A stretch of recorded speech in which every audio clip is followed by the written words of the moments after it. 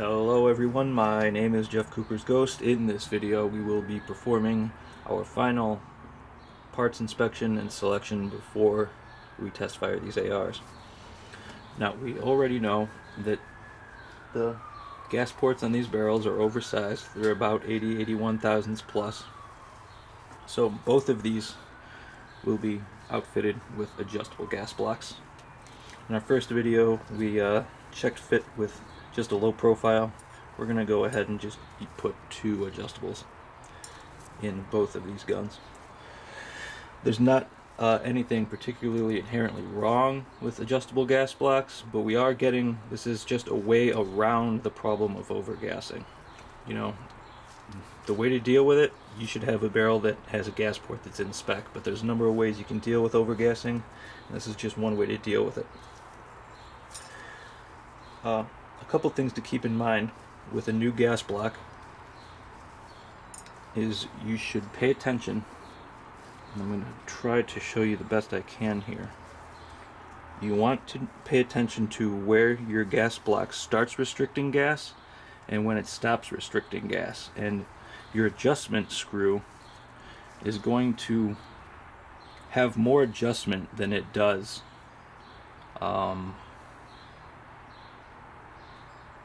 function. So what you will be able to do is back out your screw past your gas port, and you'll also be able to extend your plunger and screw past the gas ports. So there is some adjustability after the plunger stops reducing gas, and there's adjustability when you reduce the restriction of gas. You can take that plunger all the way back and it will continue to go into the gas block. So what we're going to do is I'm going to show you how much adjustability these things actually have versus how much is just excess adjustability. So let's get a good look in here. I hope you guys can see this.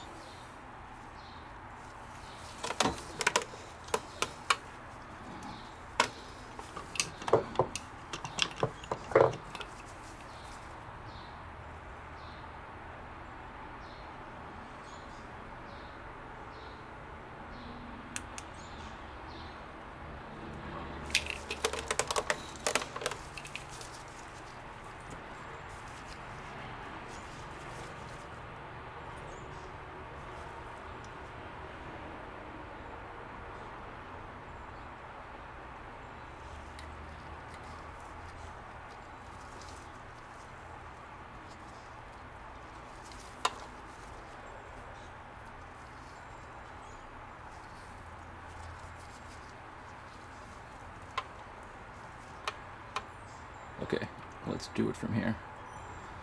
The screw is backed out all the way it can go. Let's start screwing it in. There are detents on this little thing, so you will be able to feel and hear when the detent engages. It's not quite engaging yet. It's all the way backed out.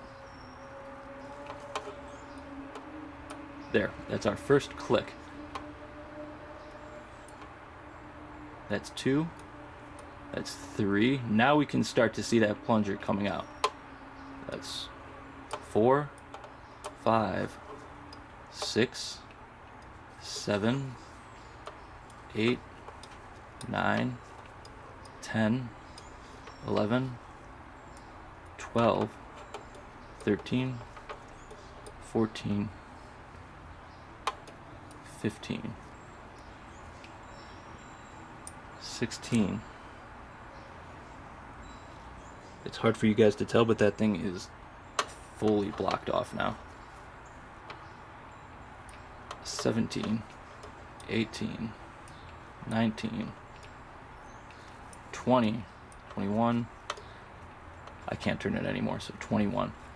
Let's start backing it out after it's all the way screwed down.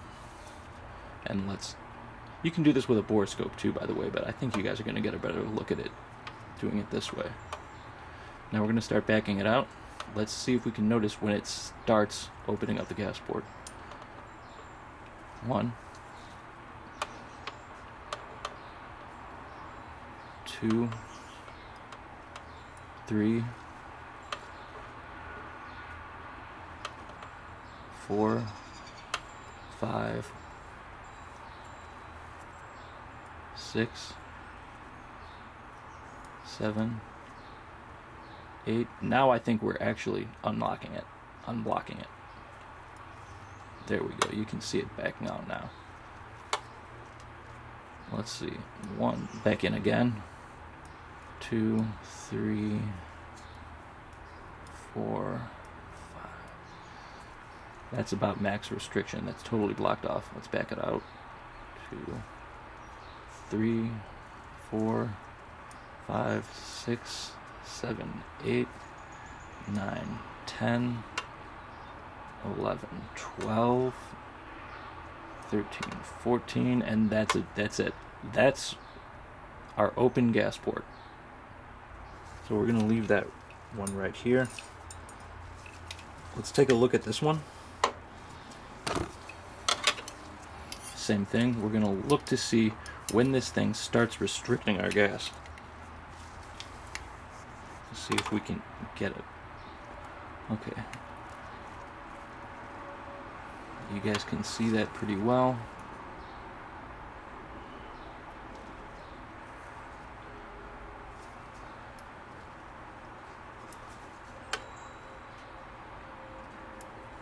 I'm going to back this screw out. This has a more tactile touch than the other one does. I'm going to back it out all the way, and we're going to watch that port and see when it starts. Now the detent is no longer holding it in place. I'm just freely spinning it. So let's start rotating it and see if we can notice when that plunger starts to restrict our gas. I gotta be real careful holding this together here. Alright, let's see if we can see this. I'm turning. I don't feel any detents engaging. There we go. 1, 2, 3, 4, 5, 6, 7, 8, 9, 10, 11. Aha, there it is. It's starting to peek out. 12, 13, 14, 15, 16. I'm losing it. 17, 18, 20, 21, 22, 23. I'm losing my flashlight here.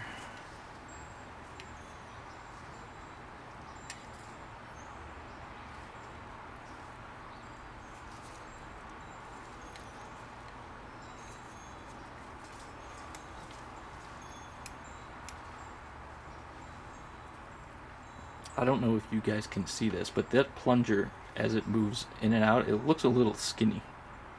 It looks like it's only partially going up the center of that hole. And that's fully blocked. That's turned all the way in. Let's see if we can notice when it starts to open up. So we're all the way in. It's 1, 2, 3, 4, 5, 6, 7. If we look through, that's a better view right there.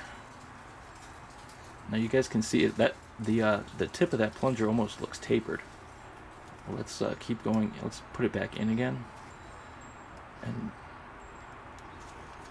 okay, we're screwing in. That's our max. Now we're going to start backing out. And I want you guys to see if you can notice when that thing starts to open up our gas block as we back it out.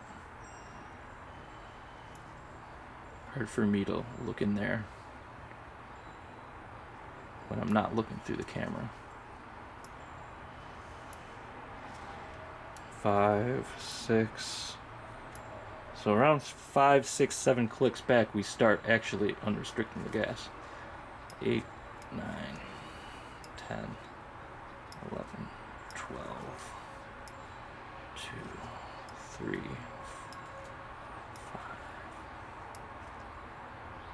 And that's open. That's unrestricted without any excessive adjustment. So,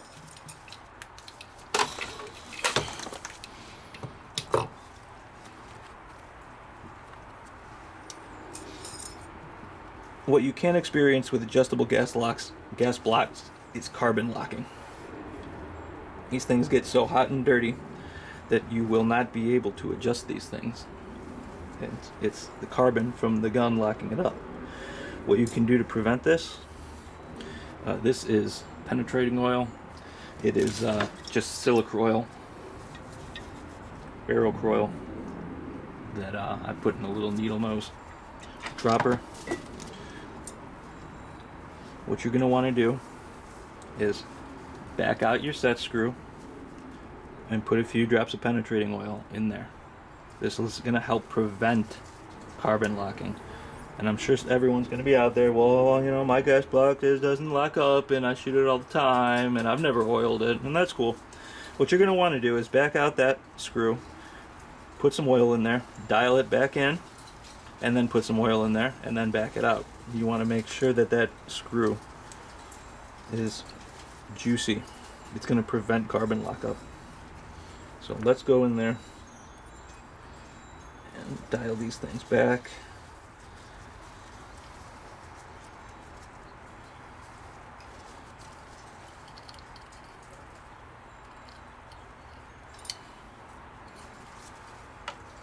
Dial it back up again.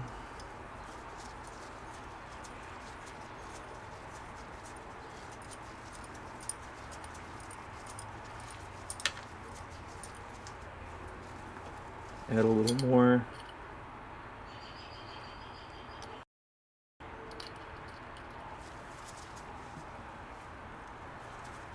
And then we'll dial back out till we see our open setting.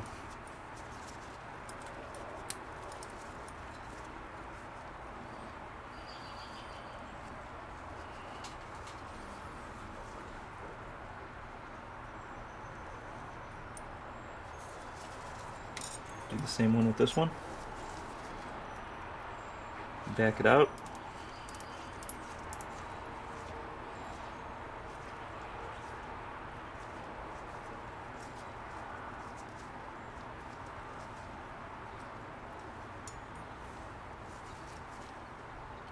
This one is a little more exposed, so we can get that penetrating oil directly onto the little threads.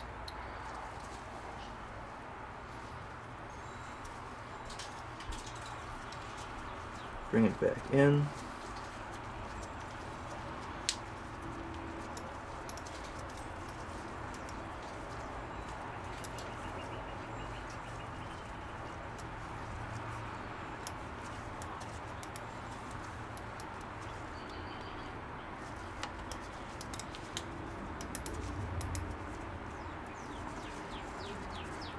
A little more penetrating oil. And then we'll back it up to our open position.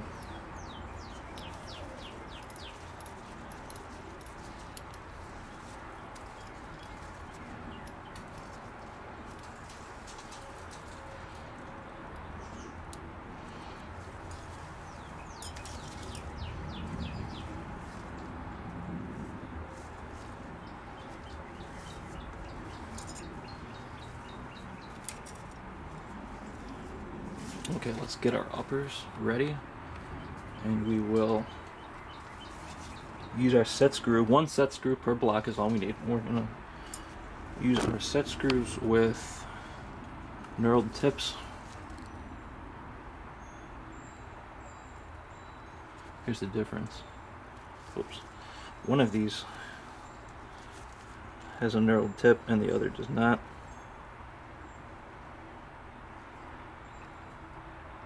The one on the bottom there is knurled. The one up top is just a straight set screw. So we won't be using that. We'll use one set screw each with rock set and 15 to 20 inch pounds. Let's set that up right now.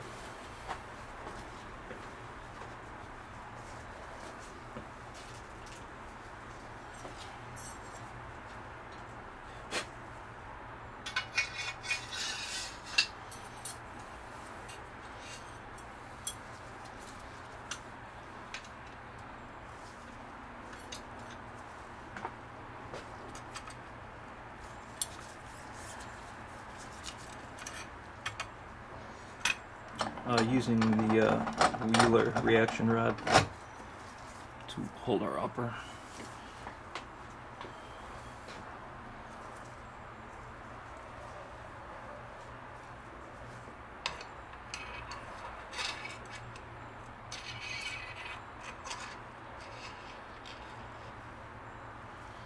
We'll flip it around.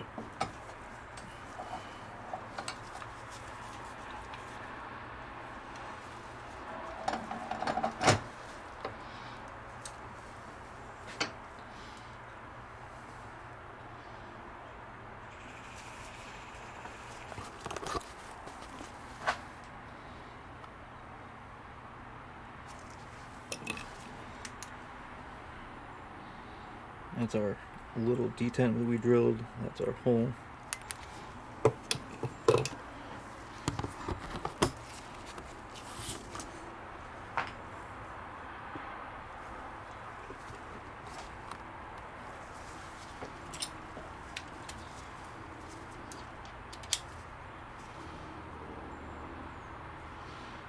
That's the flat one. Let's get a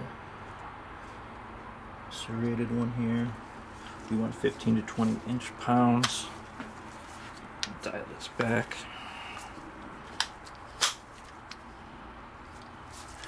We need some rock set.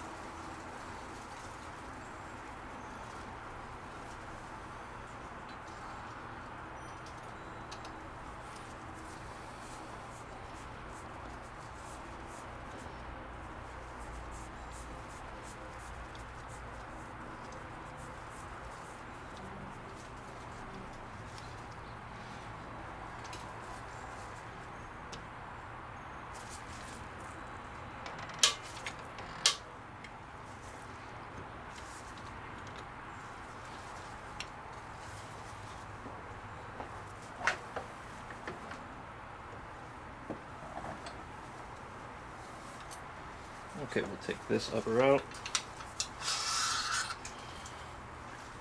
and put it aside.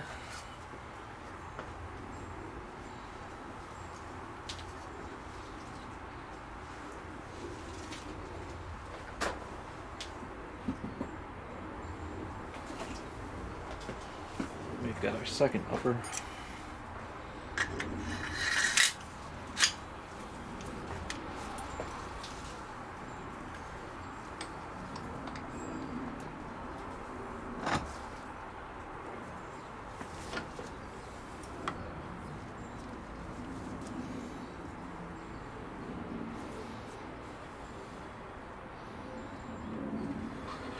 Oh, whoops, upside down.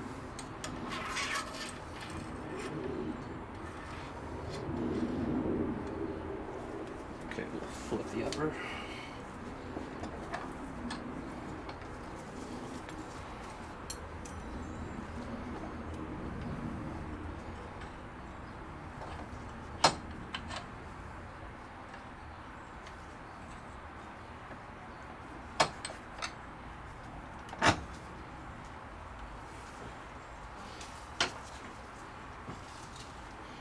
One of these is serrated.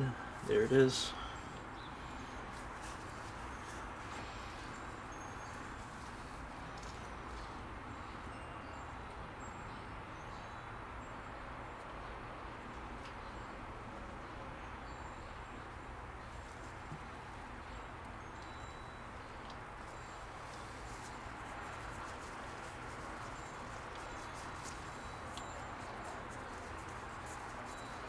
And it'll set into its dimple as we tighten it down.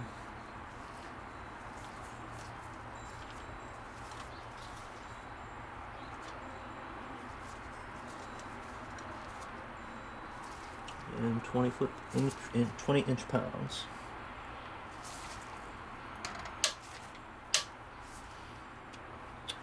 And set it aside.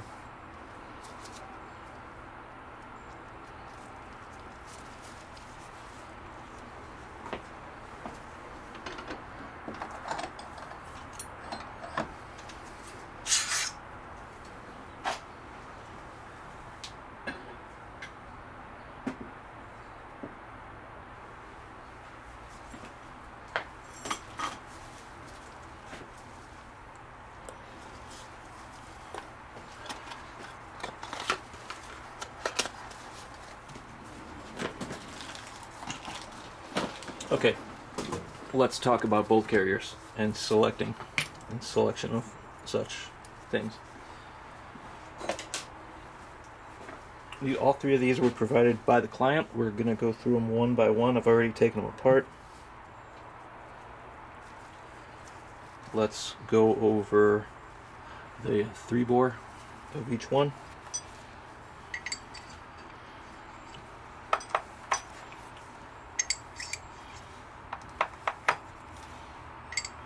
We are checking bolt shoulder support. I think that's actually our biggest one.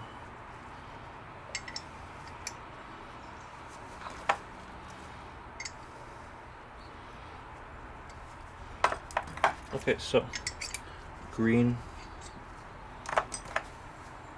shoulder support. Bolt shoulder support does not necessarily affect our gas seal. It is this area right here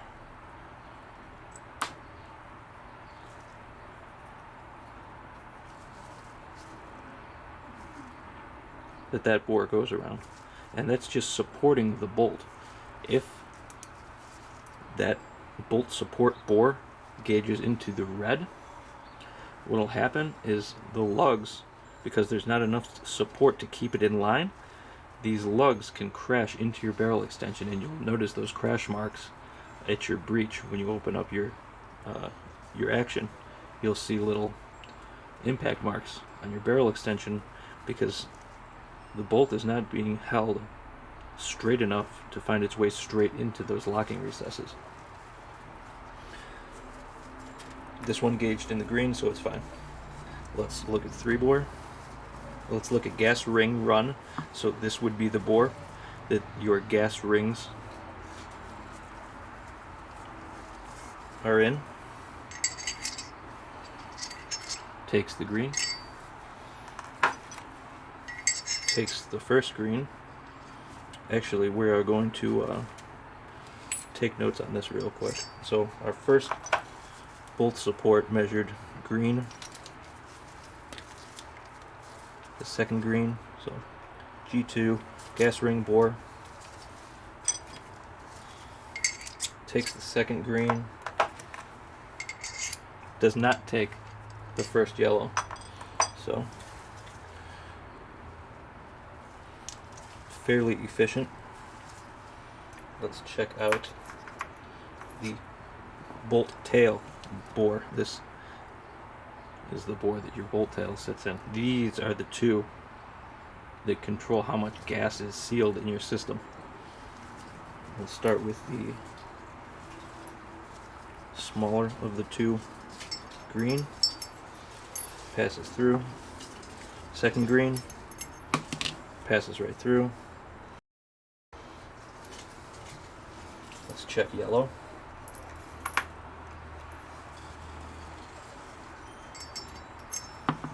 Passes. Let's check red.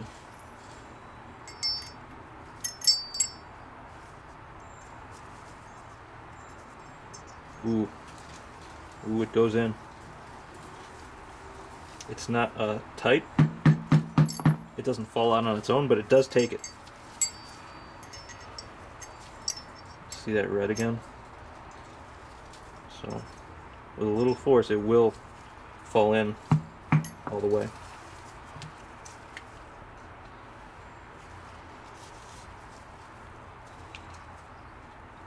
How about overall length?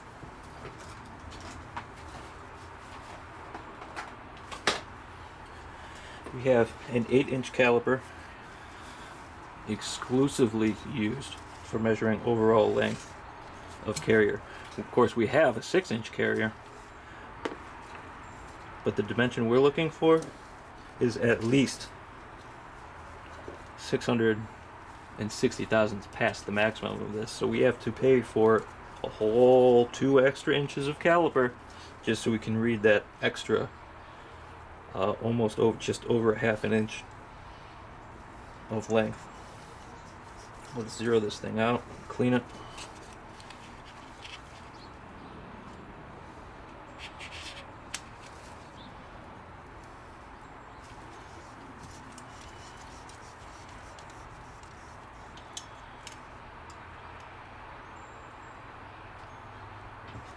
You guys see that? 6.66. 666. No good. That's too short. That should not happen.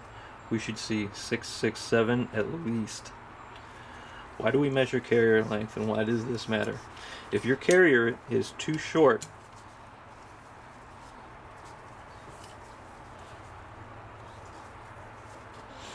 your buffer will hit its retaining pin in the lower. If it's too short, your buffer follows this home. Your carrier stops. This is what stops your carrier right here from it crashes into the barrel extension and stops there. If the carrier is too short, the buffer is going to follow that bolt home and it's going to crash into your retaining pin. You can break the retaining pin, it can get bent. Not a good thing to happen. So, this bolt is no good. This carrier, we're going to say it's no good. It fails on length.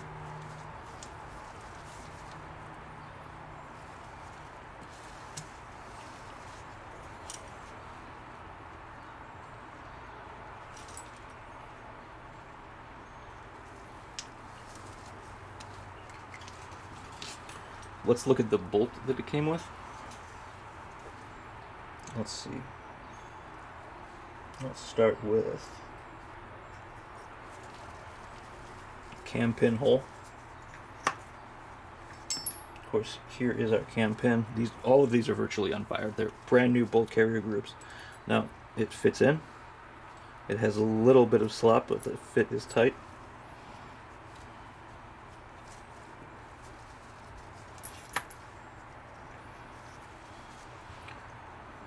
This gauge here measures if this hole, our cam pin hole, is oversized. Now it doesn't go in all the way on this end, but you see this end here has been ground down and modified so that this end is longer than this end.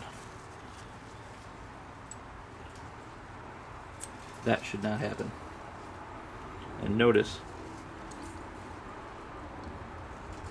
I can't spin this gauge inside the cam pin bore. That's because the hole is egging out. It's stretching in that direction. That's what this gauge detects. It's longer this way than it needs to be. That means this bolt is on its way to breaking. This hole is already stretching. No good. That's a fail. So, right off the bat, this carrier and bolt are out.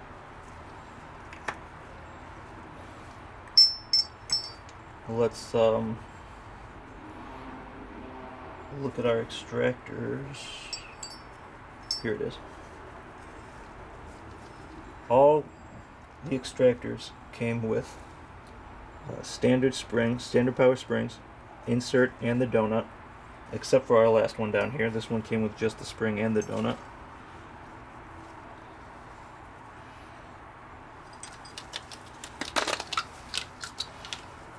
Look at the extractor here. Passes go. No go does not go in.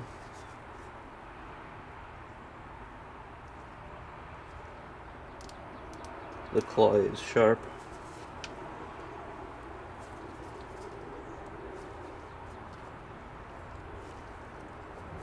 And it spins freely on its pin.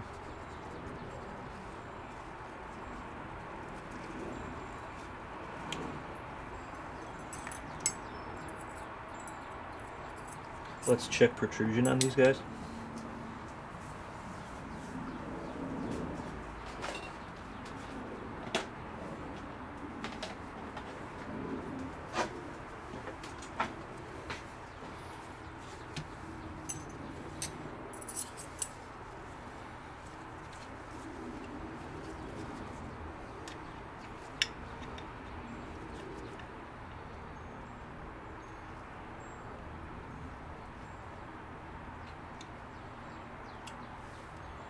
$28 thousandths. Not bad. Let's look at firing pin tip condition.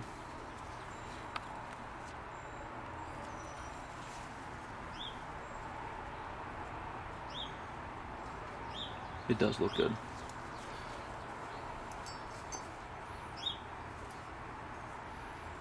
As far as let's look at our ejector. We want to see a little bevel at the tip there. That's going to prevent it from mushrooming over and binding inside of its bore and the bolt.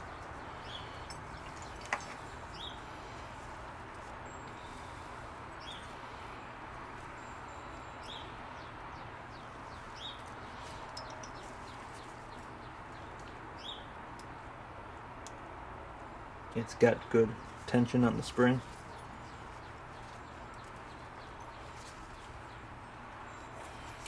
This gauge I'm going to use to check the ejector bore.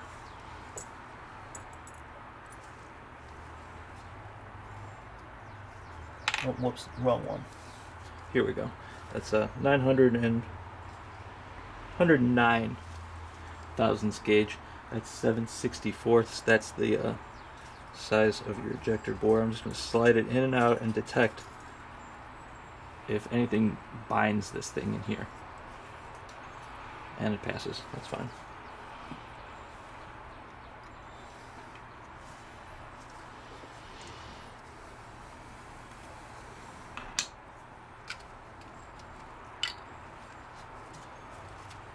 Let's move on to our next one. This is a, what do we call this? Nickel boron. Chad is not a fan. However, we're going to inspect it. I'll tell you why he's not a fan. Anytime you have a carrier that has a finish that adds coating dimension, you need to be very cautious, and that applies to chrome plated carriers as well. Nickel boron and chrome both add thickness to the carrier. However, chrome carriers are much more likely to have the dimensions of the part before the finish correct.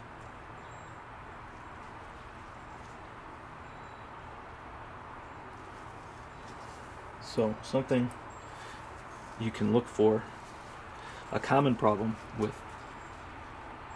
nickel boron bolts, the bolt in particular, is the back of the lugs can have thickness added to them.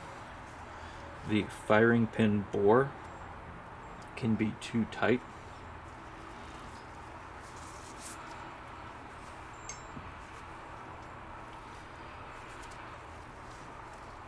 Now, nickel boron, the parts that usually have nickel boron in them, on them, have, you can't really see it here, but Chad describes it as having deep valleys and grooves in the material. And as that material wears, you can get fouling, grit embedded into the surface. One of the things that is praised about nickel boron is the lubricity. A lot of people say you don't have to run these things wet. It's a very slick coating, and that's a solution that some people claim.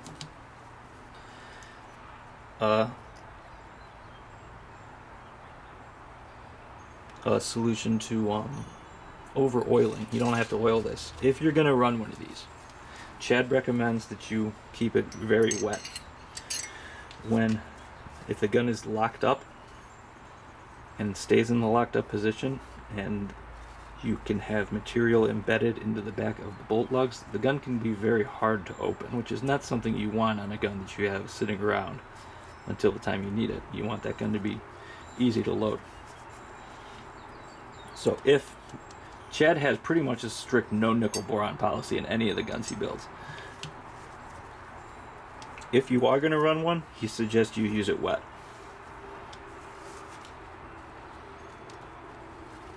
Now there's a couple other things with nickel boron carrier groups to be aware of. If you see that the gas key screws have been nickel boron plated, and these have not. They are darker than the nickel boron that we see on the carrier and key. This indicates that these parts were individually treated for the coating before they were assembled. So they treated both of these parts and then torqued down the keys, torqued down the screws, and staked it together. If these are coated and they look similar to the finish on the carrier and key, that means they assembled all this thing and then threw it into the treatment. I don't know how they do it, but they put it through the treatment, and the keys and the screws themselves get coated with the nickel boron. If they are coated individually, what can happen is the threads for these gas key screws will they'll be out of dimension. You won't be able to seat the gas key screws down all the way, and you'll get a loose carrier. This one, not so loose. We almost see nothing wrong with this one. Staking could be better. Let's go over the whole bolt. Go over our 3 bore. We've already written it down here, but we'll go over it just to show you.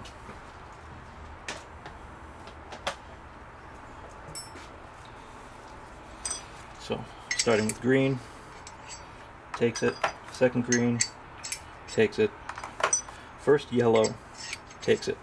Second yellow, that's what I wrote down here, takes it. Probably will not take the red, I suspect. Does not take it. Gas ring, says yellow here. Let's see what we come up with.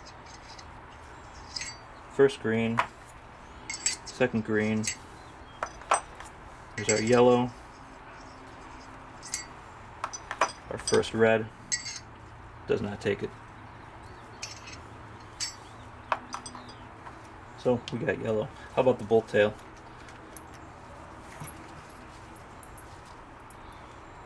Starting with the smallest of our 2 greens, goes right through. Next green, goes right through. Let's see our yellow.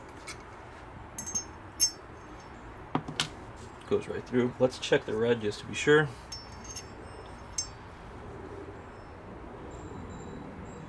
It's solid. I cannot get that one in there. That one isn't even starting. So it's yellow. Let's get an overall length on this one.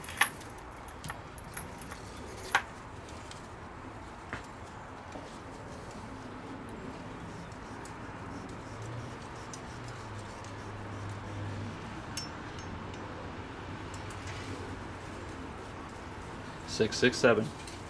That's what we want to see. You guys can't see that though. There it is. 667. So that checks out.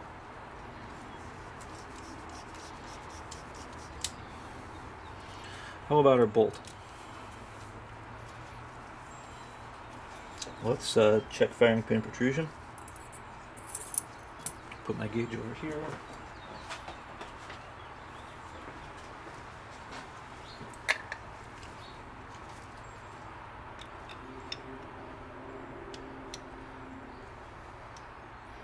$29 thousandths, not bad.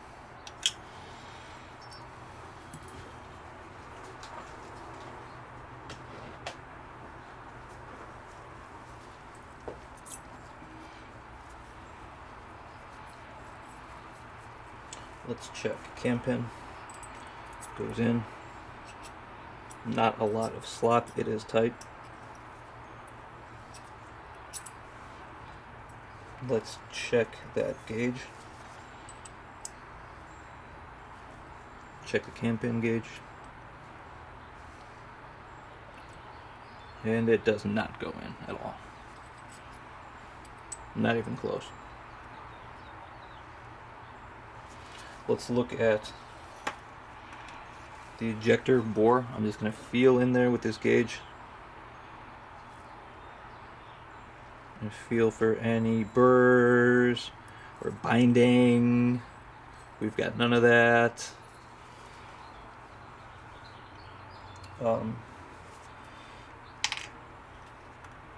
Let's check firing pin bore.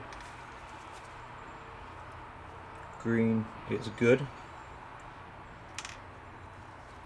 Now, just like our cam pin bore, we're going to check to see if that firing pin hole is egged out at all. And this is what we call our tapered gauge.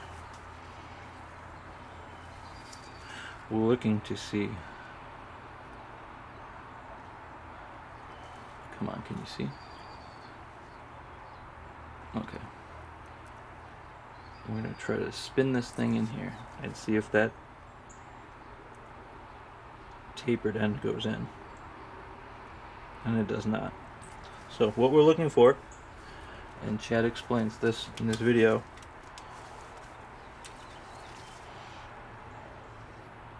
that's your firing pin, right? That's your firing pin hole.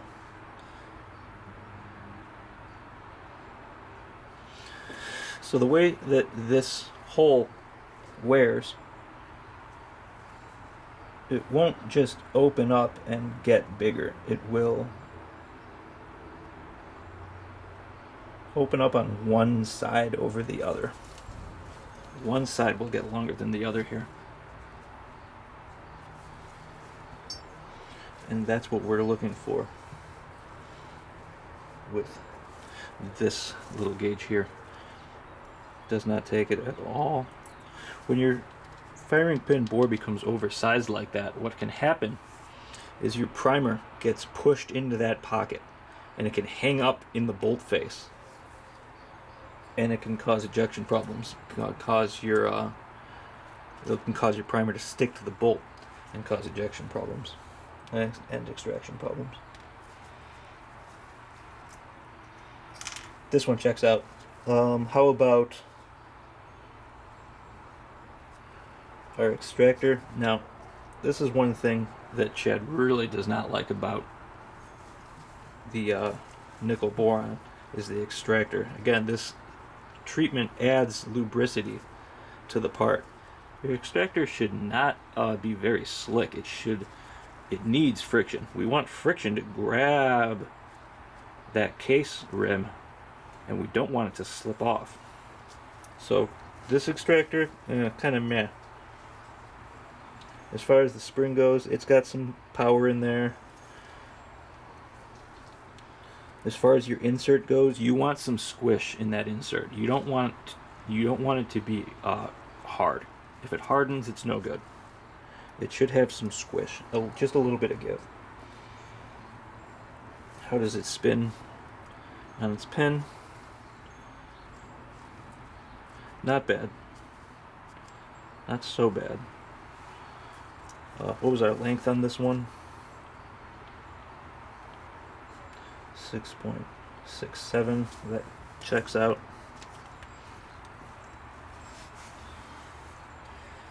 Let's see. Okay, we have another one. This is not nickel boron. It's another coating called TTZ. I'm not exactly sure what that stands for. It's a very high level finish. It looks like the gas key was treated with it, but it may not have been. Let's go ahead and gauge this one out. We'll start with the 3-bore. Bolt support, green.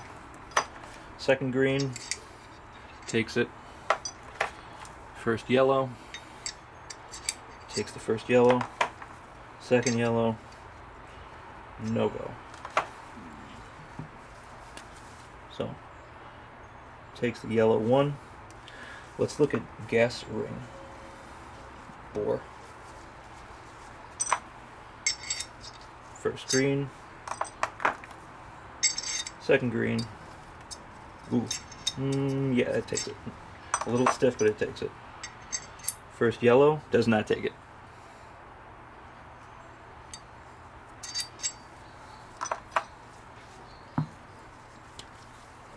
So gas ring, we have the second green.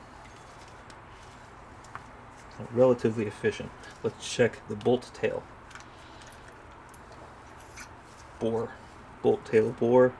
We'll use this smaller of our greens.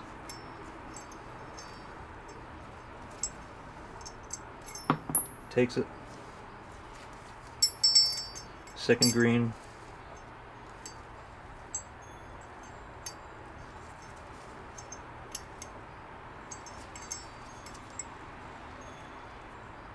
This one's pretty tight, so this does not take the second green. So this is what we would call an efficient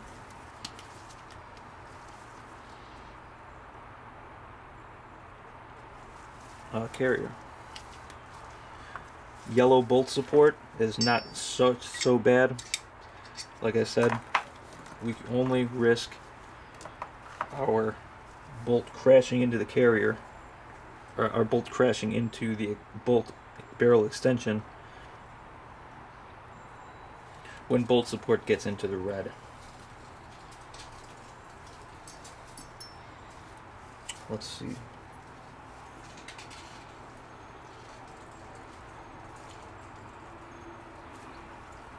This is the extractor with just the donut and the spring. Let's see how it pivots on its pin. Doesn't bind, doesn't hold up. How about cam pin and cam pin bore? It is tight. A little bit of slop, that's okay.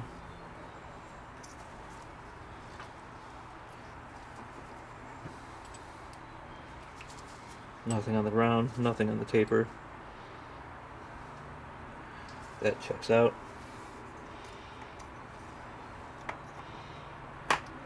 How about firing pin bore?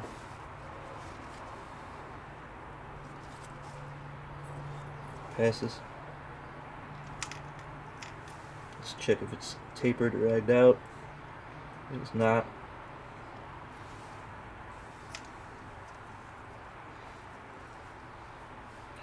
Let's check the ejector bore.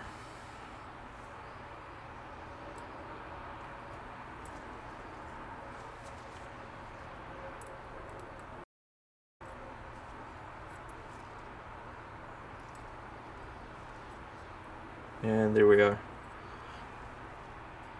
I can feel something in there that's holding this pin up. Just to show you, let's take a look at the nickel one. That bore should eat that gauge right up. However, this one There's a burr in there.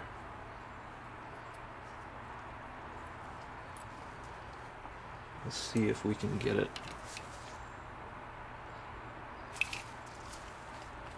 Let's see if we can get a good shot of that. I can see it without the camera. I wonder if you guys can. Ah, there it is. You see that little shiny bit in there? Like a half ring? That's a burr in there.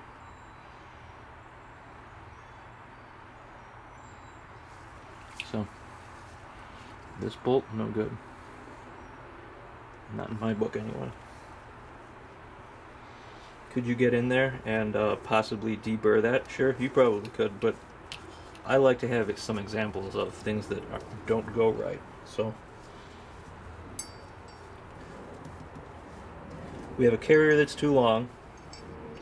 We have a cam pin, too short. Carrier that's too short. Cam pin hole that is already starting to egg out. And we have a burr on our ejector.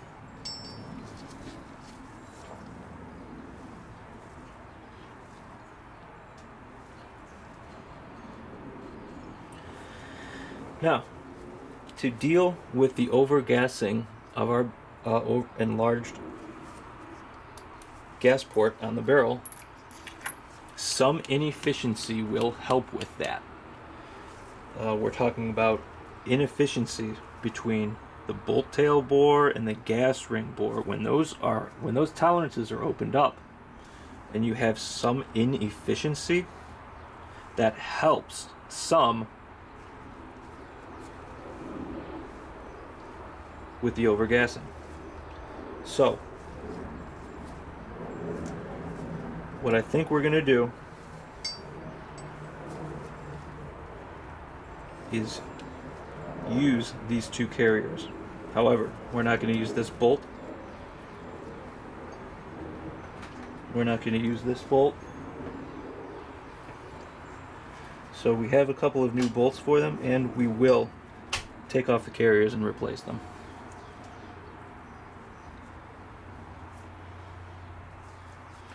We've got two new carrier keys that I want to show you guys. We will true them on the stone. Loctite 620 on the two surfaces that mate together. We will use better screws than what these are, and we'll torque it down with a little better staking. This one is okay. This one could definitely be better.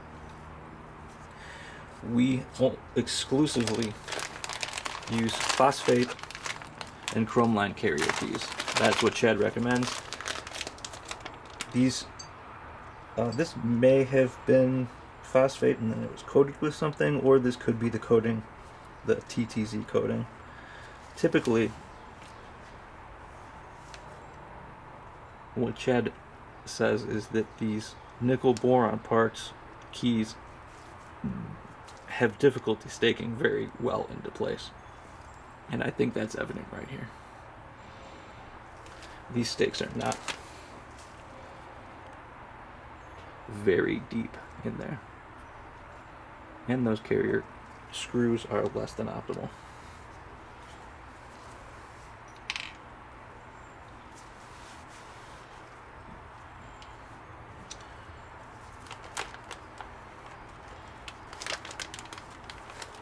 So we'll keep these, replace the keys,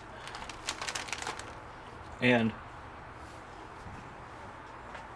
as far as bolts go, we'll pair these with two Sons of Liberty bolts.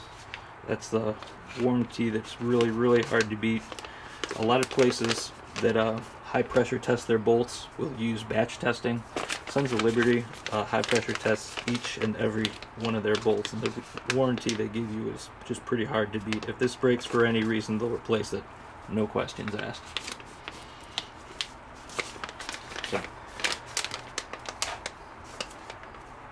So there is one more thing I want to talk about, and that is parts consistency.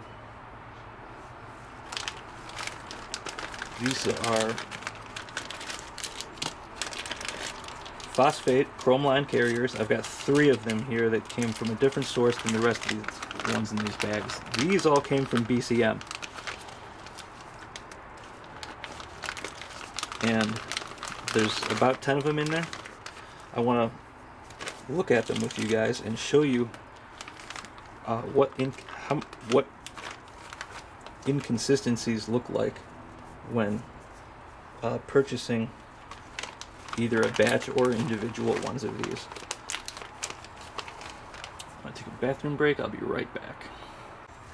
Okay, we're back. A dinosaur story. I'm kidding. Okay, so we've got our selection of carrier keys here. These are all from BCM. I bought, there's like 10 of them here. 2, 4, 6, 8, 9. I put one of them in my personal gun. So, I bought these so I could have them on hand for customer builds. And let's inspect them. Some of these they're all brand new. Some of these are in better condition than the other. Let's go with the, I forgot who I got these from. Let's put those aside from now. These are the ones that I got direct from BCM. And I'm looking for the bag. Here it is. This one came in. Okay, so let's take a closer look at these things.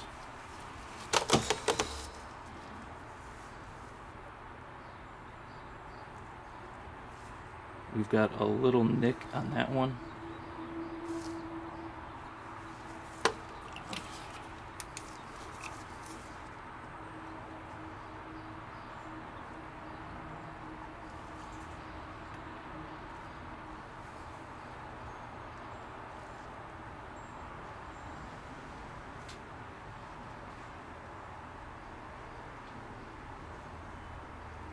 Again, you could use a borescope for this, but I think you guys can still see this plenty.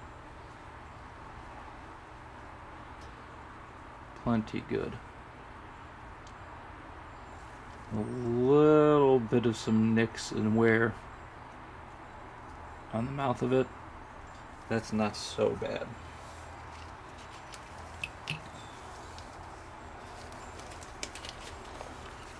Let's take a look at another one.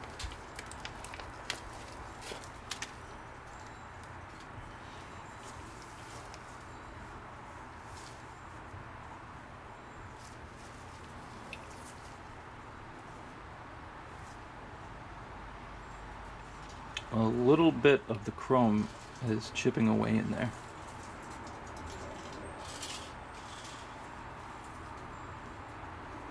Some guys will polish these up to improve function. Only if you're going to polish them, only polish that tapered mouth in there. You don't want to polish the whole bore. And we're going to be looking for any flaking on that chrome or inconsistencies in that chrome. If there's any inconsistencies, what can happen is material can start building up where that chrome is not, and you'll get restrictions in your gas system as it builds up. Don't believe me? That's okay, who cares? I'm just telling you what I learned from Chad. All of these will most likely pass gauging. Let's check the first one real quick.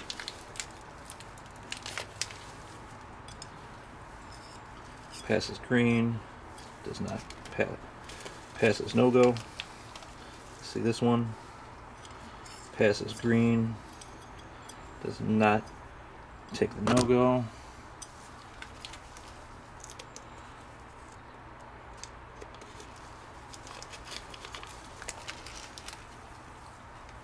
Check a couple more. This is like opening up Pokemon cards, you guys. Like, you don't know what you're gonna get. This one is another pretty good one.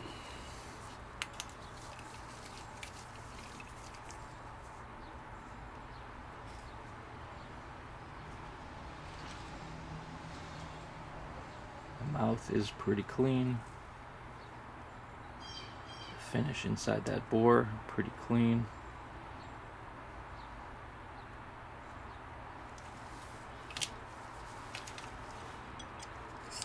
passes. Passes.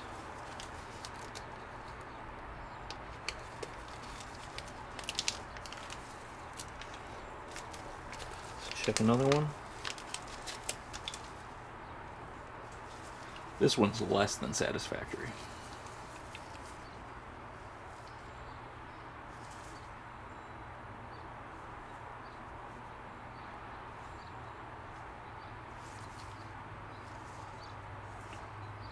Look at the flaking at the mouth there.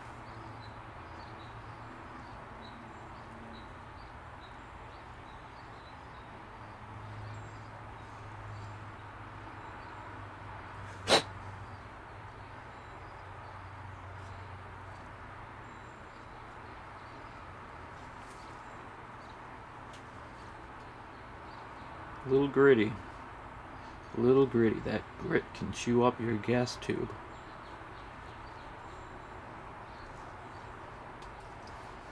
When it goes into battery. Let's look at another one. I'm going to put that one aside.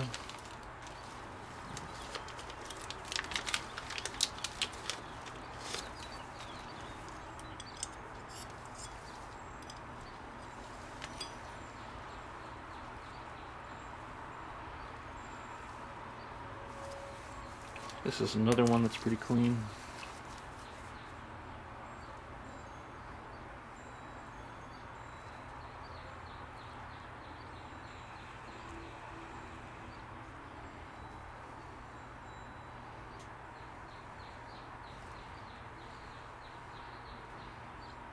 Good finish on the inside as well.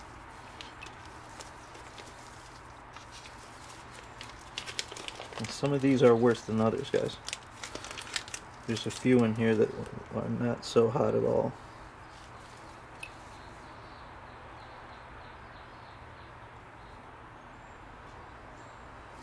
This is another one that's pretty rough.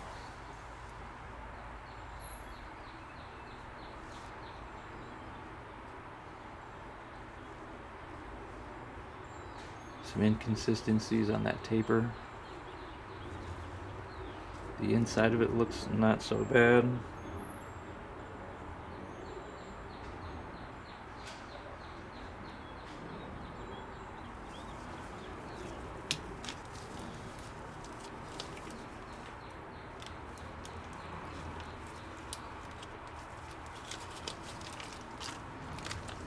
Let's see if we can find one of these that's really chewed up.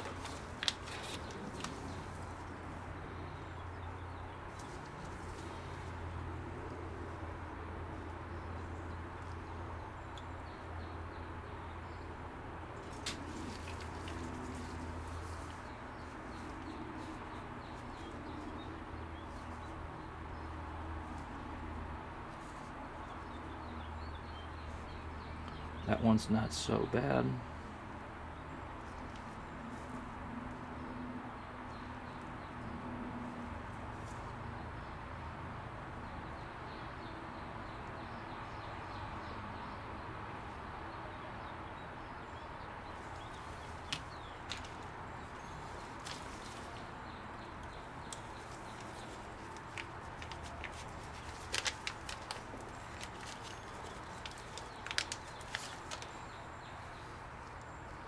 Okay, this one's got some really not so good staking. I mean, flaking of the chrome.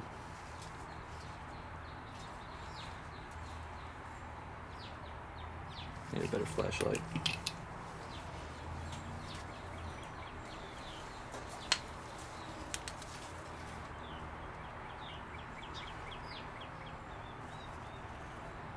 There and there, can you guys see all of that chrome in there that's like scraped off? Brand new carrier key.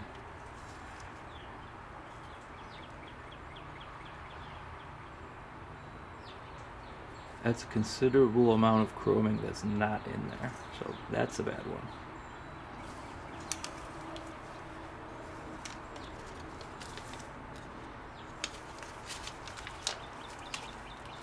One more we'll take a look at.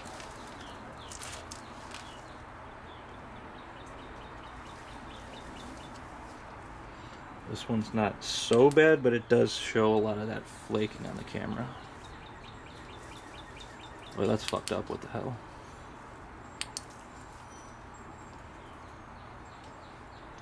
There. You can see it. That flaking in there. Turn it this way. Let's see if you can see it. Less than desirable. So we'll cherry pick a couple of these. And of course, like I said, they all pass gauging.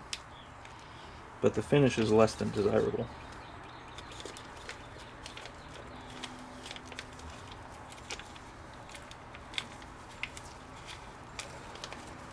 It is a complete roll of the dice as to what you guys will get with parts quality. So let's put our good ones back in here.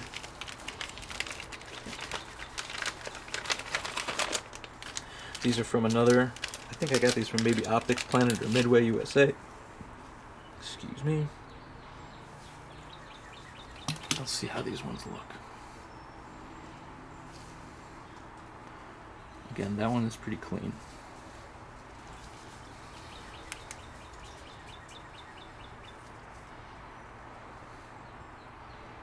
There you are.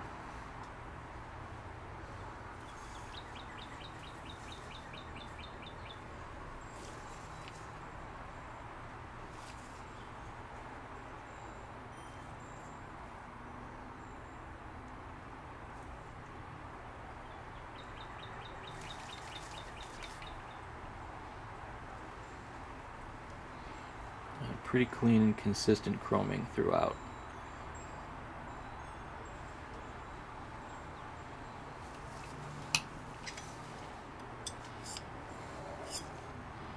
Passes gauging.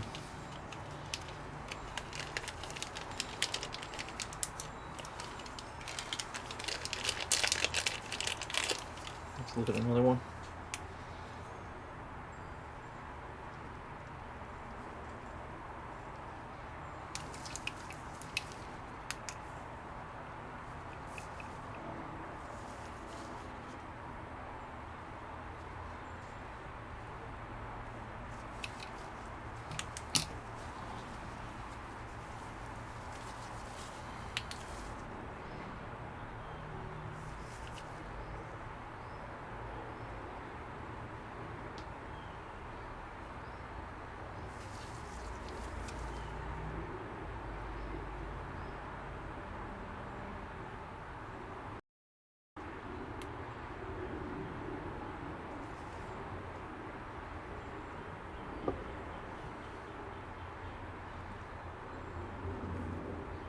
And it is pretty clean in there.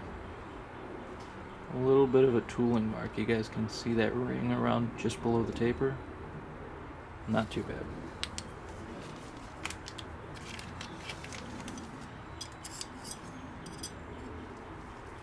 Ooh, this one is starting to take our no-go.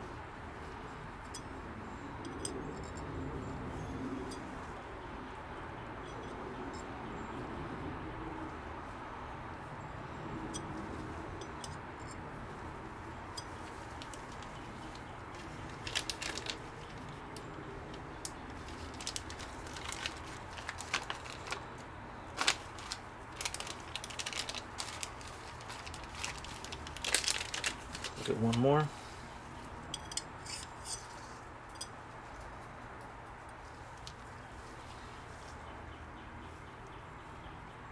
And pretty decent finish on the chrome on this one as well.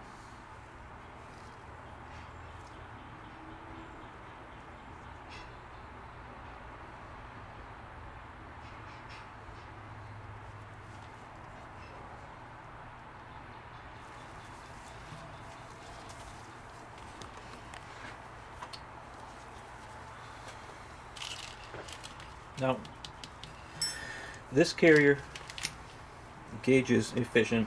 This one is not so efficient. Now, we do have a selection of some stripped carriers that gauge slightly inefficient.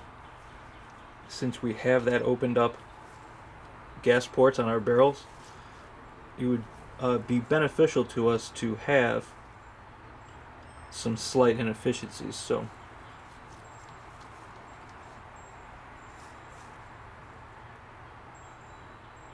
let's say we have these guys assembled.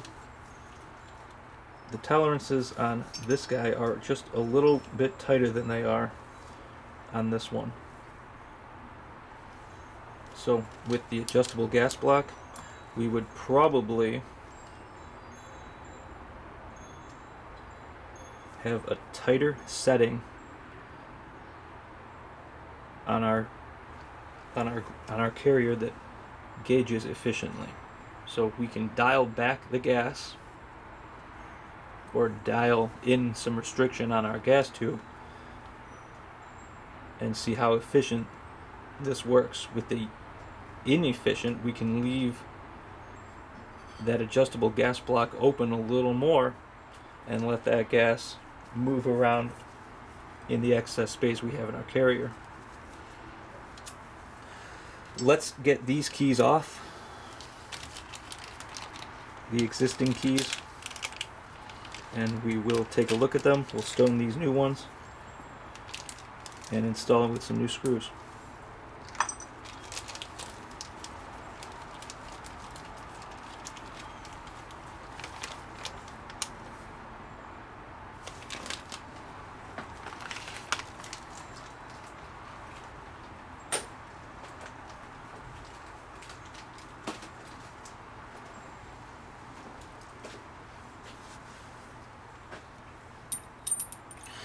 Let's do torque test, reverse torque test on these things.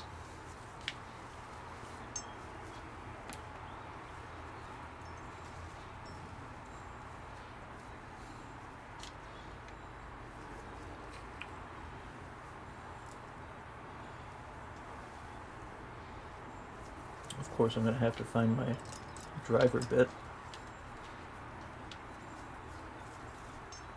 There we go.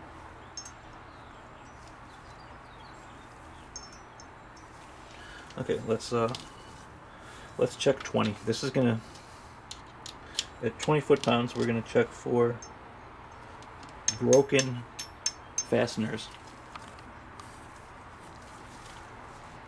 inside of our carrier key. So 20 foot-pounds, we'll reverse it. They don't come out, they don't move. They don't come out, they don't move.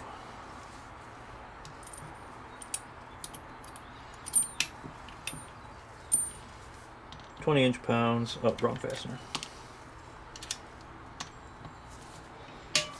No movement there. No movement there. Let's dial it up to 30. This checks to see. This will check for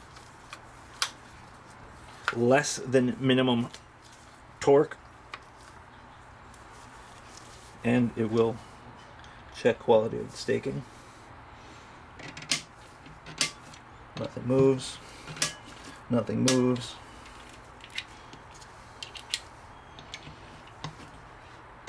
Nothing moves. Nothing moves.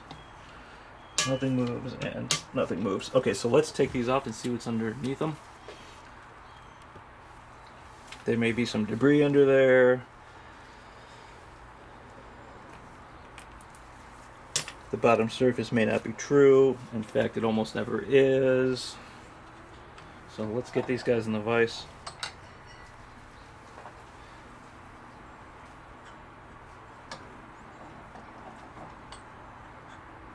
And get these carrier keys off.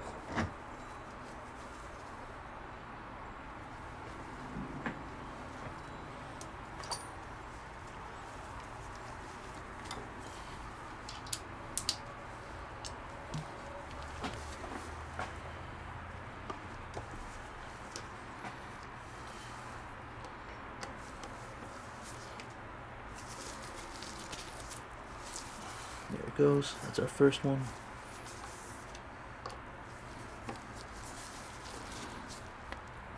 That's our second one.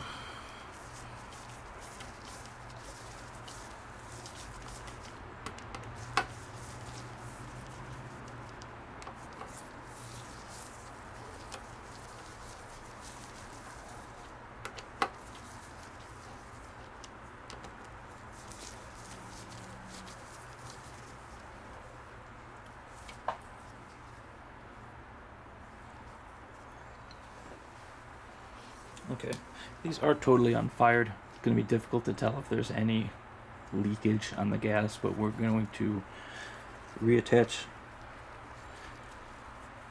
new gas keys and stick them in place with new and better keys, screws.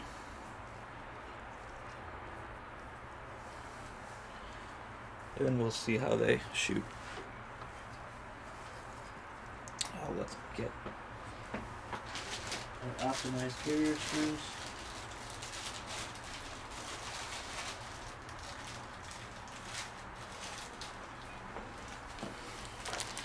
We've got 100 pairs of these things from Michigan's.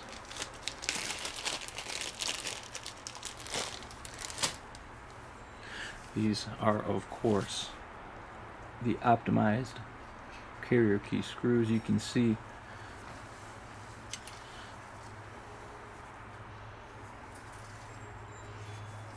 that these screw heads have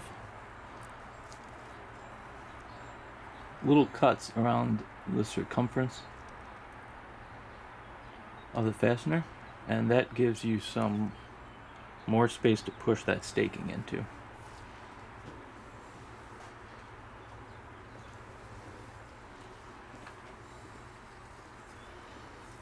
Let's get the other one off.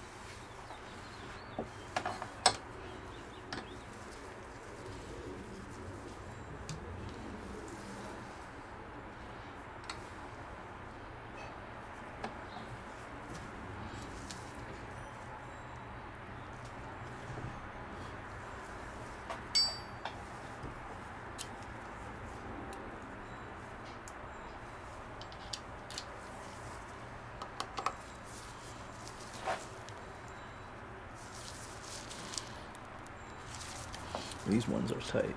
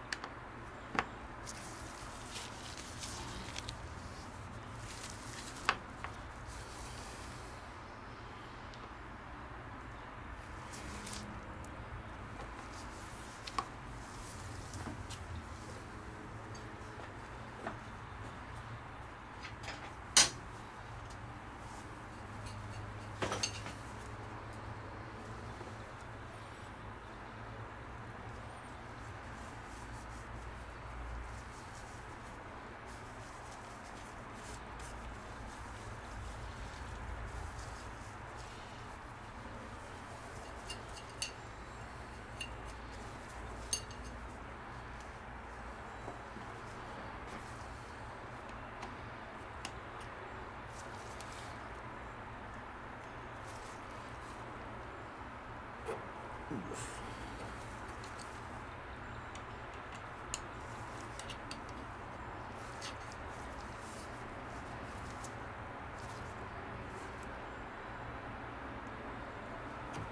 Ooh.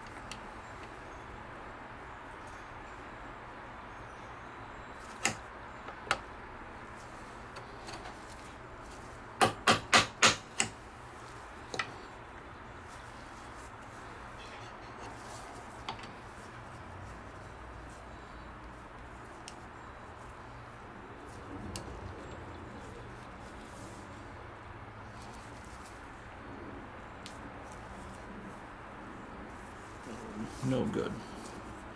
Is that the wrong fastener?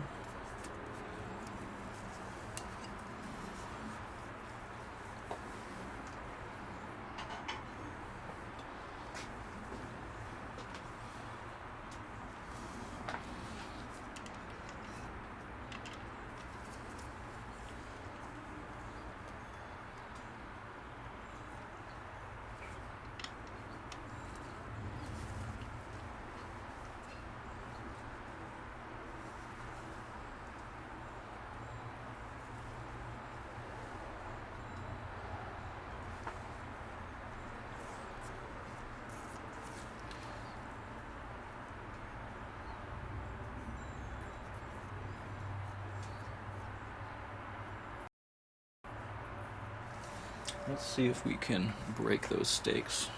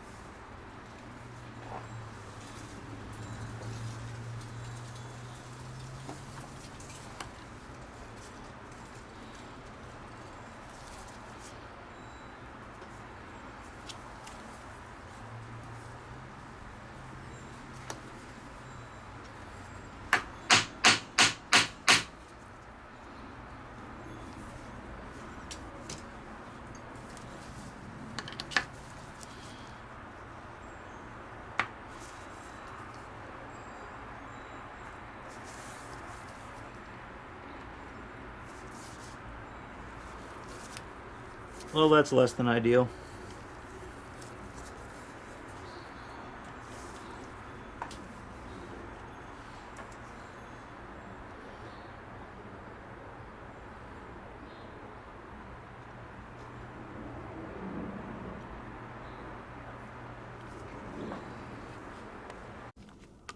Well, I ruined it, everyone. No, I'm just kidding. I didn't really ruin it. It is possible that I may have stripped these threads. Maybe. It's also possible that these weren't the correct grade screws. It's also possible they were monkeyed on way too tight. It's also possible that someone used some crazy thread locker on there. You can see I put this in the mill and relieved the side of the carrier key to take that stake off of there, and tried it again up here with some impact. Didn't take it out, still didn't come out. I cut a slot back here, put some heat and Recoil on there, still didn't come out. So these will need to be extracted. The carrier itself is not completely ruined. It's only somewhat ruined because it's one of these, vapor disposition coatings. This one's called a TTZ finish. Silver TTZ. Produced with the same kind of machinery that the nickel boron stuff comes out of, and your DLC. If you want to learn more about that stuff, take a look at Vapor Tech, and you'll get an idea of what those machines cost. So we're not totally lost here. We've got two new carrier keys. Your carrier key should be able to come off quite easily. We took both of these off without breaking the stakes first. That was probably, in hindsight, that was probably the first mistake. You should buzz these off with a Dremel, mill, file, whatever, however you want to do it, before you attempt to unfasten them. What else? Why would you want to, you should be able to switch these out relatively easily. If this gets bent or dropped or damaged or something, or worn out, you should be able to replace it. You should also just honestly replace every factory new one, because almost all of them are not true on the bottom or sealed correctly. So a new phosphate chrome line carrier is in order for these builds. So every one of these is out. We don't like the Vapor Tech disposition coatings. We don't like that this is longer. We don't like that this cam hole is longer. We don't like that this bolt bore has a burr in it. However,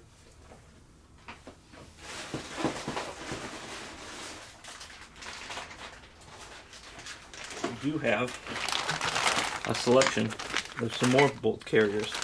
I bought like 10 of these things. I think you guys can tell who made them. I paid for them on Optics Planet, I think, and just paid normal people prices for these things. I don't have, like, I'm a Type 7 manufacturer. I'll tell you right now, I don't have any dealer or distributor contacts or discounts with any of those big places. I just paid normal person sale prices for these things and took a gamble on like 10 of them. So you can see in here I took little notes on the 3-board dimensions. All of these are oversized. Every single one of these is oversized, with the exception of a couple that have green bolt tail bores. Let's go through all of them. These are nitride, black nitride. It's their original packaging, and they also they were wrapped in like an oily plastic, and I cleaned them off before gauging. And these are made out of black nitride. They're not the traditional radius cut on the side. That probably saves some machining time. You can see there's got like that hexagon 3-sided pattern cut on the side. Black nitride is a cheaper finish. It's a finish, not a coating. So Chad explains in one of his videos that I got most of this information from that he suspects that black nitride parts are possibly machined to the dimension that you would cut a carrier to. It's meant for a chrome coating. That's a possible explanation for why these dimensions are slightly undersized in the 3-bore. Let's go through all of these. We'll get that 8-inch caliper out, and we'll select 2 of them, attach these pins, and get these things out of here and go in. So put these off to the side. We'll do them one at a time.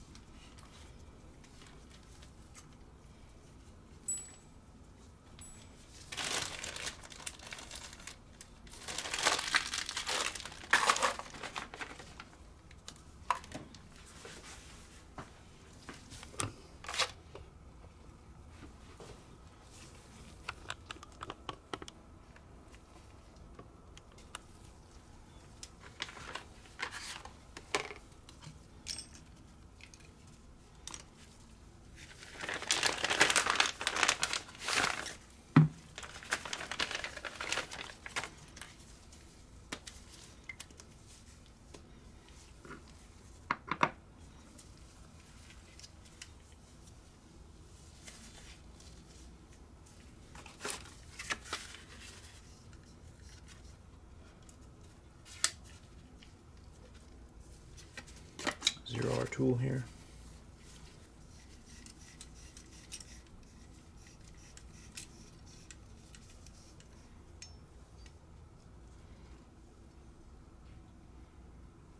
Ooh.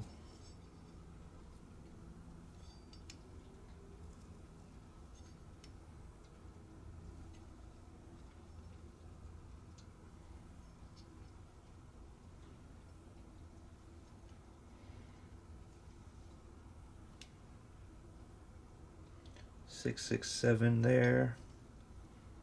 6, 6, 7. 6, 6, 7. You guys saw 6, 6, 6 just like I did. Let's zero this thing out and try again. Maybe clean it off again.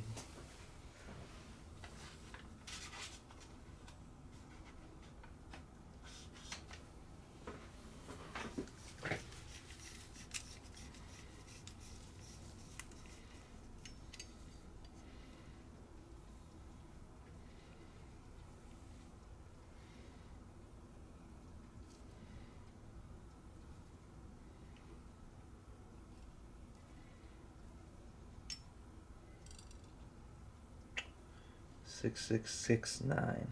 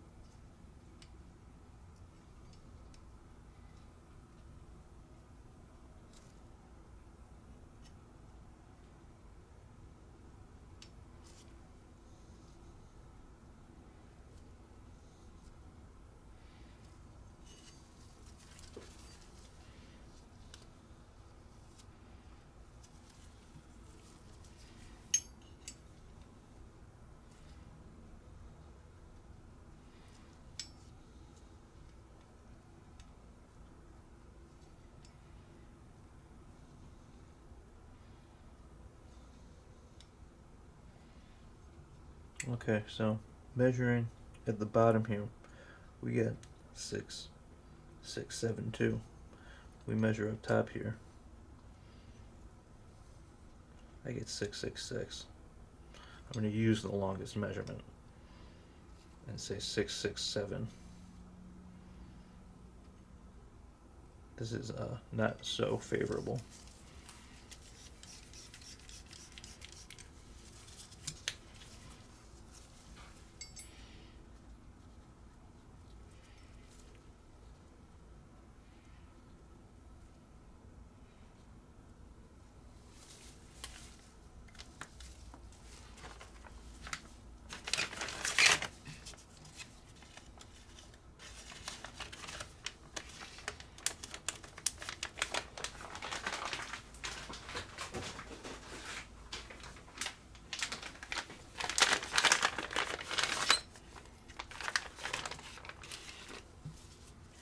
Here's another one that bore 3 bores at the second yellow, first red on the gas ring, and red on the tail, bolt tail.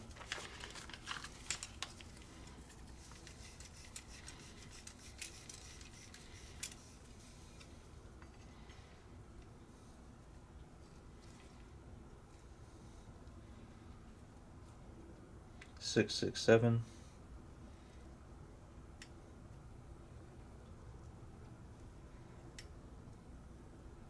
6.67, 6.67, 6.67.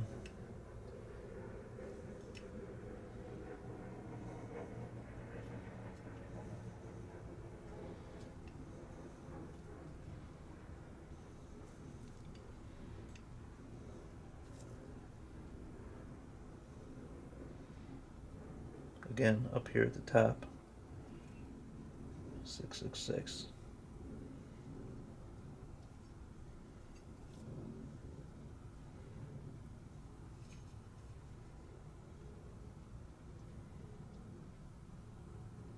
And 6.67 at the top. Ooh, 7.9. I think it slipped a little bit. 6.676, we'll say.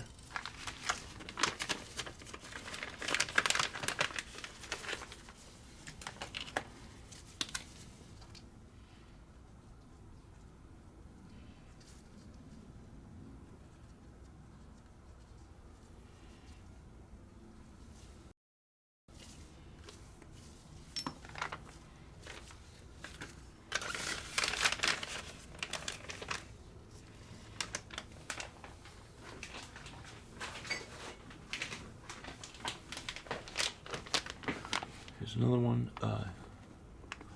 Yellow 2 bolt support, yellow gas ring, red bolt tail.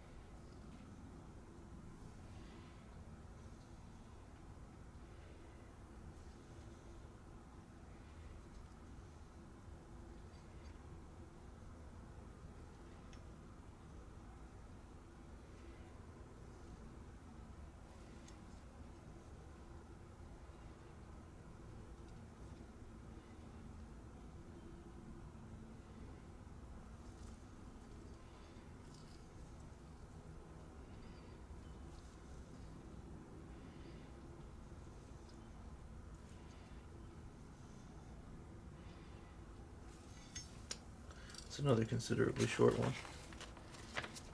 6.669.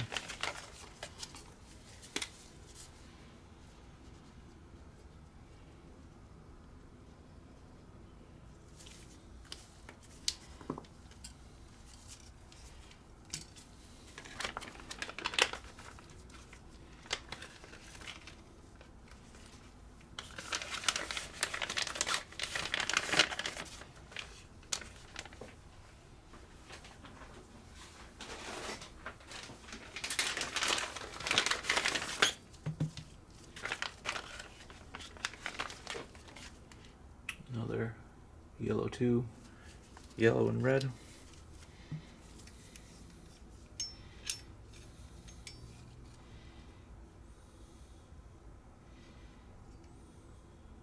Six, six, seven, 667, 667. Ooh, uh-oh.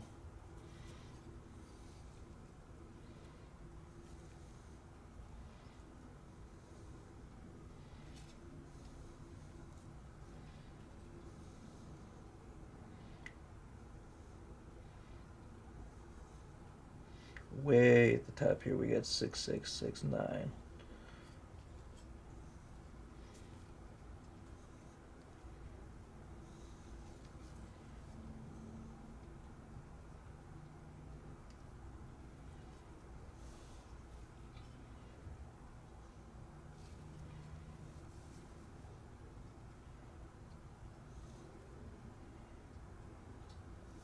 Call this 667.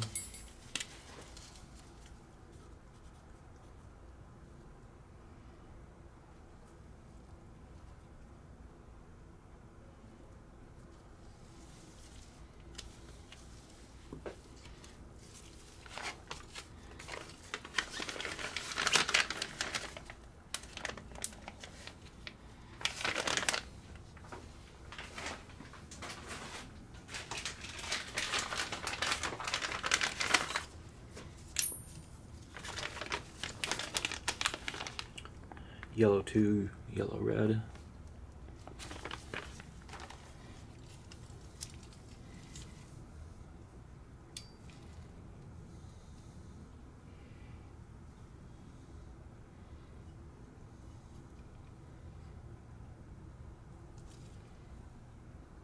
Six, 669 again.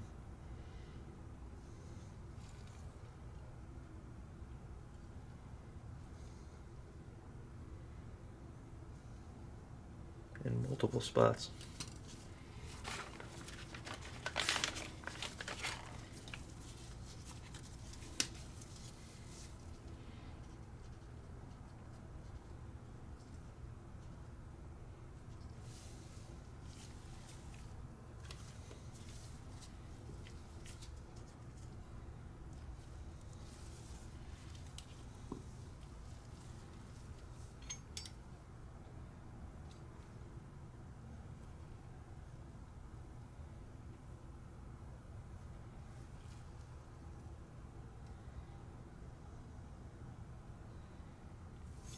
Yeah, 669.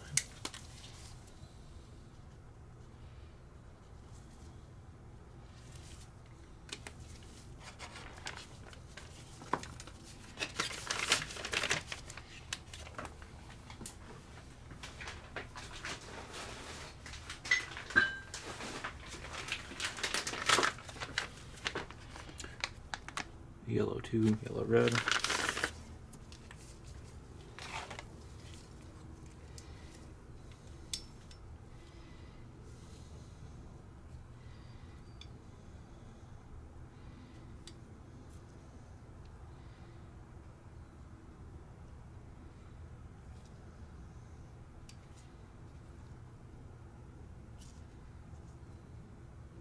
Six, 6, 8.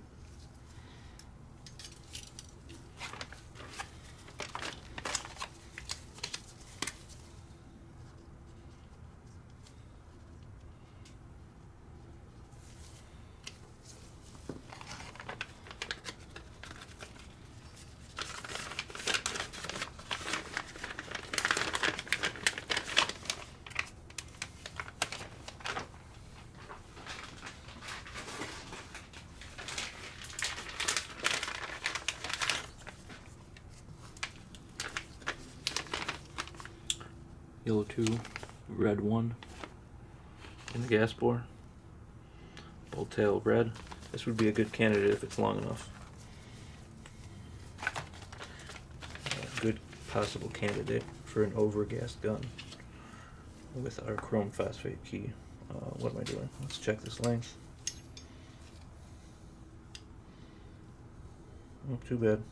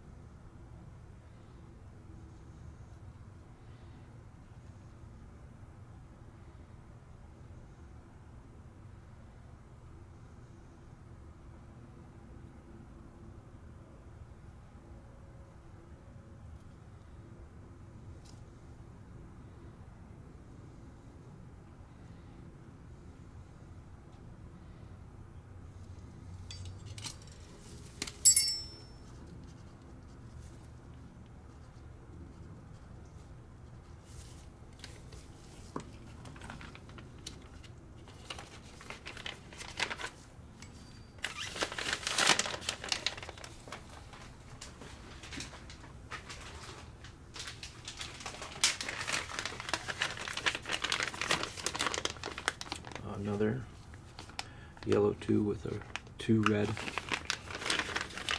3-bore.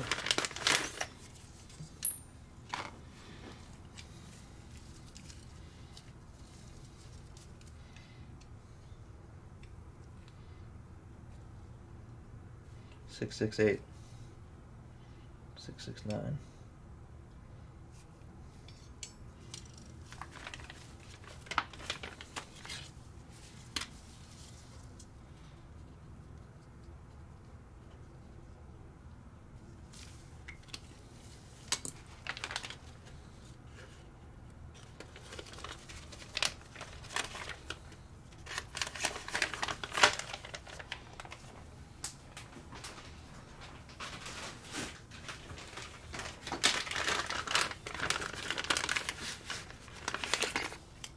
Yellow 1, a yellow gas ring, and a red bolt tail.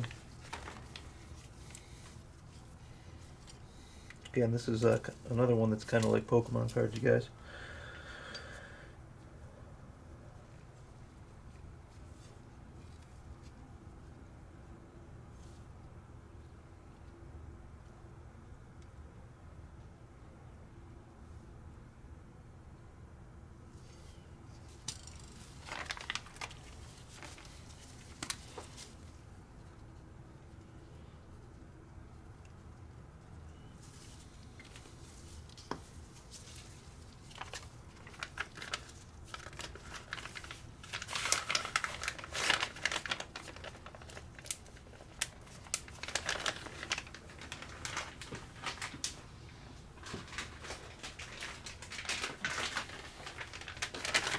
How about this one?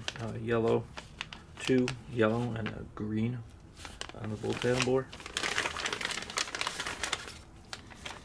Maybe this one will have a different length.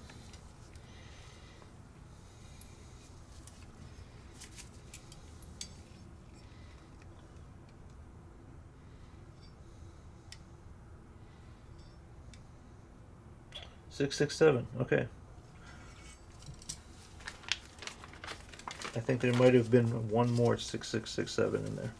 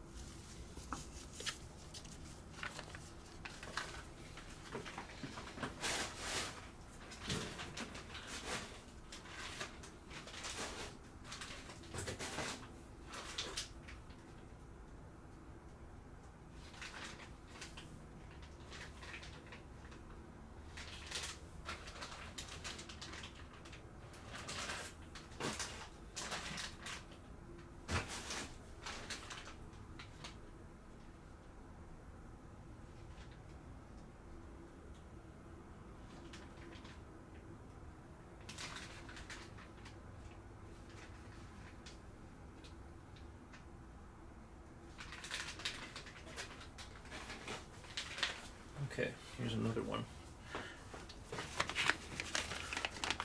6, 7, 9. Yellow 2, red, and red. This one has the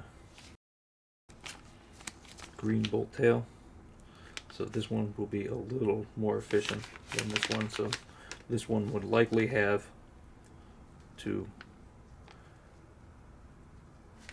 close the adjustable gas system a little less than we would close this one. It has 2 red in the 3-bore.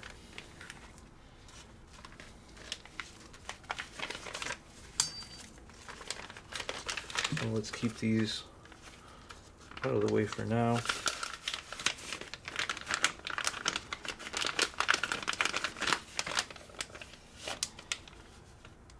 And we will stone these new gas keys for installation.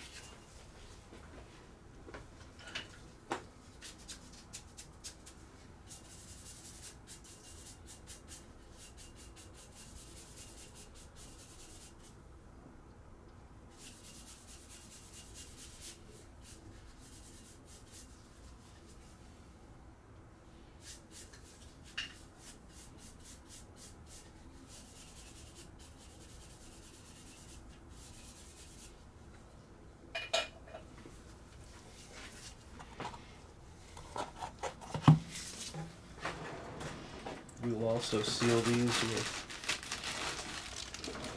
Loctite green Loctite.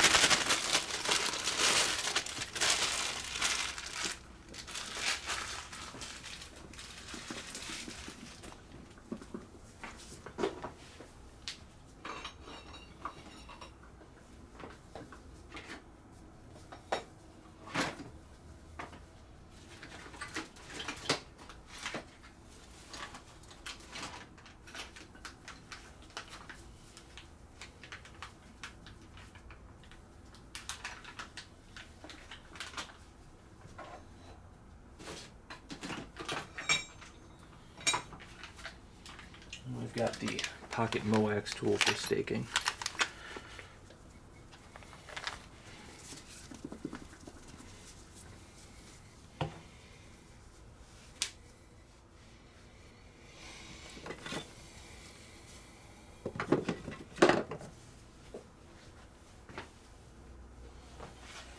A little bit of oil on the stone.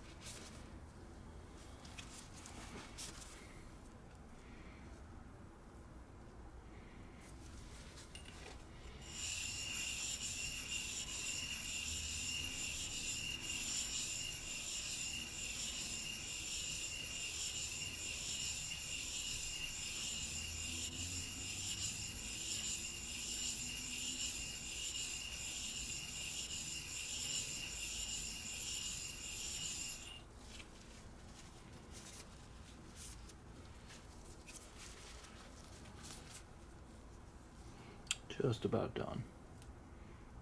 Didn't take long. Still got some on the back.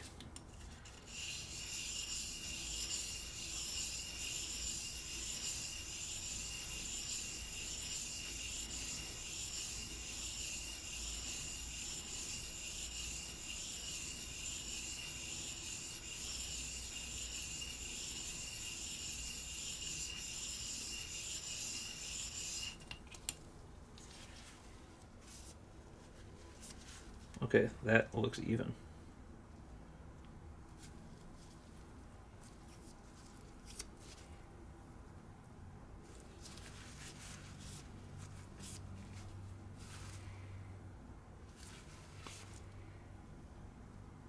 Okay, we'll put that one to the side. Do this one.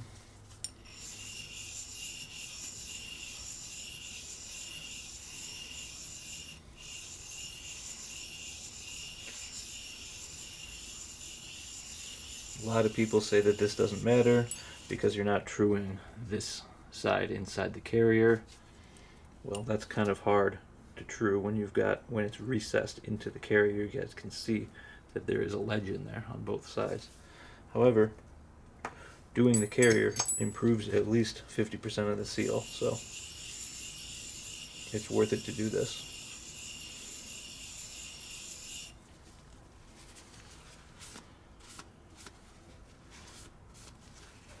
There has never been a carrier made that has a perfectly flat base. Go argue with Chad about it.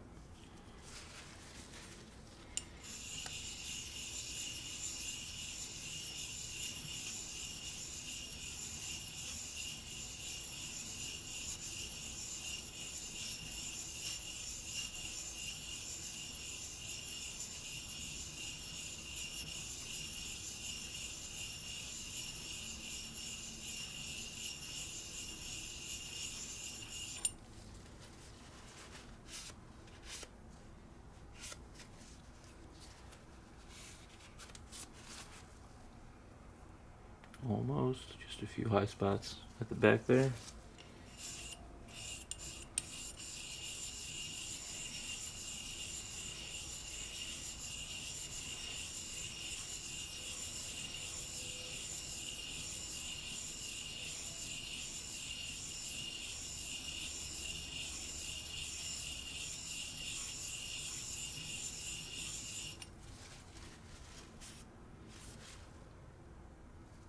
Maybe a little more.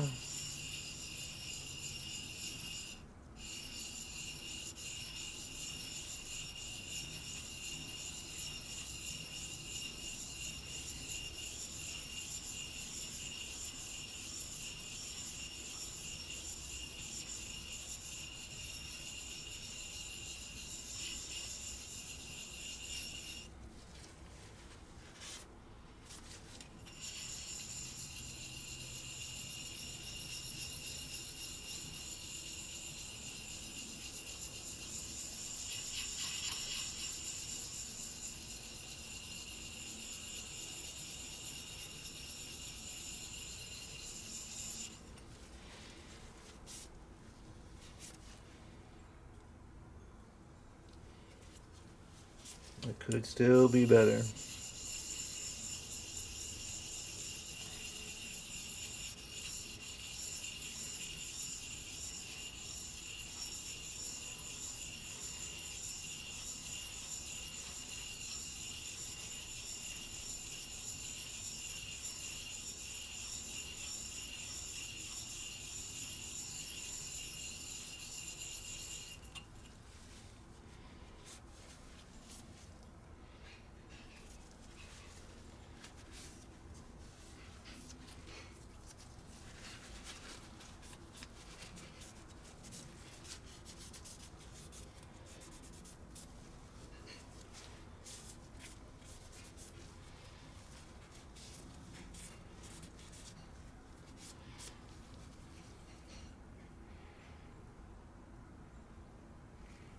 Okay, I'm pretty happy with that.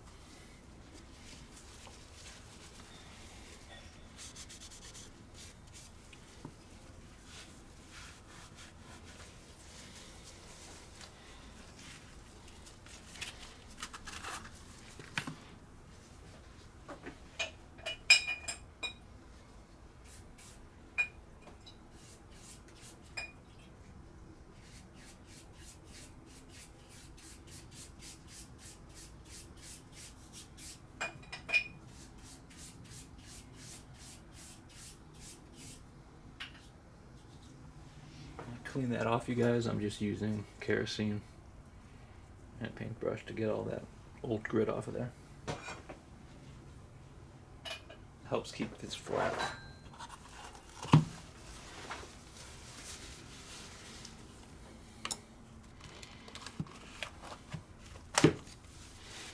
Okay, we've got our two carriers, we've got our pocket Moax tool.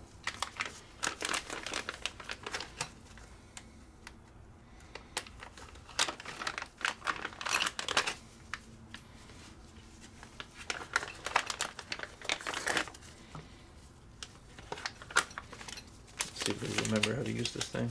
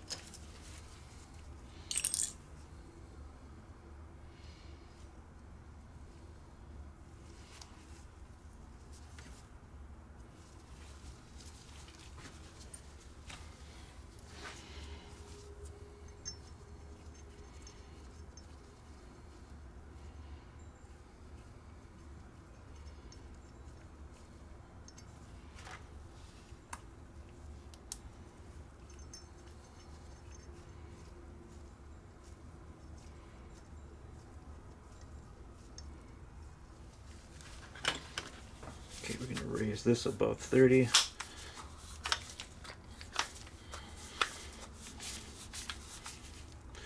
We can use 60.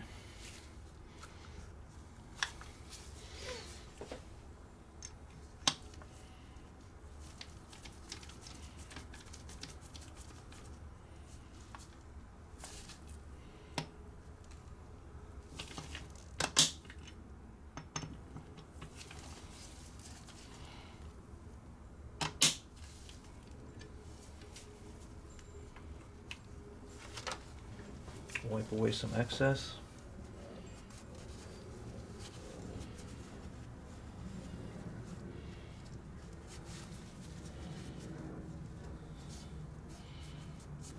And we'll set up for staking with Michigan's pocket Moax tool.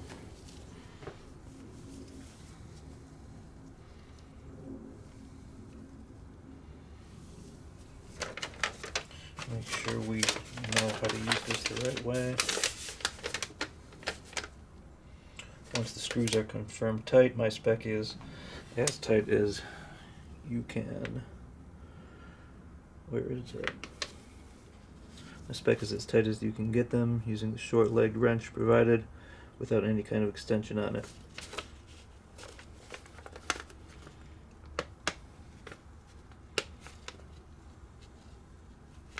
Slide the tool over the carrier from the back end until it is over the carrier key. Now, with the short end of your quarter, your 1/8 or 9/16 Allen wrench, depending on the socket size of your screws, through the middle of the hole on the top. Move the tool back and forth and wriggle the wrench until it stops into the socket of one of the carrier screws. Tool is now located. So, this guy up here is for staking top stakes. We're not going to do that. These two holes here are not threaded, and those are for indicating, yeah, oh, cool. Put it through the back.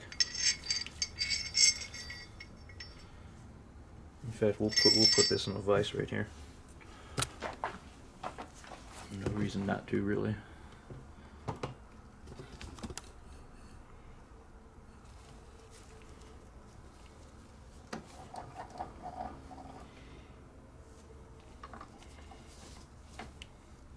Put that in the vise. We slide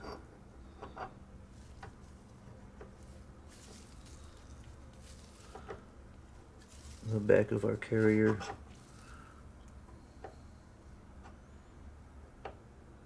onto this guy.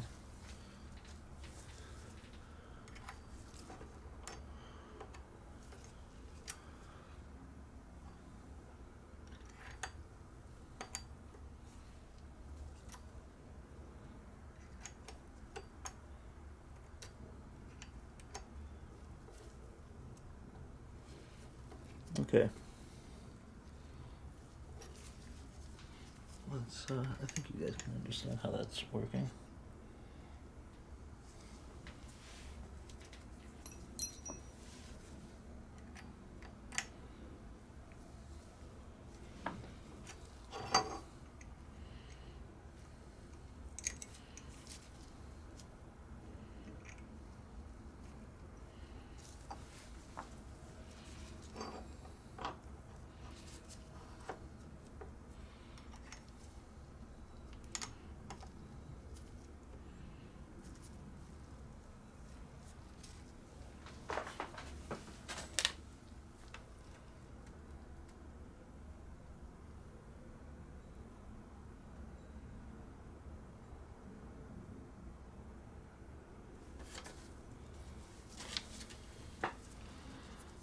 Okay, using the short leg screw without over tightening, we've indexed our first, we're indexed over our, or positioned over our front key here. Let's ease these on evenly.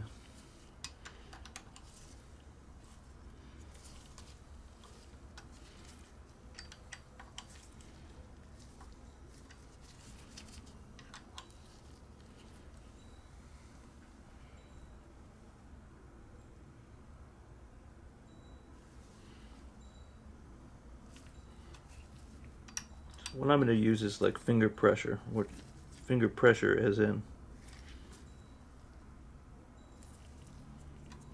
use of just my fingers without the rest.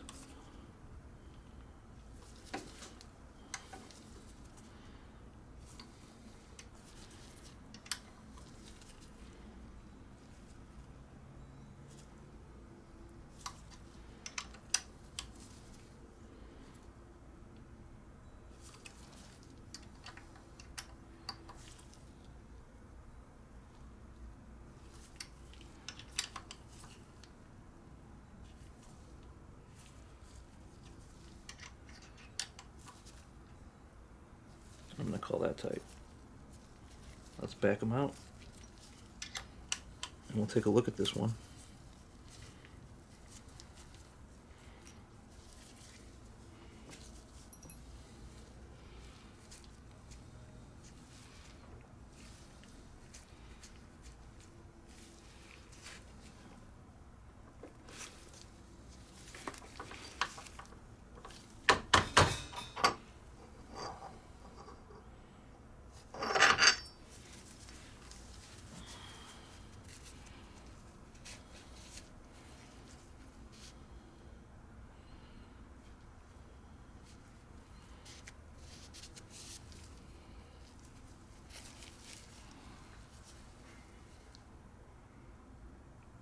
I think that is sufficient.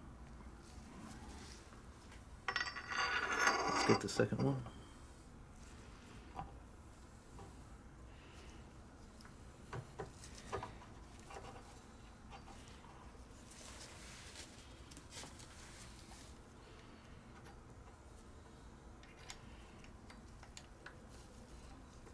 Okay, we're indexed over our rear screw.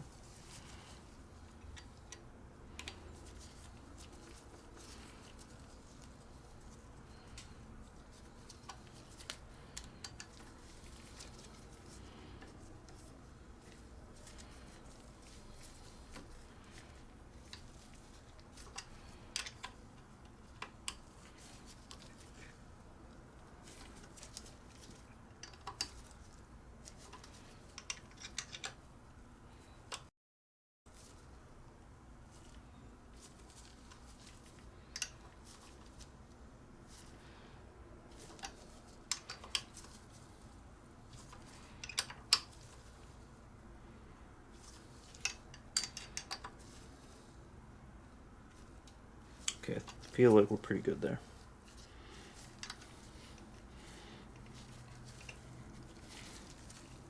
Probably should have taken that out before.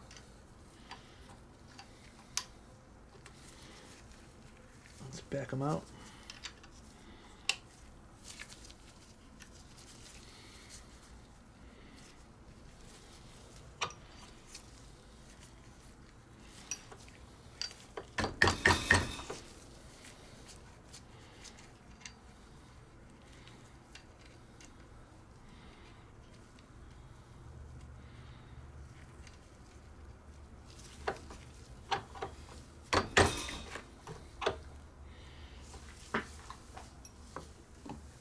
Needs a little convincing.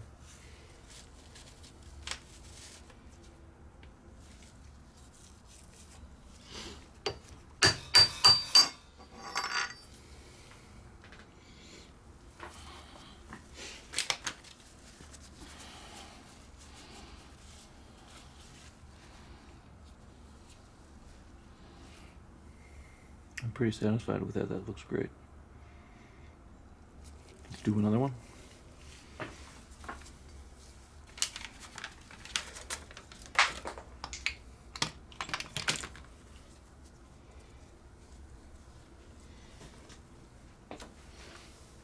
There's the cap to our Loctite.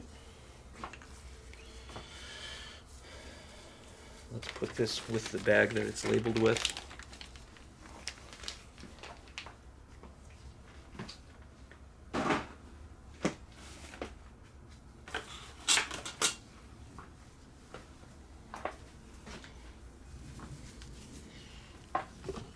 Come back over here and we will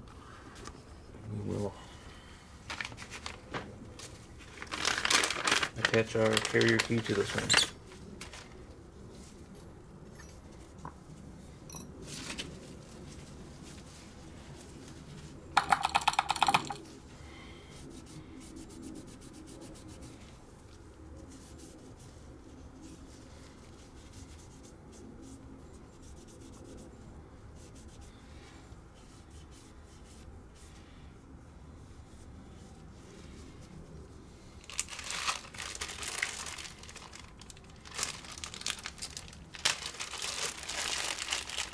No, I didn't do it on the last one, but let's check how our screws fit into these carrier key threads.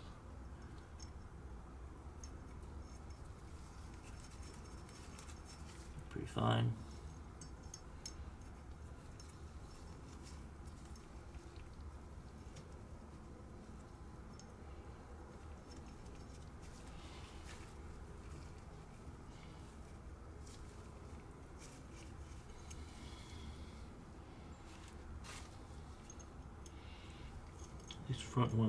This front one needed a little more convincing.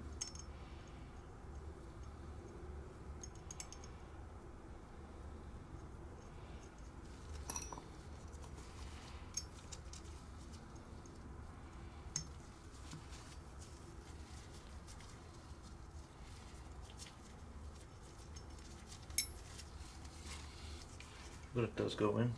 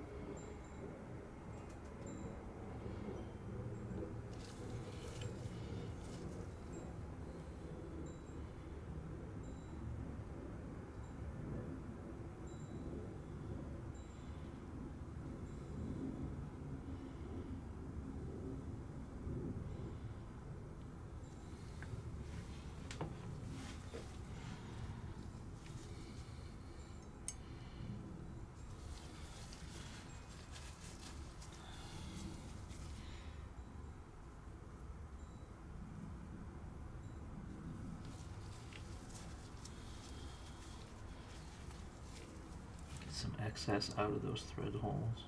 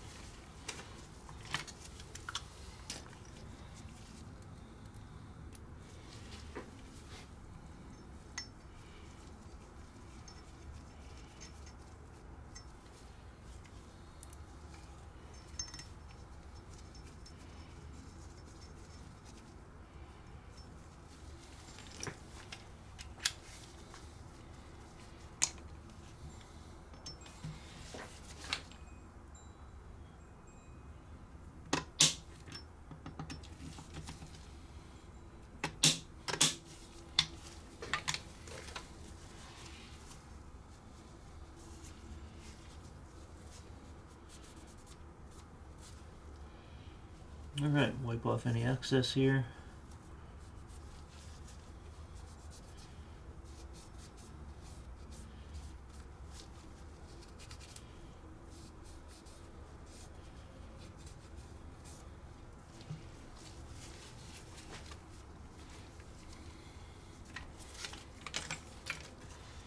Alright, just bring you guys over to the vise. Pocket Moax tool. Slide it in the back.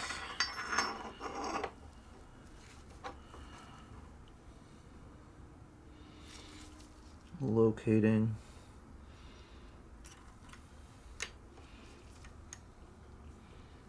our first screw.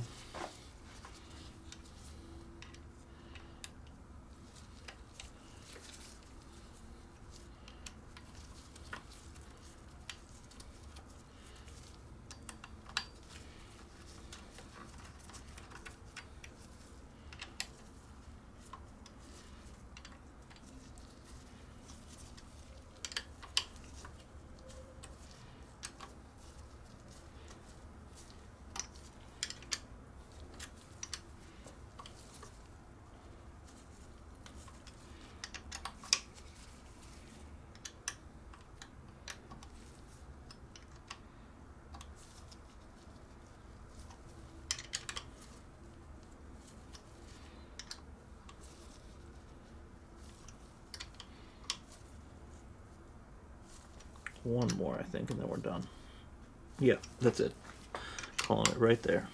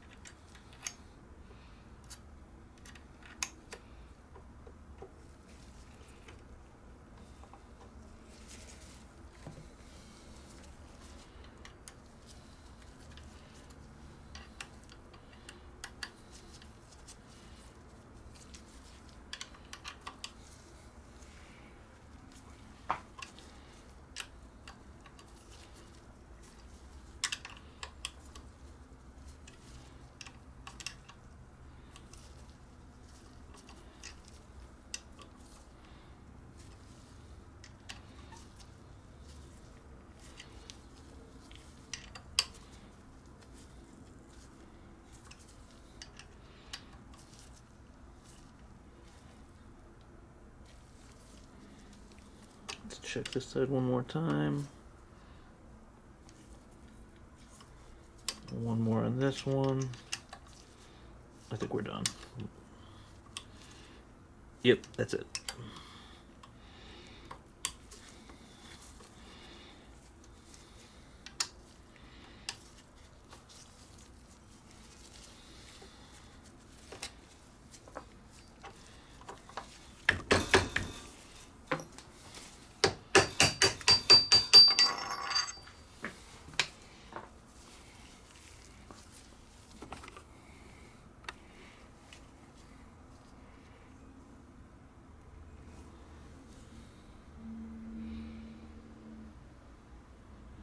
Not bad. Not bad, I think.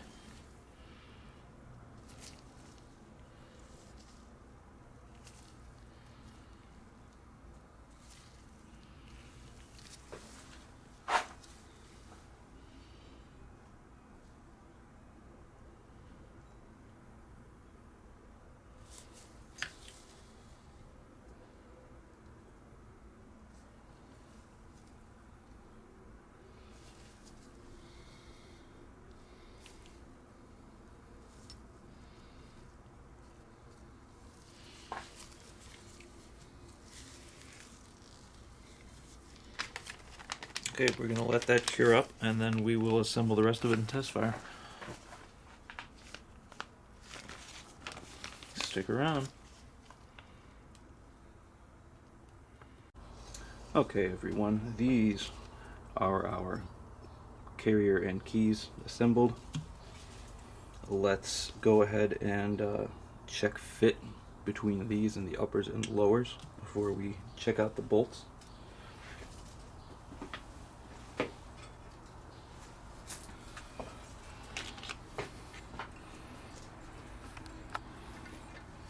Move the camera a little bit here.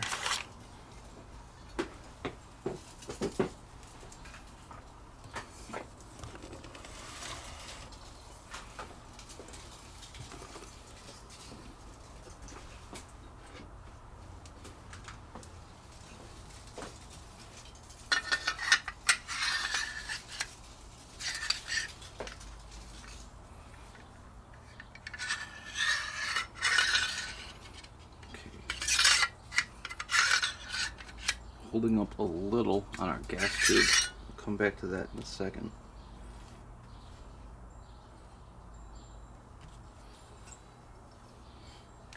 Let's check how this one fits.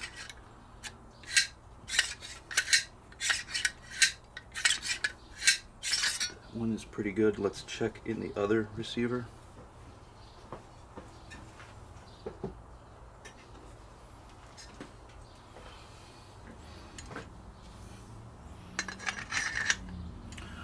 Ooh, I don't know if you, there we go. That's as far as that one's willing to go. Let's see how the other one fits.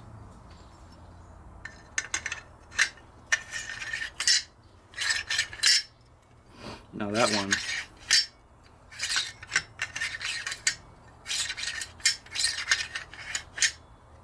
drops right in, right over our gas tube.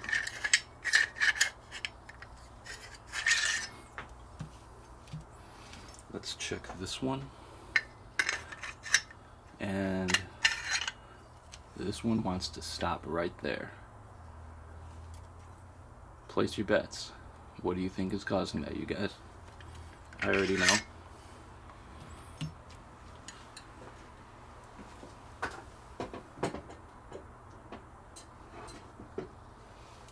When we staked our gas keys in place, there was a slight burr on the side of this, and just like the Michigan's instructions state to deburr that if it's there, we're going to do it for this one. You see my nails catching on those little bumps on the side there. We're going to go ahead and file those down. Bring you guys over to the vise over here.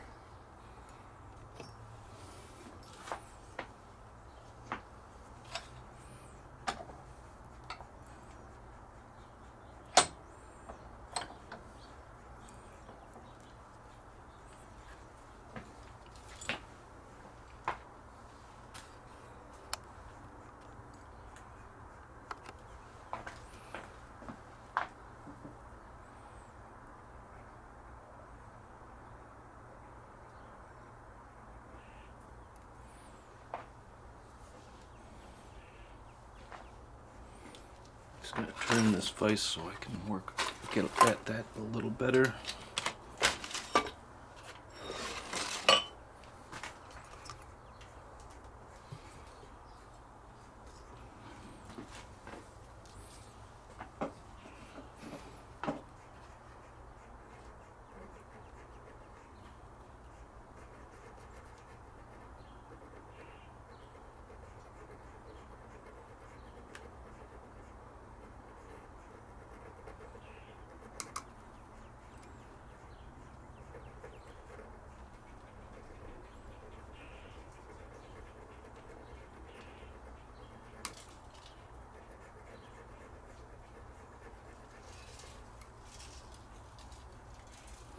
That side's good.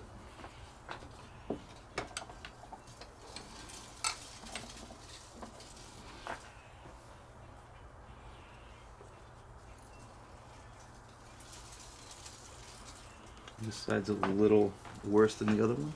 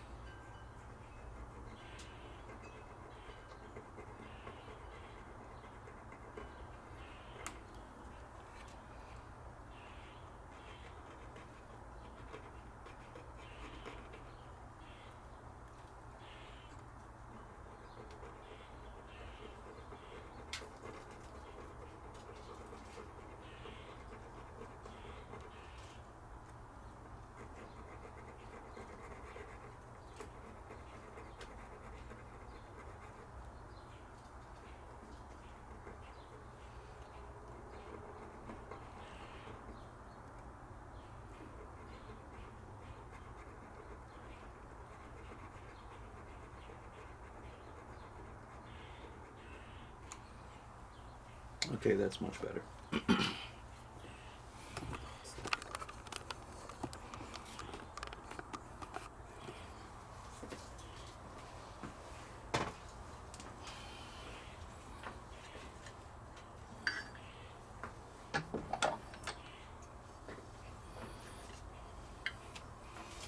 Okay, let's check fit again in there. Excellent.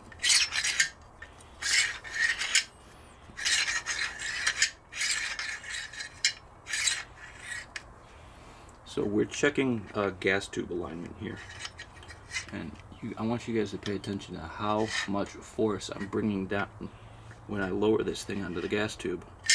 Just, it's a little hard for you to see.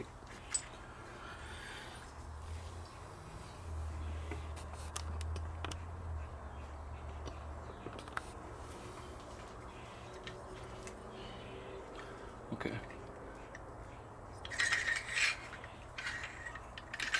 I'm not going to drop it on the tube. I'm just going to lay it down, and under its own weight, it should collapse right over that gas tube. There's our heater again. So, no binding on that one.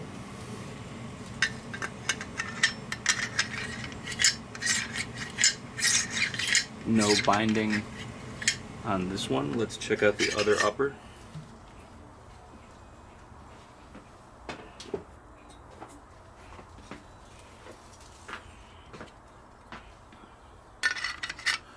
Here we go. I'm going to lower it on very slowly. And there it is. Our gas tube on this one. Oh, it went down just a little bit. Ooh, there it goes. I'd say that's acceptable.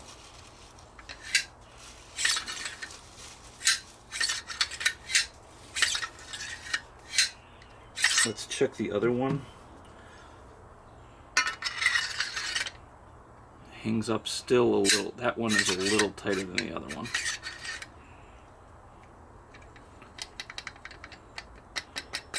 Yeah, I'd say if we're going to use this carrier with this upper, we may need to tune that gas tube a little bit.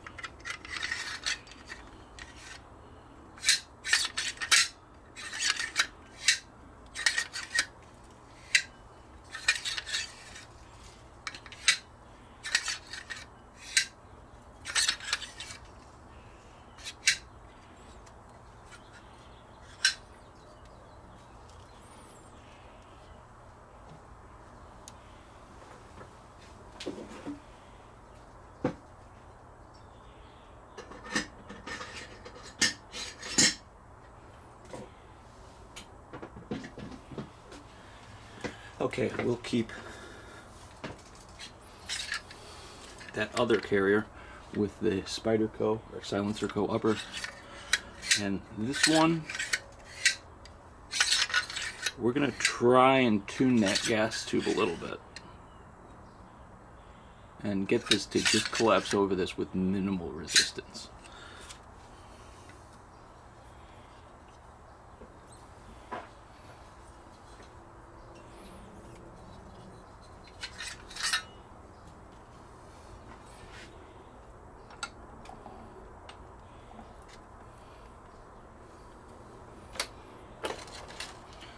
Okay, so we've got our upper receiver held in the vise here. Let's see if we can still detect that binding when we slide it in horizontally like this.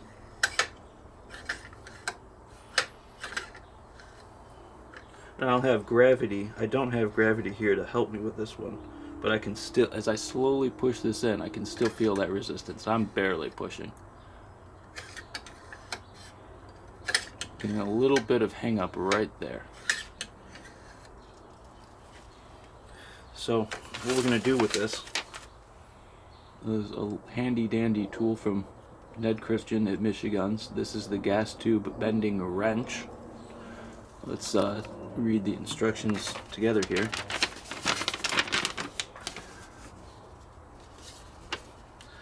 The gas tube bender is for those times when bending the gas tube is the only way, or the only way there's time and tools for. Sometimes there's just no getting perfect alignment, or maybe the gas tube has been bent out of shape.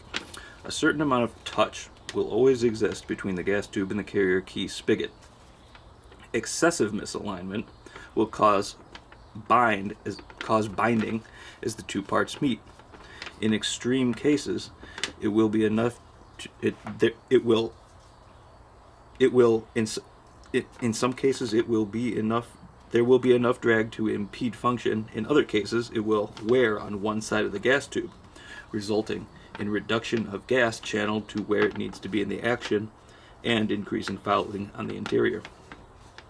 The cause may be upstream. Maybe you just had the barrel off or changed barrels, and the barrel nut notch on top is not top dead center and is jinking or binding the gas tube.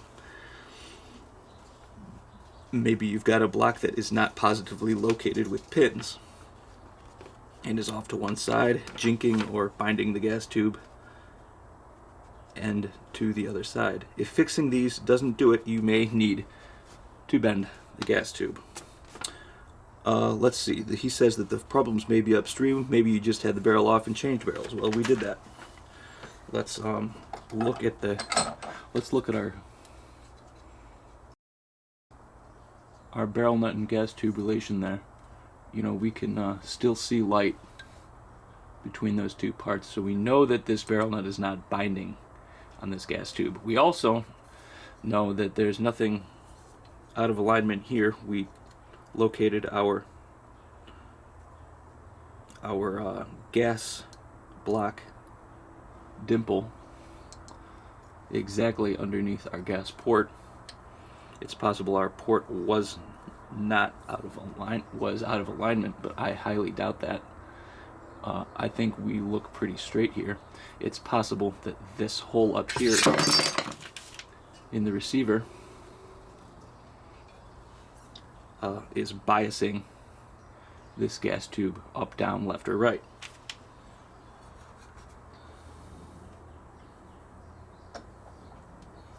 That's not something we have a whole lot of control over.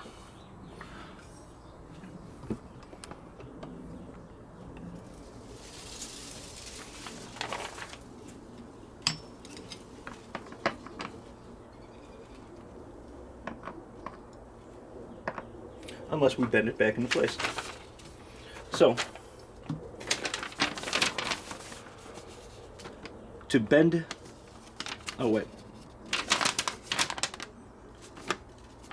you can do this with screwdrivers, but it's a little imprecise, and if you need up or down adjustment, it's difficult. I find it tricky, plus it looks crude if the customer is looking over your shoulder. To bend the gas tube up or down, slip the two-holed end over the gas tube and push forward to bend down, backwards to bend up, as in figure 1, and that's what we see here. So, in practice here, if we want to bend our wrench up or down, and he's only slipping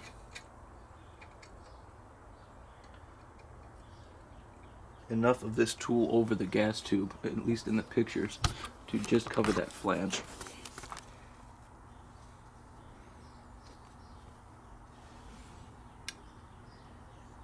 Can you guys see that?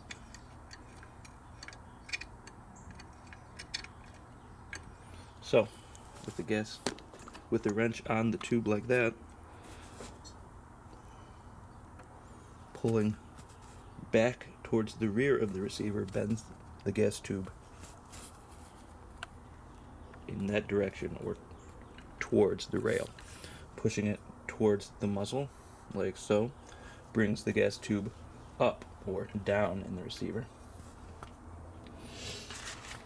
Figure 2 over here shows using a bolt as leverage to twist the tube left or right.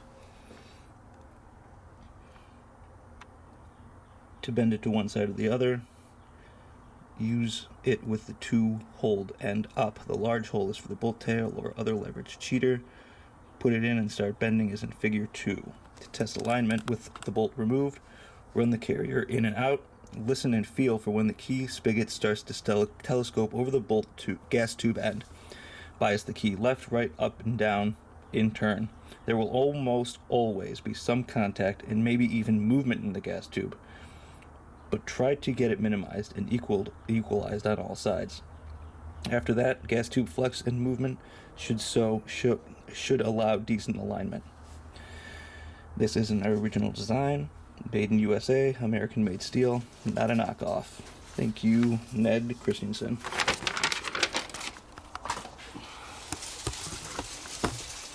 Okay, so let's play around with this little thing. We'll bend it up, down, left, and right, and see if we can relieve any of that binding. Let's see how much of that binding we have, if we're getting any movement in the gas tube, and I can't detect any. So we'll do a little bit of adjustment up, down, left, and right. If it makes it worse, we can always correct it.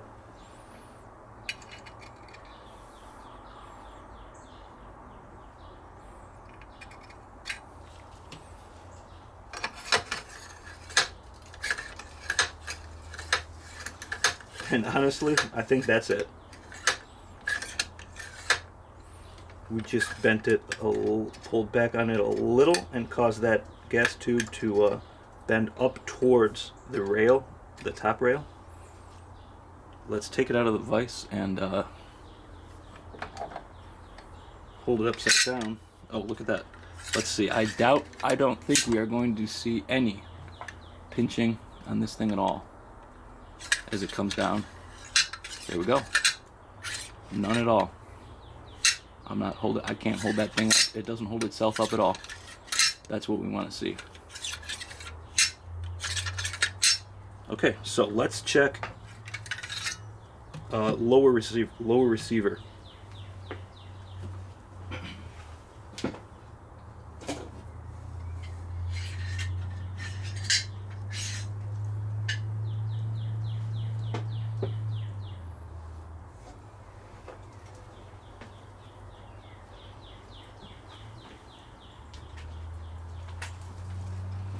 Okay, we've got our two lowers.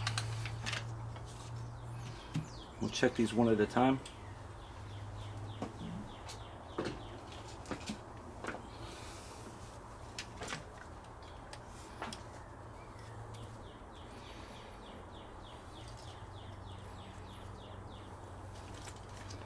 We are going to check the gap between the back of our carrier key and our lower receiver when we compress this guy in.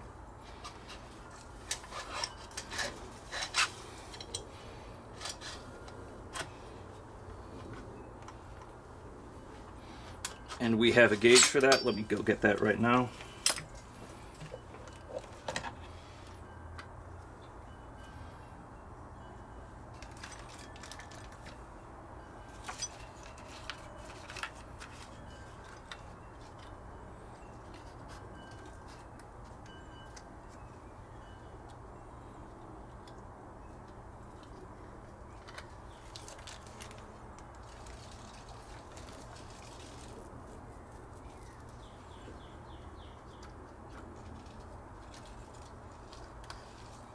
Here we go, lower receiver carrier key gap.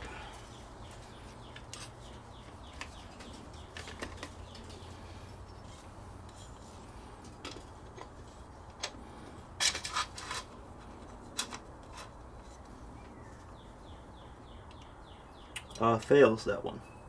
There is too much space between our carrier and lower receiver. I cannot get that gauge to fit between the key and the receiver. Let's try our other lower with our other carrier.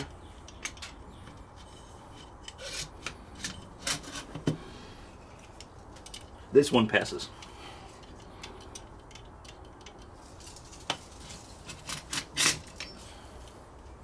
Let's see if it's a matter of the carrier. Let's check this carrier and this receiver. it passes. So what we're checking for here is the depth of our buffer tube. If the depth of the buffer tube is if there is too much depth in the buffer tube, it can cause this key to smash into our lower receiver, and it causes the carrier key screws to loosen over time, and you can possibly damage the receiver.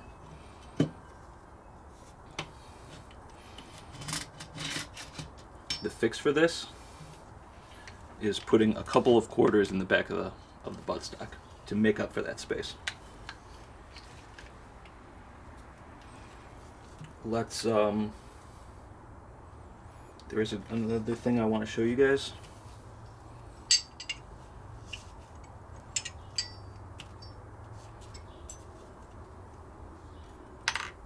Let's talk about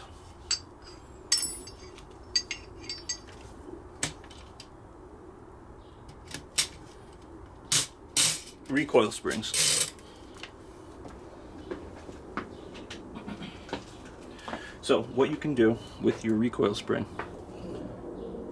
is you want to measure the overall length. For carbine, it should be over 10 inches and a 1/16 and under 11 1/4 inch. And can you guys see that?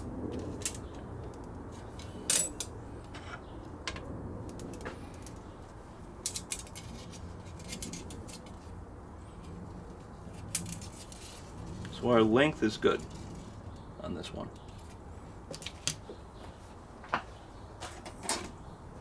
What I have here, and what we can do, is collapse this spring around the buffer, and you want to see if when we get that spring to solid height, that buffer should stick out past your spring when it is at solid height. What I've made here is a little bit of buffer tube that I've cut up, chopped down, and it allows me to compress that thing without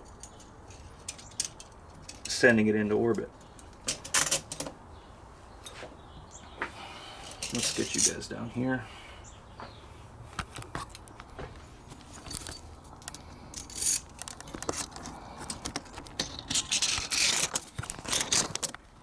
And you can see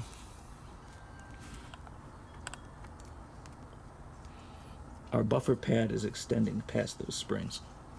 That's what we want to see. I can send that flying. That doesn't weigh a whole lot.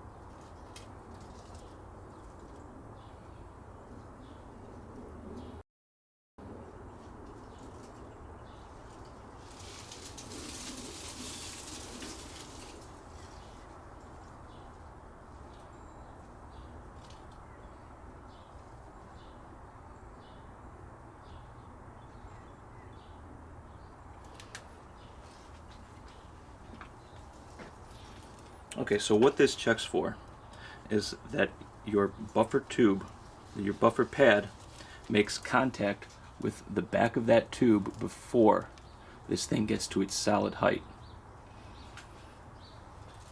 If the buffer pad is not able to reach the back of the buffer tube and the spring collapses to its solid height without the buffer tube hitting the wall, you can reduce the life of the spring and reduce carrier speed. This one checks out.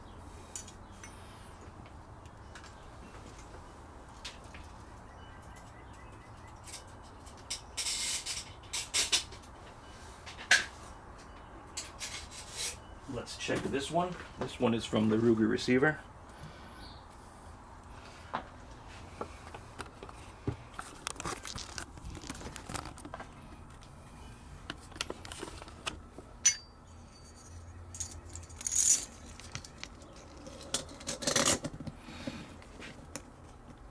Collapse this in place to our solid height, and look at that.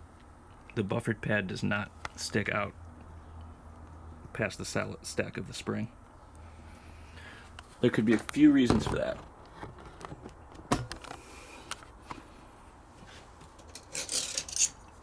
It could mean that this is not at the correct overall length, or not the correct tension. It could mean that the wire is thicker than the wire that's supposed to be used. Let's check length on this real quick.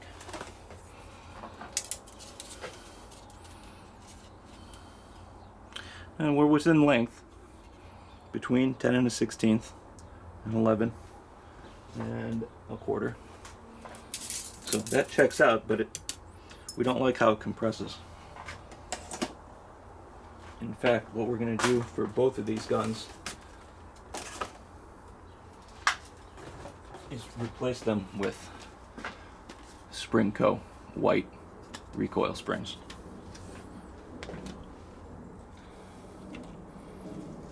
They come with the enhanced ejector spring. Let's see the difference between that Ruger mainspring and the Spring Co. You can see the coils are a little further apart. Our overall length is a little shorter on the Spring Co. white, and maybe you can detect this, maybe you can't. It looks like the wire on the Spring Co. is a little thinner than the Ruger. Let's mic that real quick and just take any coil here. And the Ruger measures 715 thousandths.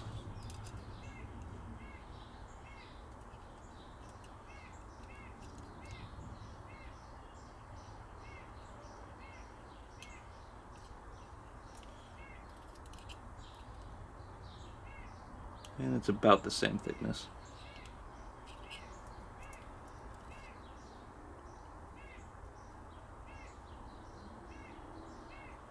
Maybe a little thicker, maybe a little thinner, maybe the same.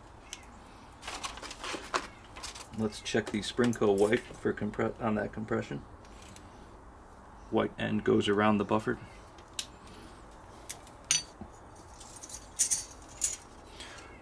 I wonder if you'll be able to see this without taking the camera off.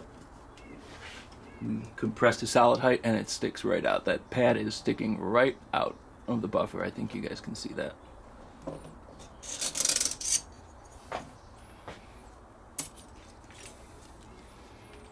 Put that away for now.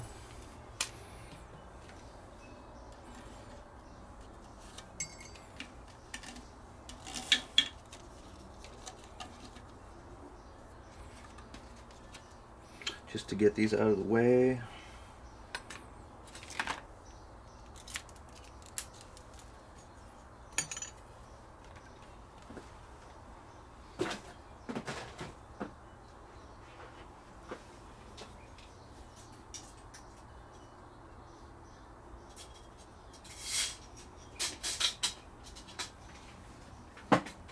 Let's check charging handle fit.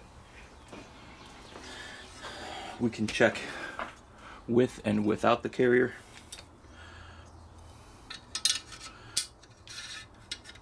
Chad just put out a video on this. Your latch you should be able to install, and it should latch in place.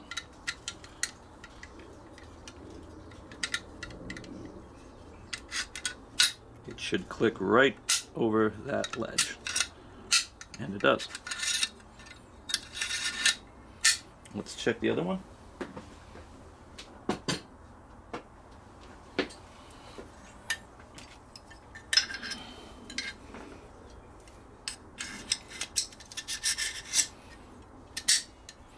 This also clicks right into place.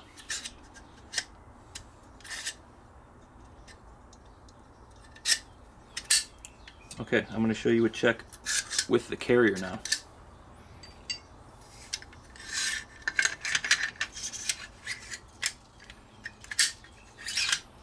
Okay, with your carry handle latched in place and your bolt pulled back out of the receiver, pull and see if that charging handle will come out under power of pulling the bolt back, and it stays in place. Good to see. Let's check the other one.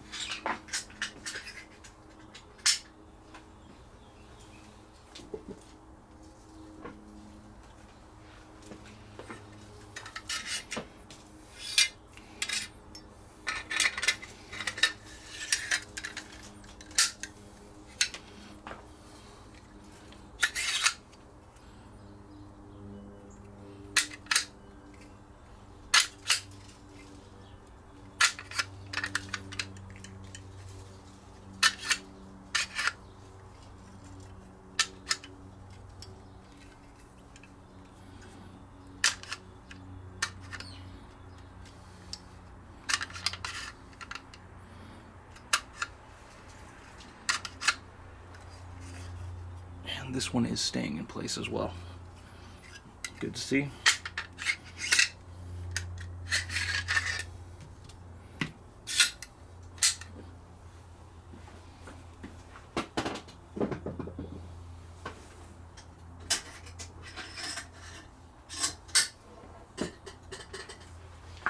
Okay, what else before we check out the bolts that we're using for these?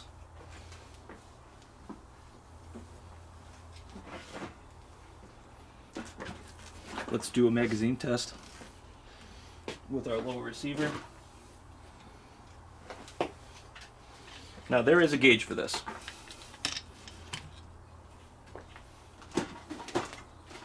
There is a USGI gauge that you can use to check the size of your magazine. Well, I don't have it. It's very expensive and hard to find. So what you can do is use a variety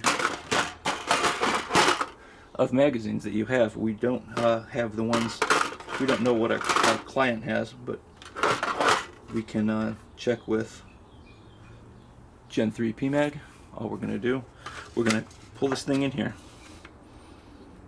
and we're going to watch how the magazine catch, I'm sorry, the bolt lock catches on our follower. And we're also going to see how well these fall out under their own power. So, Gen 3 PMag, great. What's this? Gen 2 PMag.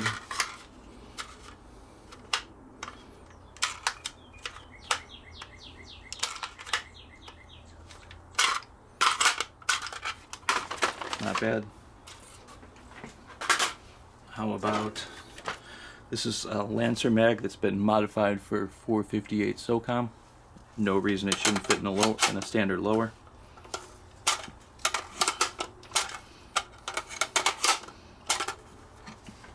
That one passes. Gen 3 T-mag passes. You can see how much engagement there is here on the bolt hold open.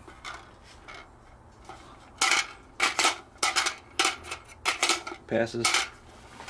How about a Daniel Defense magazine? Good contact there. It passes. As far as the bolt catch goes, drops free, locks in.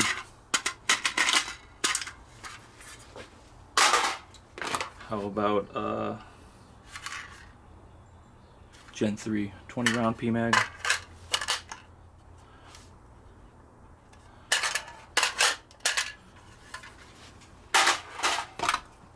How about a Adventure Line Manufacturing? This is an old one.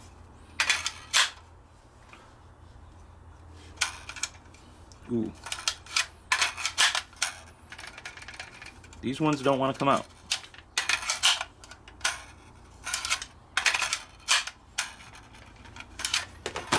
How about a Bushmaster 10 or 20 round?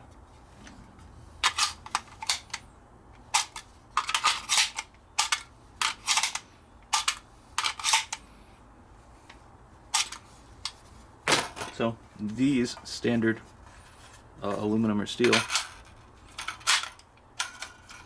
do not play so well with this one. Let's go through those again.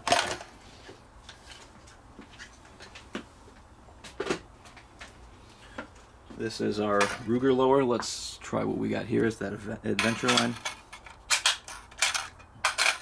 That one pops right out. Good contact on bolt catch. How about the Bushmaster 20 or 10? Drops right out. PMag 20, Gen 3.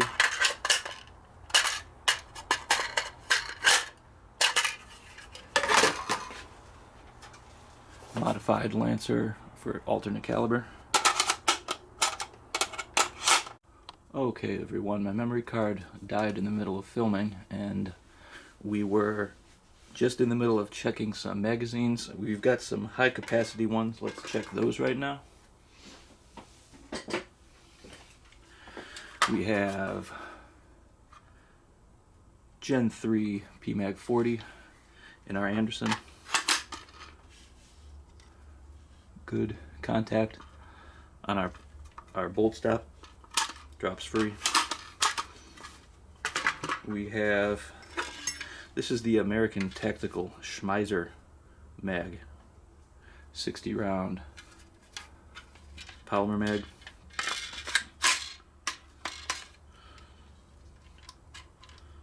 Good contact on our bolt catch.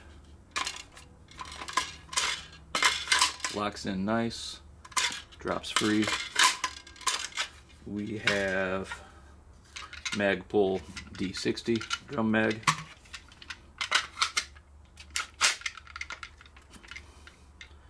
And look at that. The follower did not trip our bolt catch. Let's put that in, you can watch that.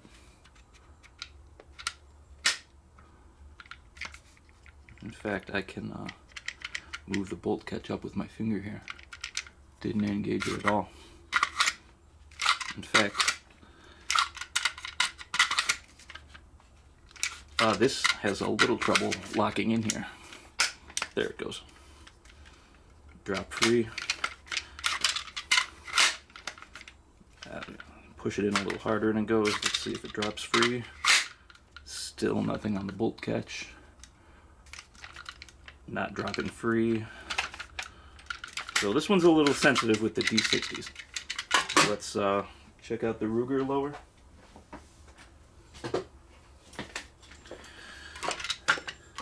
.40 round Magpul Gen 3. Good contact on bolt hold open here. Drops free. Drops free. American Tactical 60 round. Activates bolt catch, locks in, drops free. Try the D60. Another one needs this extra push to lock in. Okay, and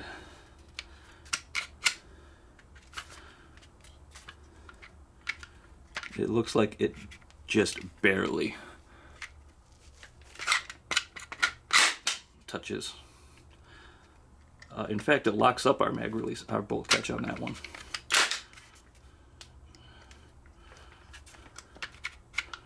Barely touches it. So these two are sensitive to the Magpul D60.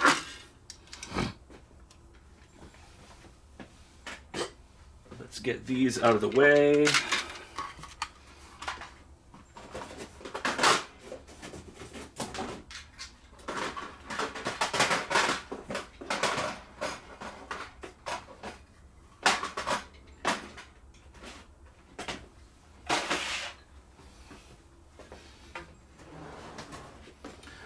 Okay, we've got our Sons of Liberty bolts that we will pair with these two carriers.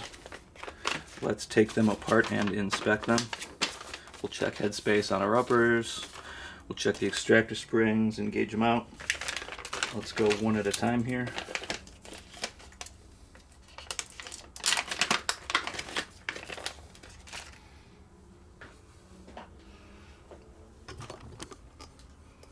Sinclair bolt device tool.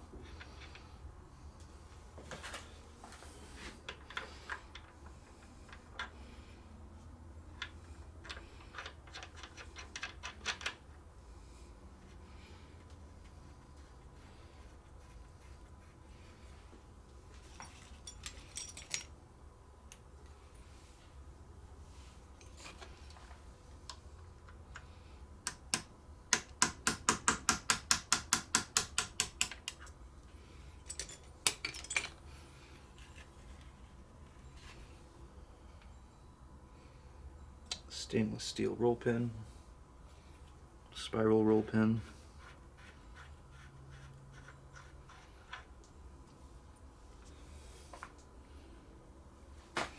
let's look at our ejector here.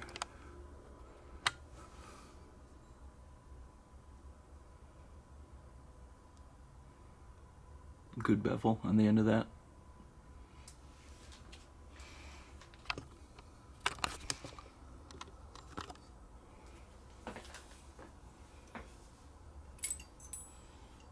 We can certainly use these retaining pins in this bolt. We will need a cam pin, retaining pin, and a firing pin.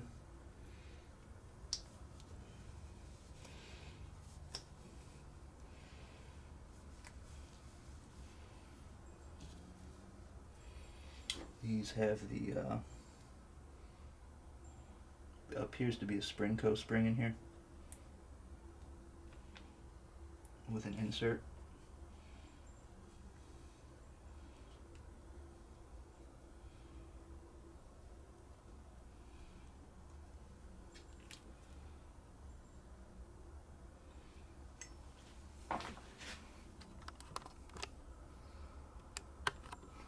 Let's see how that spins on its pin.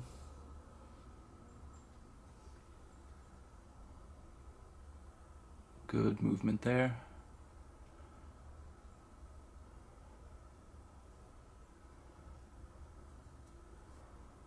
Nice and sharp claw. Let's check the gauge on that.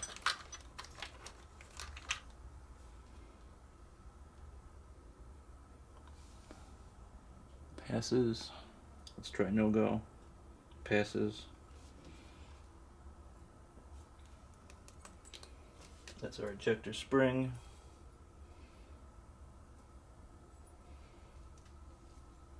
Let's check headspace.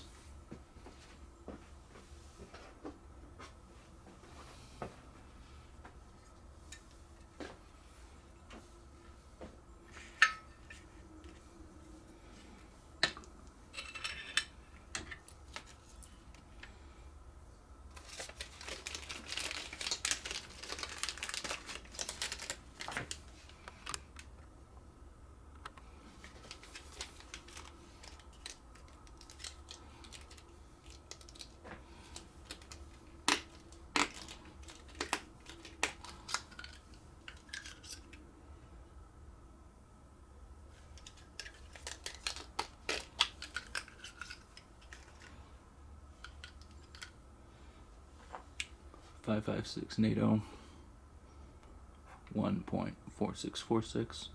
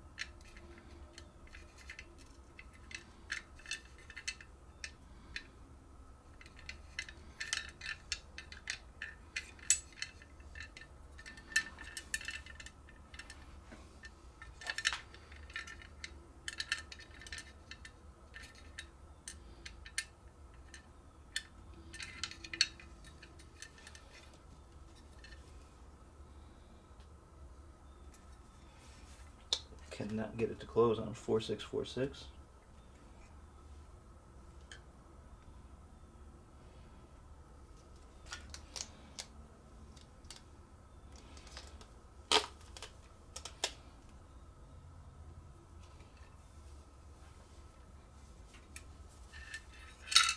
Maybe something's in the chamber holding that up.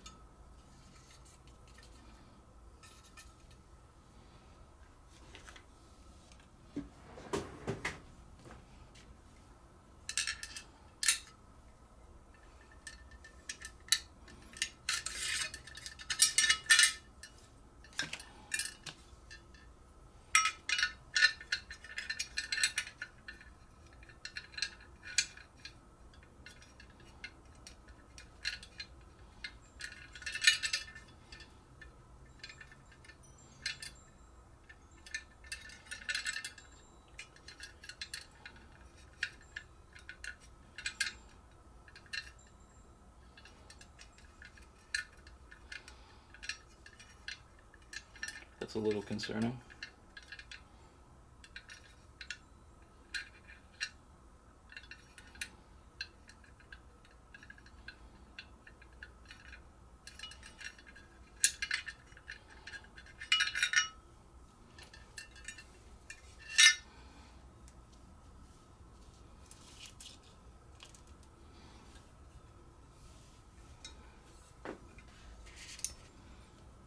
Let's get our extension gauge and see if that fits.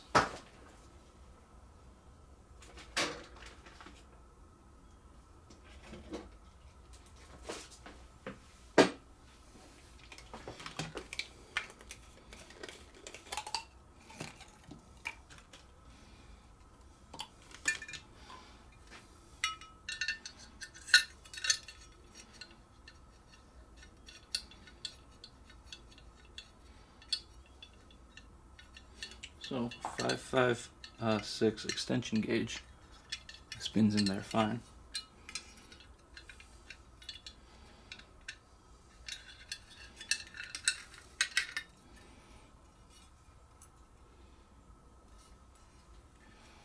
Let's see if another bolt will close in there. Of course, we know this is marked 556 NATO.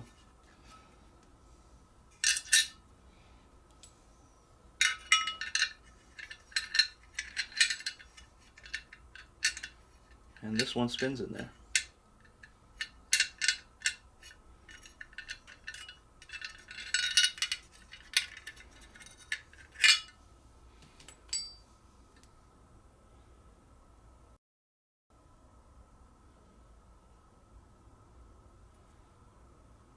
Let's try the Sons of Liberty bolt again. There it goes.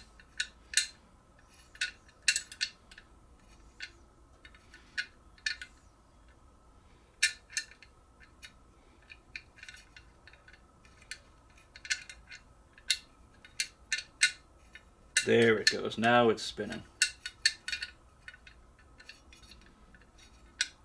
Okay. Let's get so you guys can actually see that.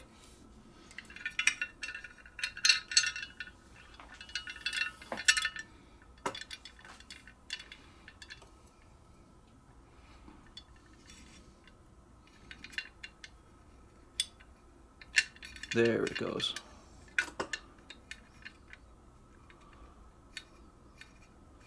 A little difficult to spin it with the receiver on, but she passes. Jeez, my hands are in the way. You cannot see that at all.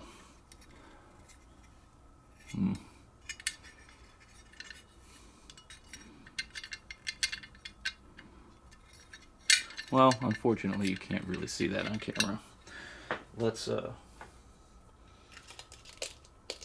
check our field gauge. Definitely should not close on this one.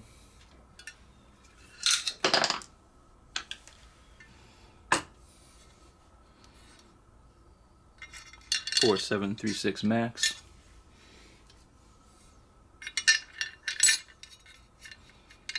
And it certainly does not close on that.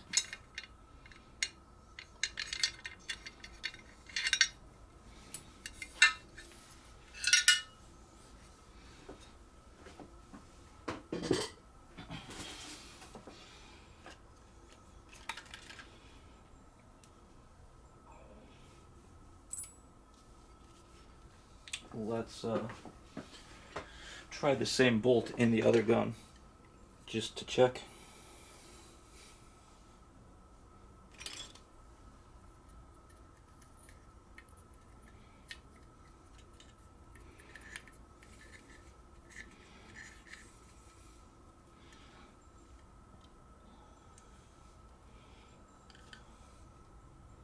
Six, 8, 6.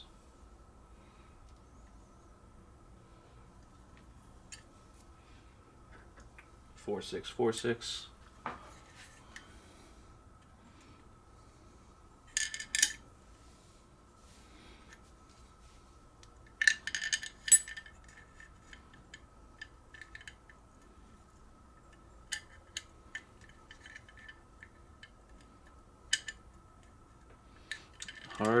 Hard time turning this one. 2.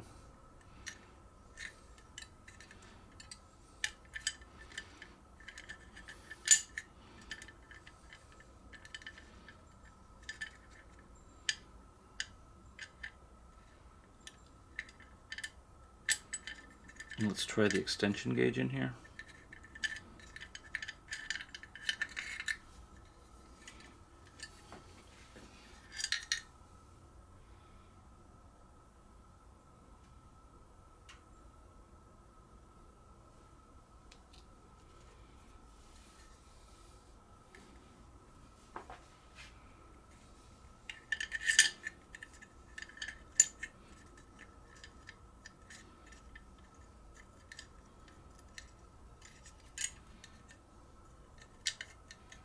It spins. It's a little tight though.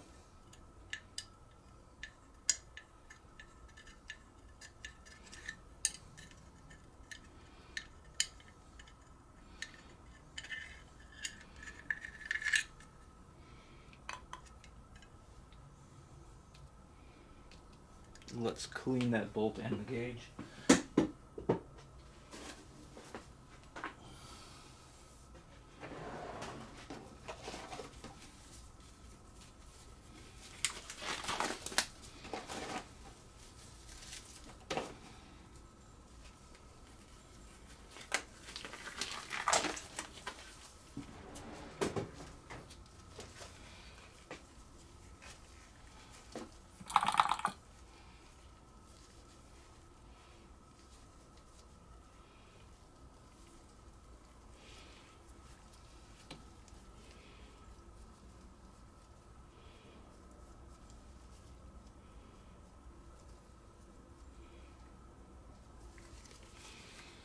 Let's see if we can get that gauge to turn with our bolt.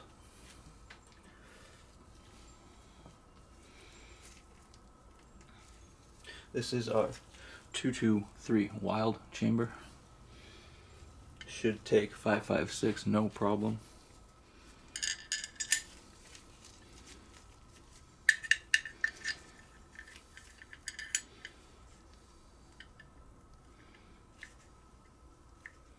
Oh, there it goes. It's turning. Can you guys see?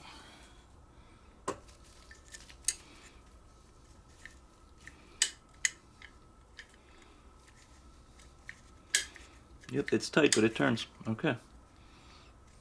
That's what we want to see.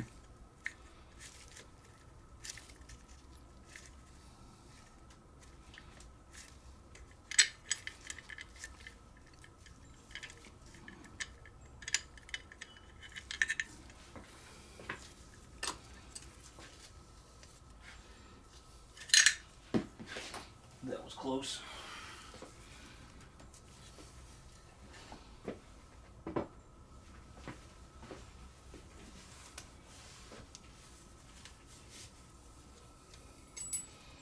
Okay, so I'm thinking we can use our Arrow Precision cam pin. We'll use the firing pin, and we can use the firing pin retaining pin.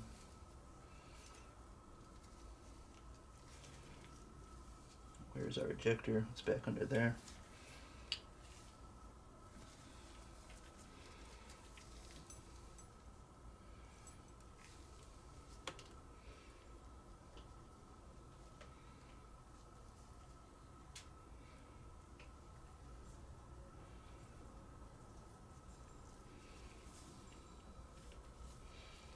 Okay, let's put this back together.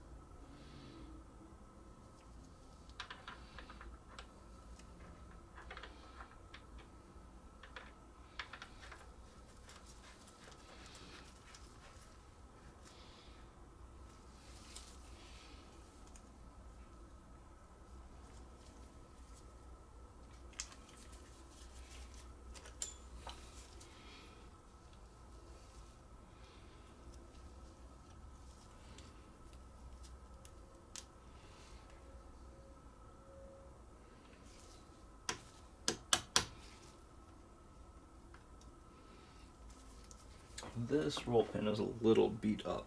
Let's pick out another one.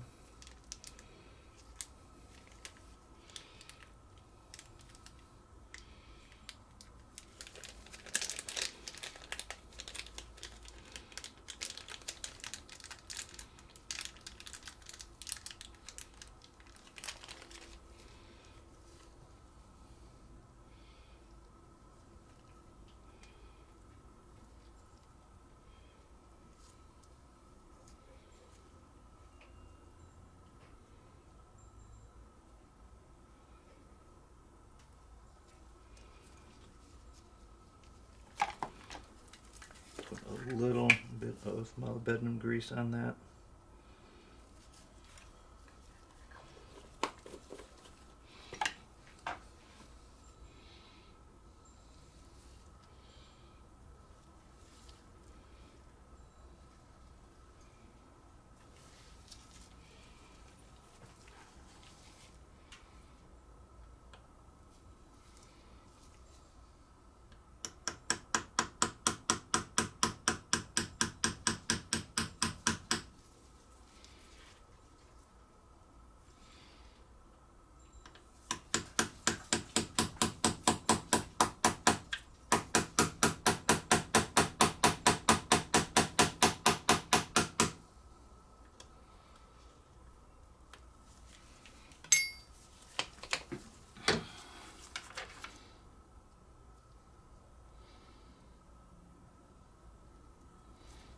You know what? I ruined that one too. I ruined that one.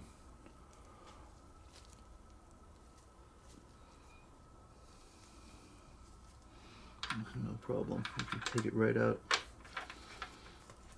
I wonder if that was the incorrect size.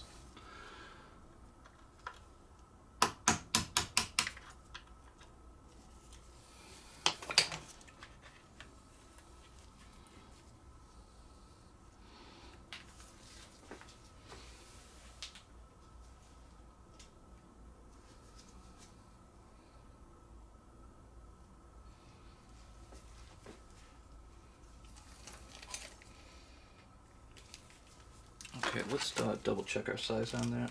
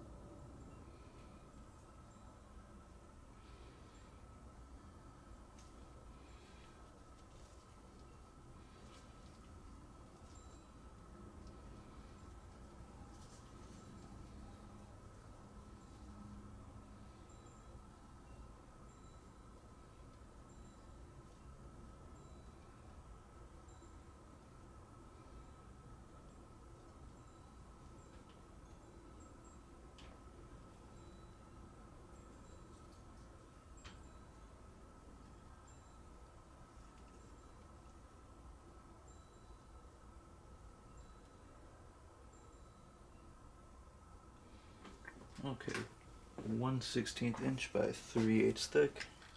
We've got the correct one. I wonder if my roll pin punch burred that over.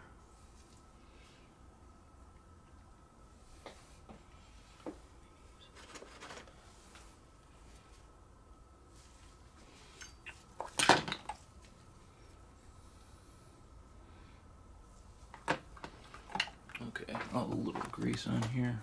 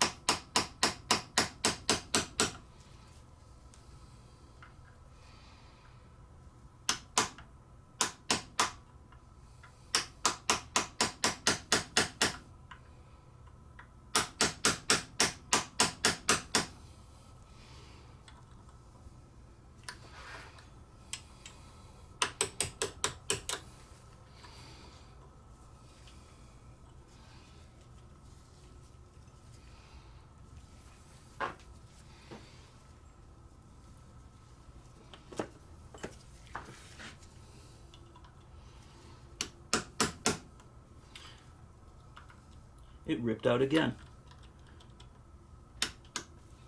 Unbelievable.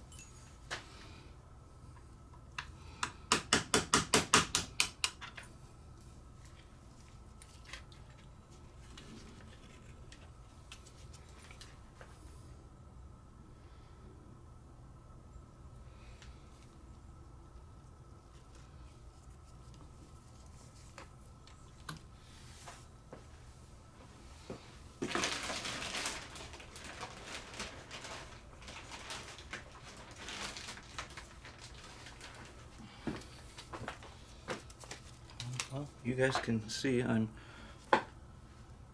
using a 1/16 punch, 4 roll pins, and those things are getting boogered up in there.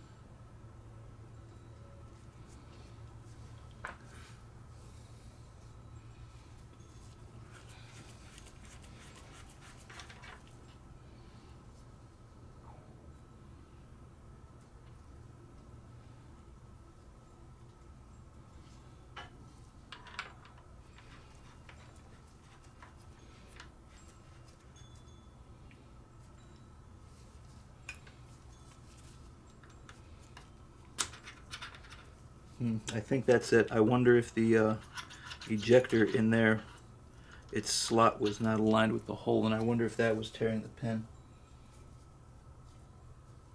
Let's try it again.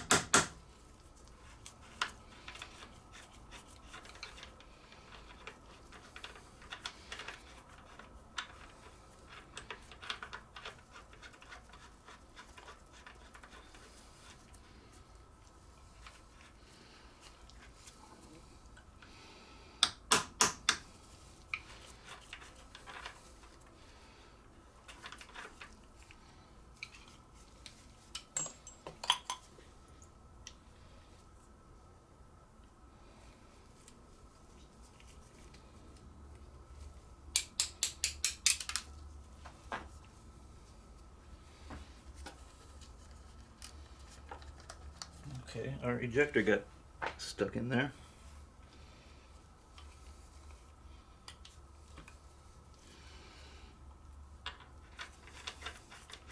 Let's try again.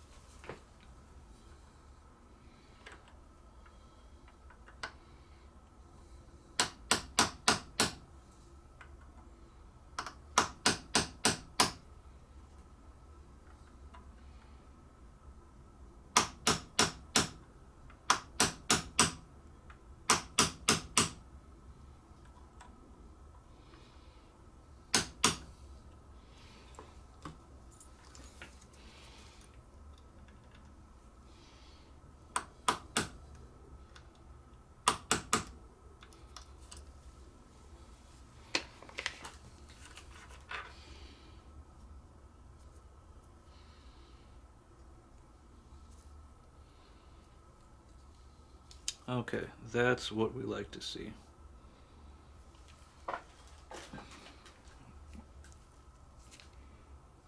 Took long enough, but it's in there and it's not sticking out on either side.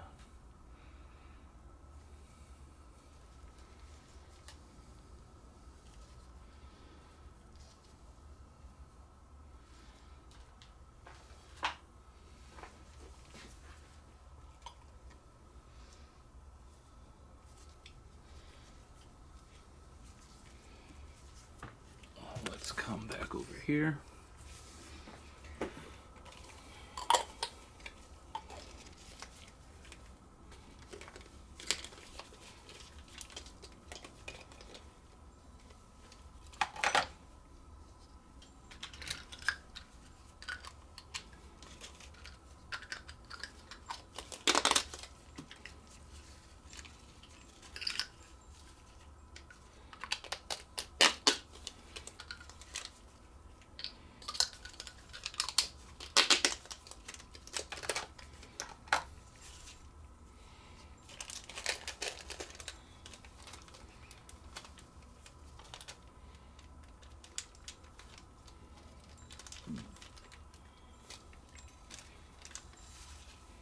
Okay, let's check protrusion on this real quick with this pin.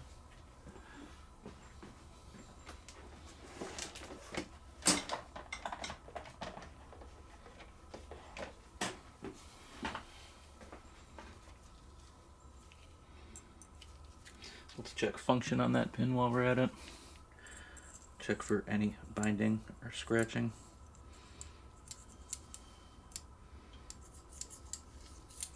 Passes. Checking protrusion.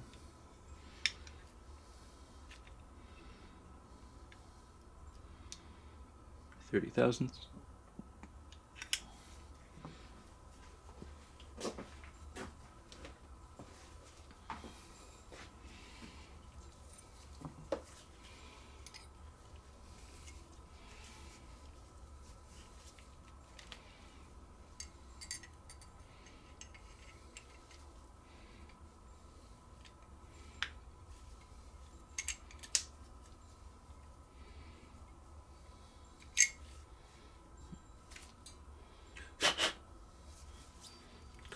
Out a little.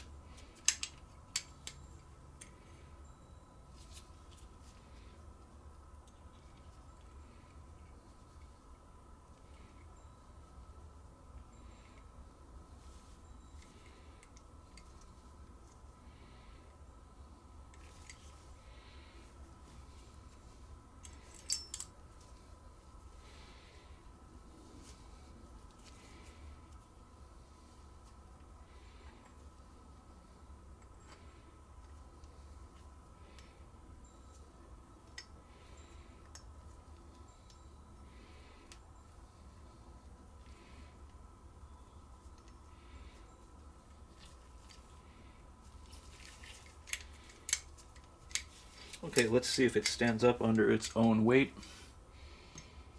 It's a gas ring test. Good.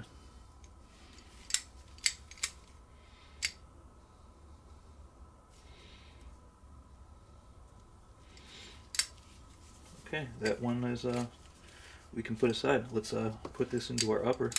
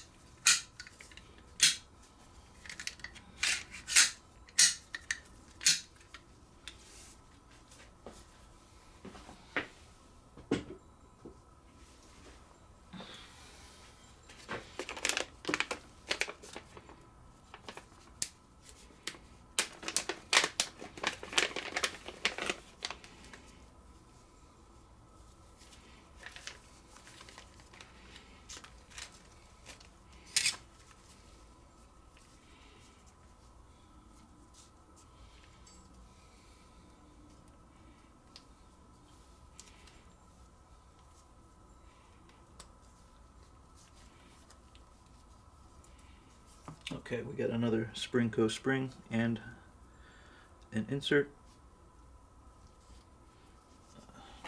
Extractor's a little oily. Let's just get some denatured alcohol in there and degrease that guy. We don't want any oil in our extractor.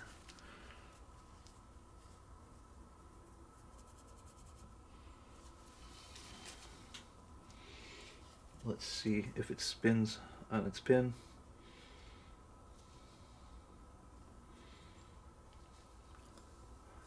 Spins well. Let's check extractor gauge.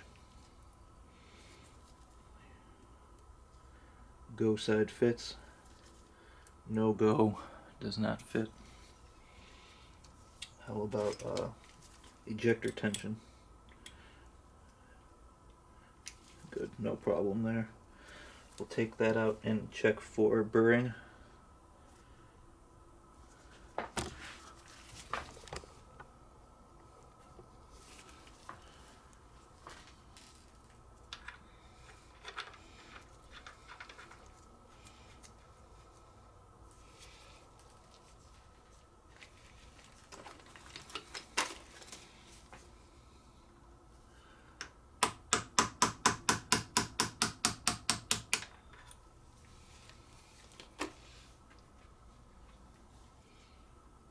That's a standard roll pin. We'll replace that with a stainless. Let's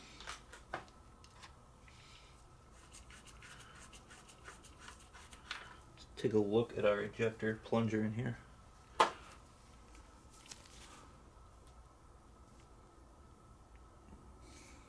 Looks good, no burrs, a good looking bevel on the end of it.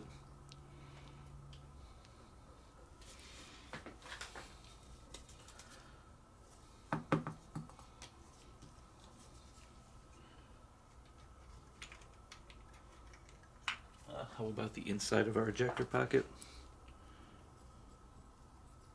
No dragging at all.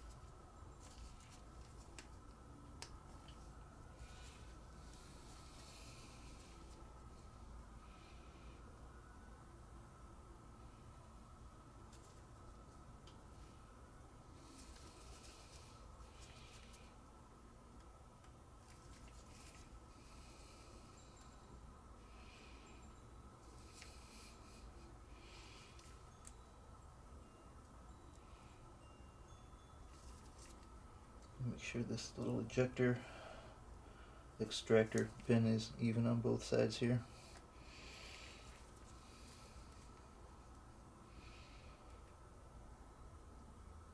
Okay, that's what I like.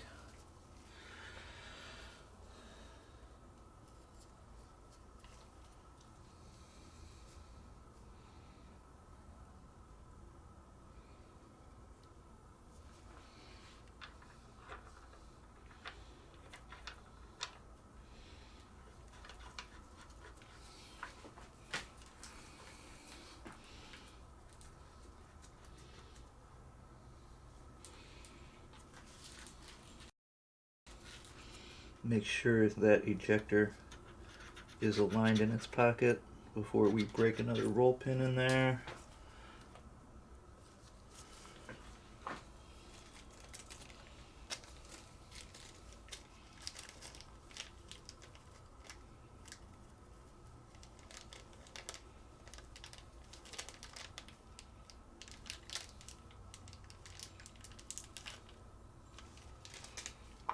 A little bit of moly grease.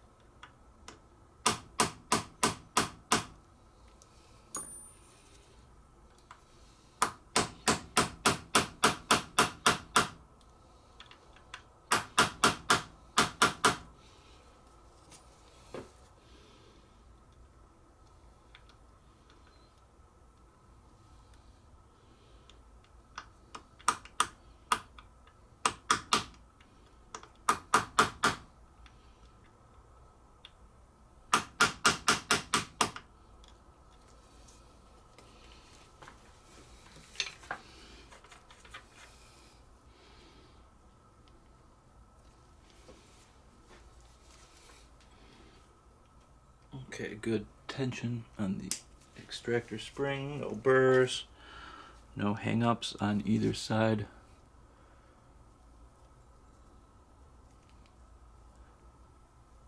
Of our ejector roll pin.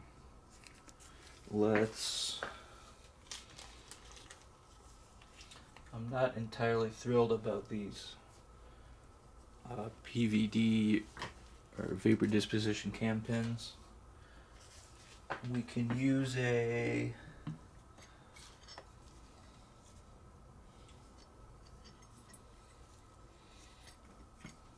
oh, here we go. We've got the retaining pin here.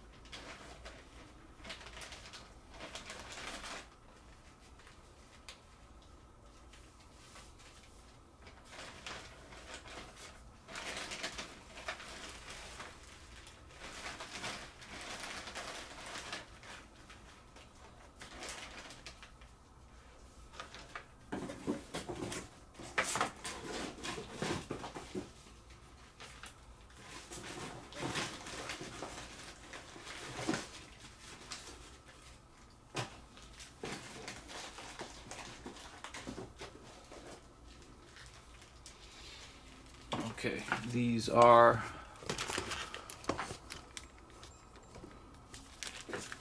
firing pin and cam pin.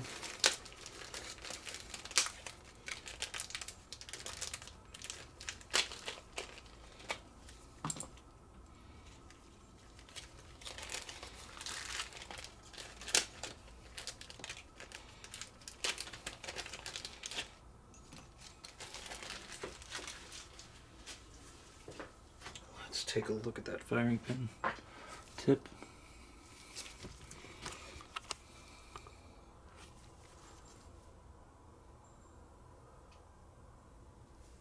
Looks pretty good to me. Let's check protrusion with this guy and fit. A little greasy maybe.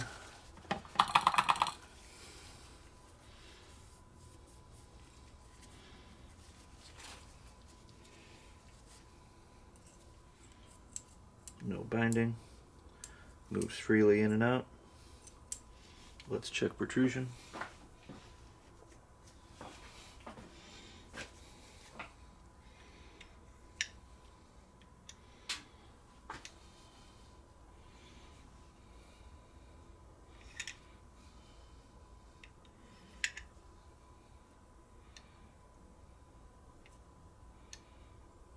$32 thousandths.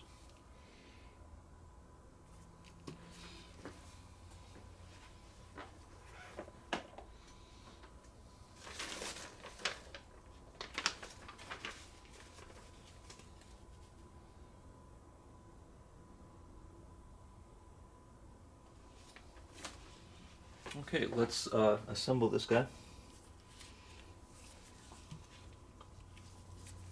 Let's check cam pin in here. That's the wrong way to put it in. A very good tight fit. Almost no slap in there.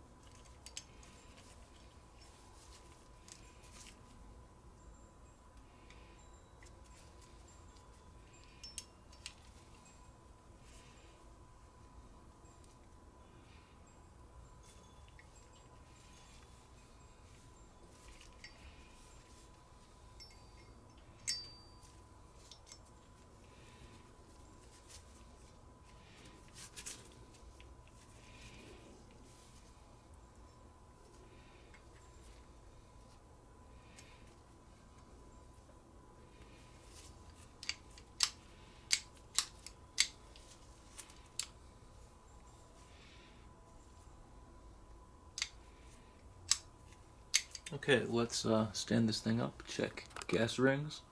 Should support itself under its own weight. It does. Does not collapse.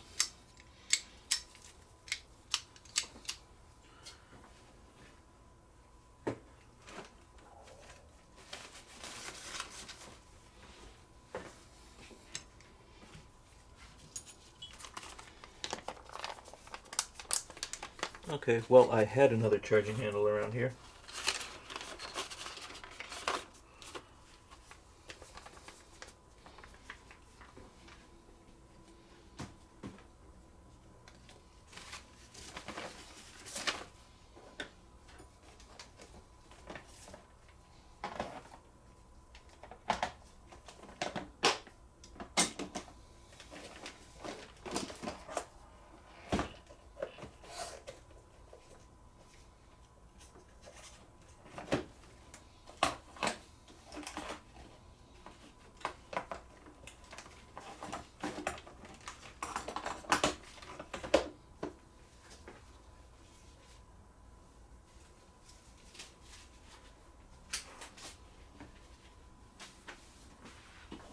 Here's our charging handle in the upper.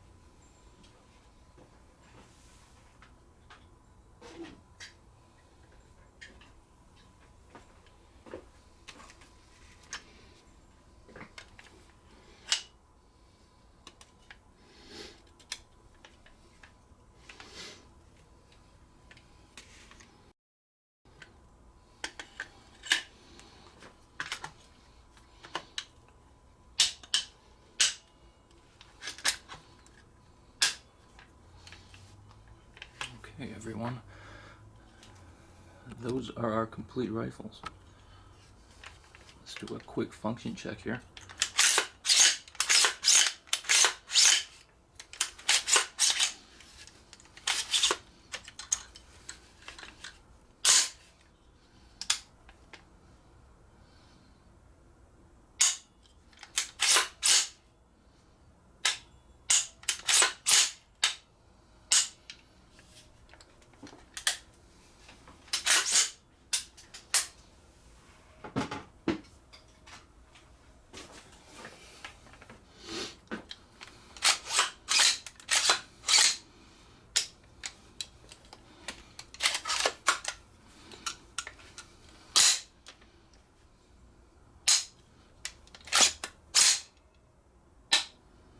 Okay, so those are our two rifles, sans handguard and sans muzzle brake. So what we're going to do is set up to test fire these babies. We'll put one round through each on an empty magazine and see if it locks open the bolt. We will put 3 rounds through a magazine on each of them, Gen 3 PMags, and we'll inspect the brass and see what we see. I'm going to set up the test fire booth, guys. Stick around. We're almost there. Stick around, you guys.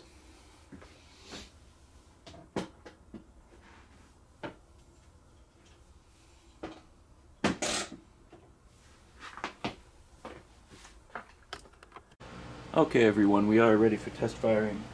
The one thing I forgot was to install our white Springco mainsprings. We'll do that right now.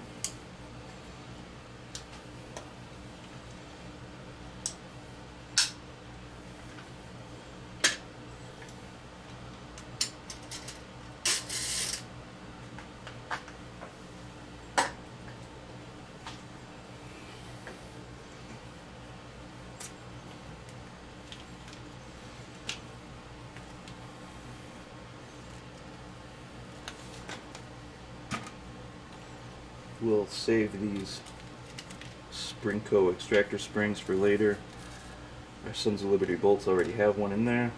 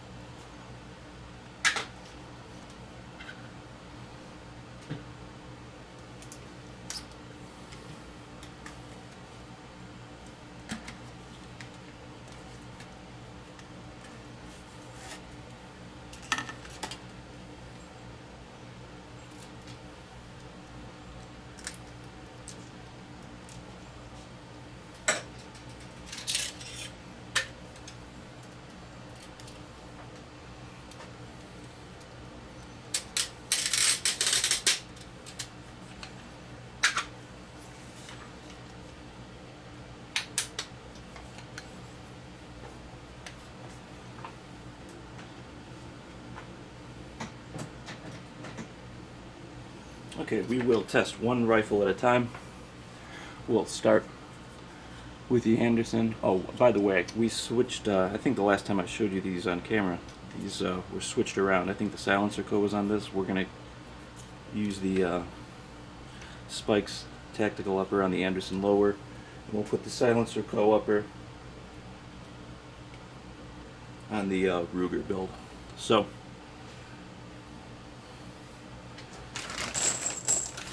this is what we'll be test firing. 55, I think it's 55 grain, Frontier branded 5.56 ammo, full metal jacket. We'll shoot one round out of the magazine, see if it holds open. After that, we'll recover the brass and inspect it, see how it looks, and then we'll fire 3 rounds through a magazine for function out of each gun. And then we'll do the same thing with the muzzle brakes and see what we get.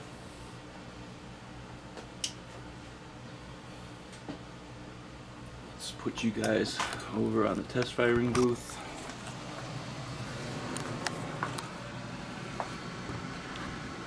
And this gives us a pretty good angle to check where our brass is going to eject at. You guys are probably familiar with that pie chart that shows undergassing and overgassing ejection patterns. You guys are going to see that right here. We're going to look at the brass afterwards for any signs of overpressure or damage to the case, and we'll adjust the gas system to account for any overgassing on that ejection pattern. You sit right here, we'll be right back.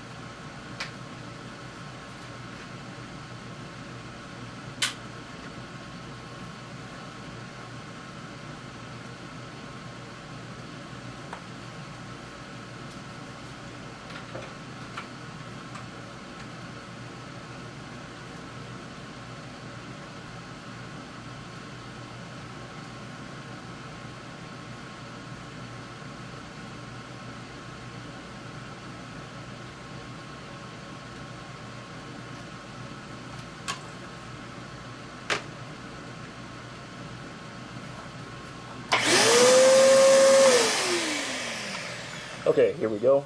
One round out of an empty magazine.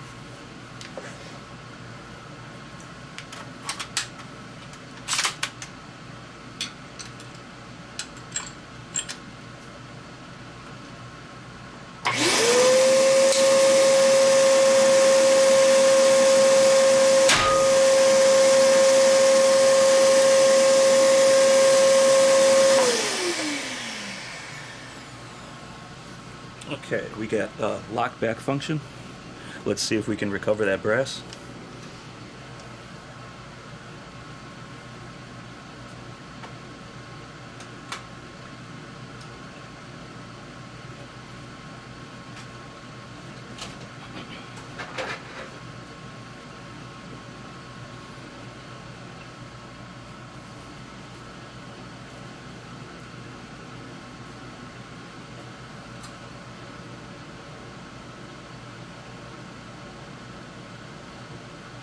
Okay, there it is. Let's bring it back to the bench real quick and we'll take a look at it.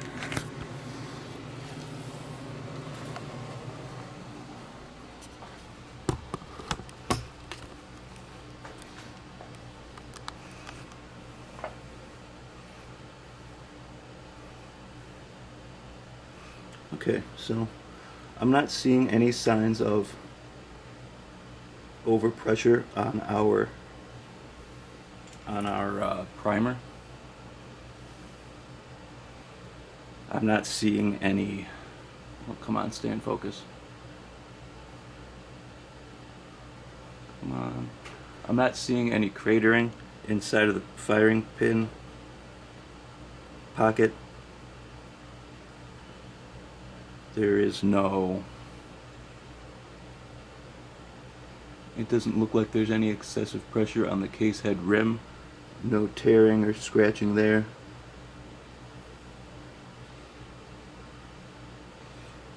No defects in the case body.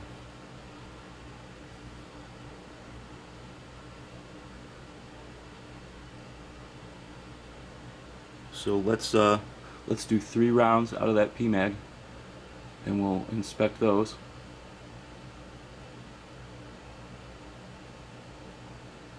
And I'll go back and look at the footage and take a look at that ejection pattern. It's a little hard for me to see. It really shot out of there, which is what we want to see. We want this thing to come out with authority. So that's our first one. Let's do 3 more out of the magazine.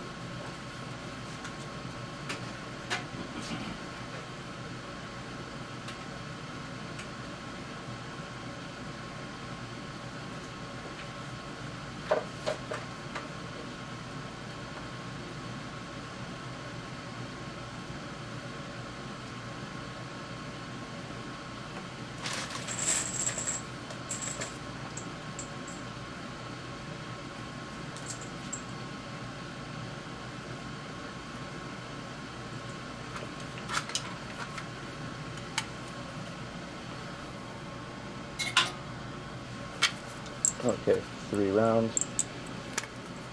Into the P-mag they go.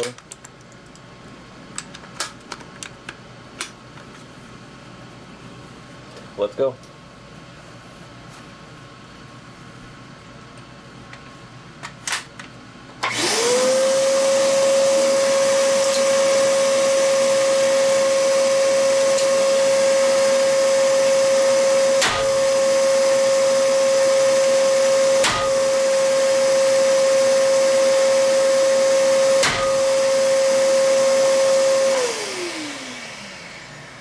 Okay, great feed and function. We got hold open again. Let's see if we can find those cases.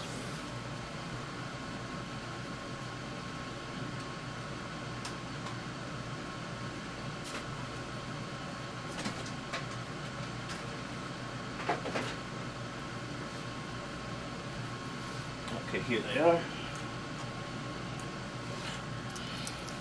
1, 2, 3. Let's take it back to the bench.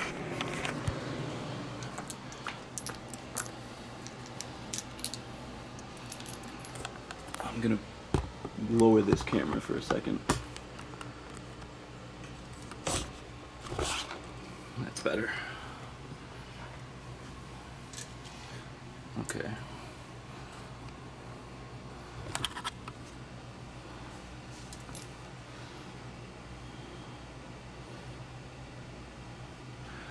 Okay, again, we're looking for signs of cratering or mushrooming up of that primer. I'm not really seeing any. Doesn't look like any severe damage on the case. No tearing or scratching at the rim. Light frosting we want to see. You want to have a smooth chamber to help with extraction. If your chamber you want a polished, nice, smooth chamber. What you don't want is like a mirror finish chamber, because when that brass expands, it's if that chamber is too smooth, you could I don't want to say weld, but you could really get a stuck chamber in there if that chamber is too smooth, like a mirror polish.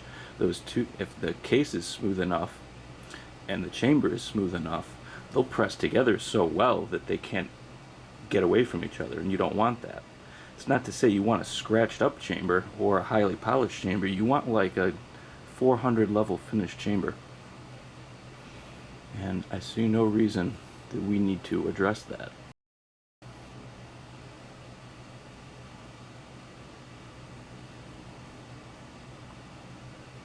It looked like we were into the overgassed position. It looked like we were ejecting around 4, 5, 6 o'clock. Let's I think we turned down the gas. Check function again, and inspect the brass with the same rifle before we move on to the other one.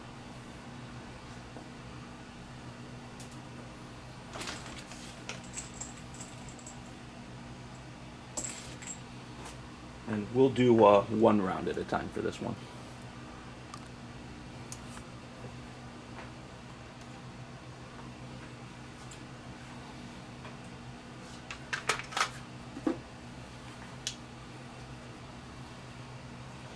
Okay, so we've got our adjustable gas block here. Let's go ahead and turn it in. Let's say 4 clicks. 2, 3, 4. Let's see if we can adjust the ejection pattern.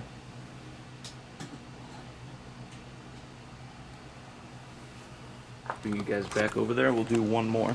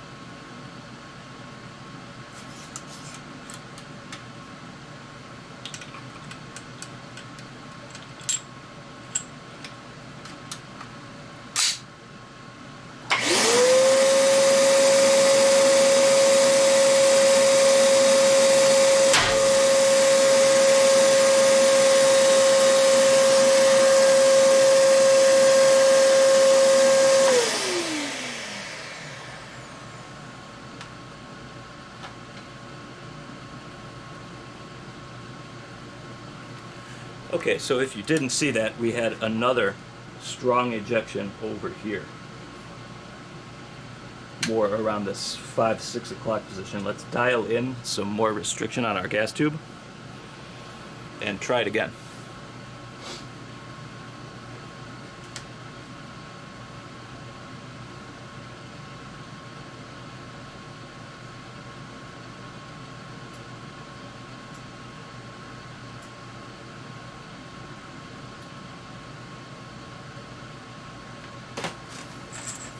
So from wide open, we have a total of 4 clicks dialed into our adjustment gas system, or 8 clicks I should say.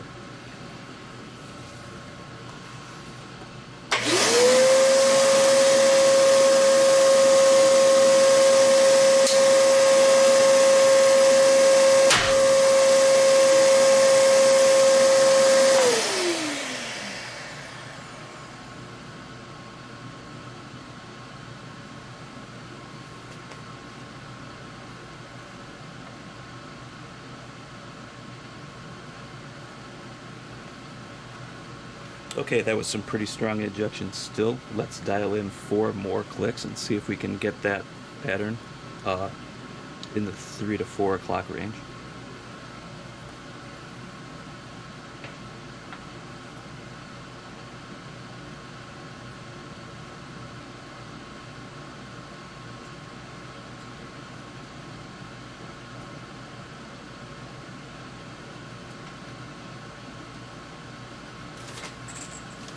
Okay, so from wide open, that was 12 additional clicks closing the gas system. Let's try another one, see if we can get some 3 to 4 o'clock ejection.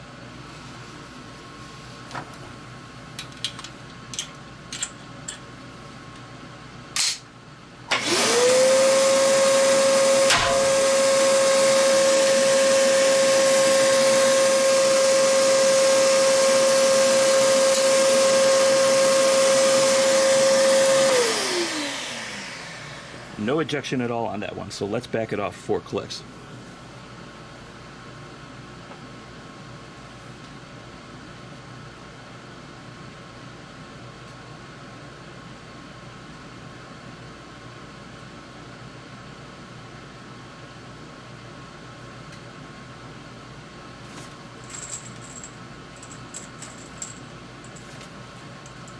Okay, we've got our adjustment at 8 clicks from the wide open position.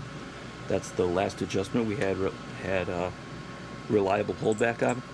Let's test 3 more with the gas block restricted. 8 clicks from wide open.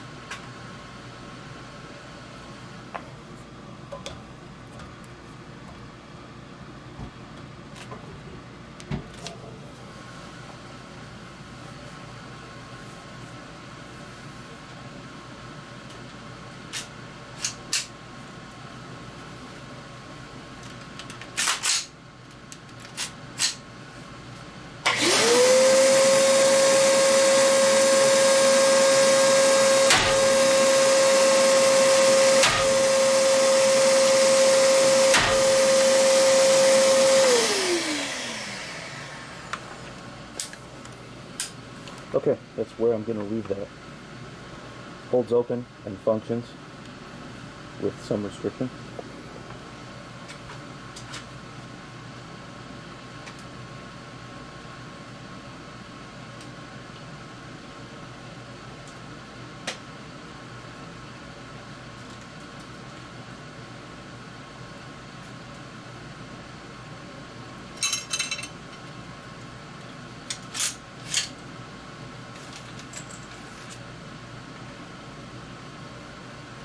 Okay, let's try the silencer co upper with the Ruger lower.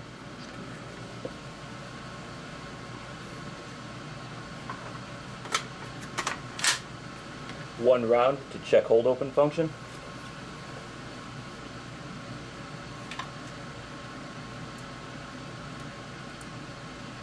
Let's clean up this old brass so we don't confuse these two.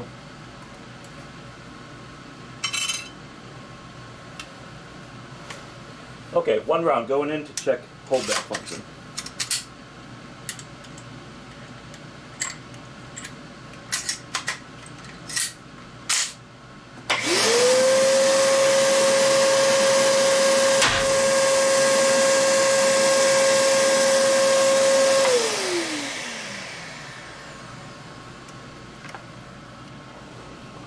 Okay. Holds open.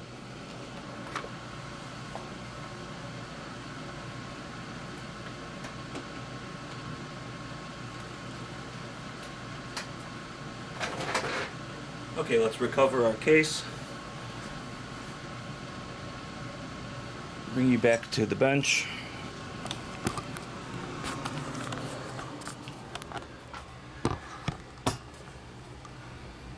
Take a look at this guy.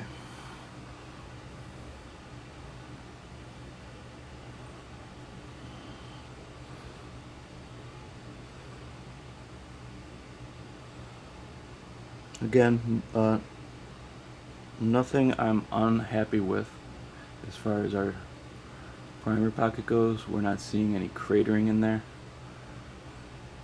or mushrooming, I should say, around the tip of our firing pin.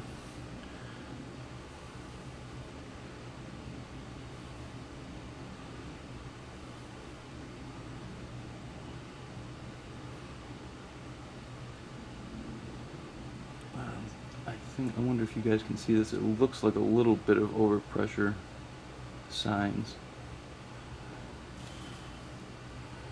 Possibly there from the ejector mark.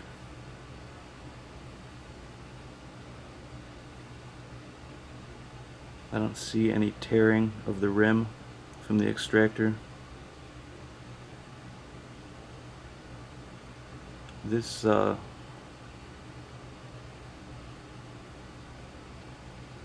frosting looks a little interesting. You can see the pattern on there. Not very consistent, but you can see we have kind of a rough chamber, but we're getting good extraction. Let's test 3 for function out of this one. It looked like this one was ejecting around 4 or 5 o'clock-ish. Let's see what 3 rounds looks like.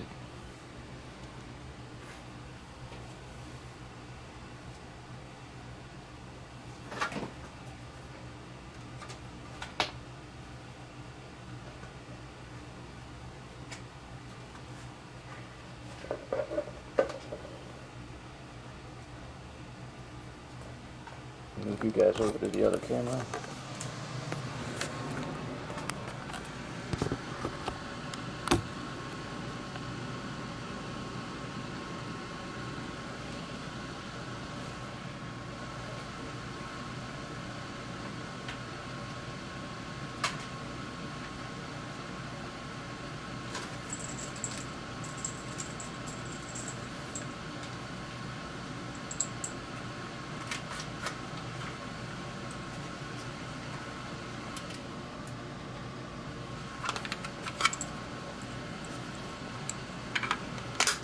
One, 2, 3 for function.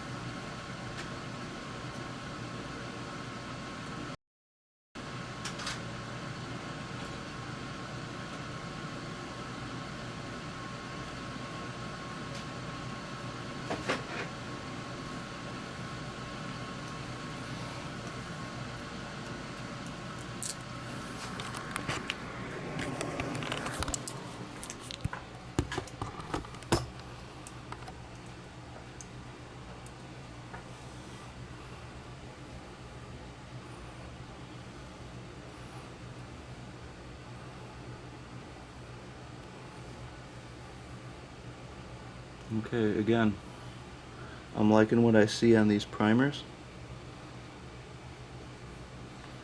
The rims don't look terrible, but we've still got that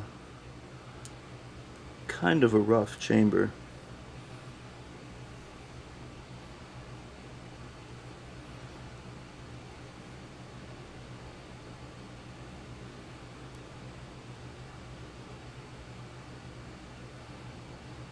You can see we got a solid ring around that one.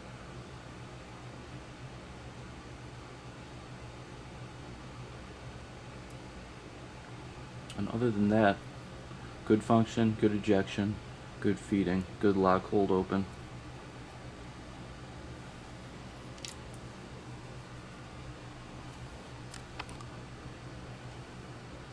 Okay, let me track down the muzzle brakes on these guys and then we'll test fire them with the muzzle brakes. Okay everyone, we've got our 2 muzzle brakes that we went over in our book review. We've got our first upper from the Anderson build. This is the Spikes Tactical upper on the Anderson lower. Let's see. I'll show you why we're choosing why these brakes go for each gun in a second, but this is the one we're going to be putting on the Anderson with the Spikes upper. Now there is something I want to talk to you guys about.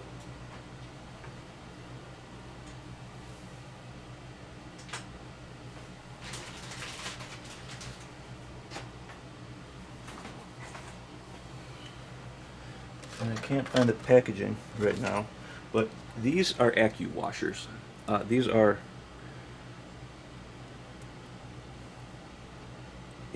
come in different sizes, and they're for indexing your muzzle brake. You can see they've got these little lines engraved into them. That represents the thickness of the washer itself. You can see one is a little thin, one's a little thicker here. And you can see, maybe you can see, there's a bevel on the inside diameter here. I think you can see it. And that's the end that goes, the bevel goes on first. When you're, the shoulder of these muzzle threads, right, the shoulder right there, almost never is a 90-degree corner. There's always some kind of hump or little radius in there that can possibly hold up your washer. And the Accu-Washers have a built-in bevel. Come on, focus. I think you can see it. So the Accu-Washer goes on bevel side first. So you can see we've got 2 different thicknesses here. I'll put this camera back up on the rack.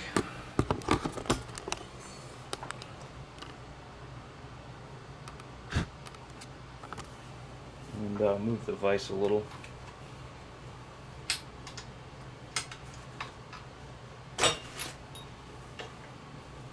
Okay, here we go. That's a better view. So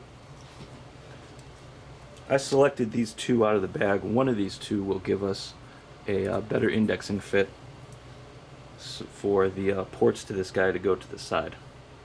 That's what we want. 3 o'clock and 9 o'clock on these ports. Let's screw it on hand tight and see what we get. We will be rock setting this into place.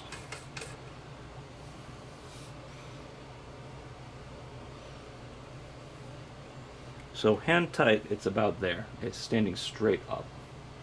Let's try a couple of these Accu-Washers and see how these things change our index of our muzzle brake. We'll start with the thinner one. Again, the bevel goes on.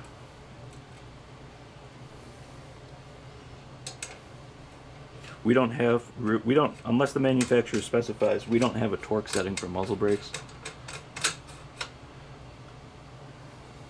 Ooh, that looks really good. See, by the time we torque this guy into place, that'll be straight up and down.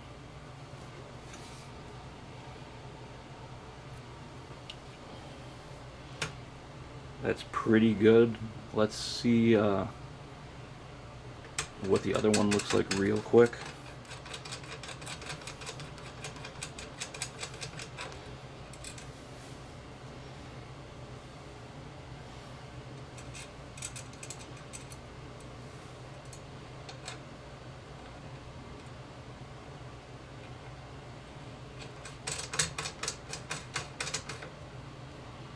That's a little much. See, that's too thick of one. We'll use the other one. Before we torque into place and rock set, we should check concentricity of our threads. Now, if you don't have a gauge for this, and there is a gauge that threads on here and shows you if you have any run out on your threads, you can look. If you don't have that gauge, and I don't have it, we have a bore straightness gauge that we'll drop through here and see if it catches or touches our exit diameter. If it does, we got a problem. If it goes straight through, we're fine.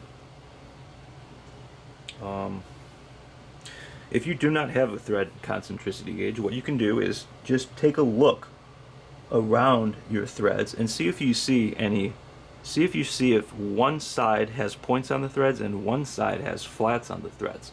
That will give you some kind of indication that you can visibly tell if you have concentricity issues.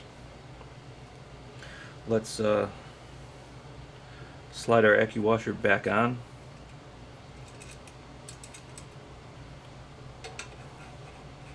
Put this on hand tight.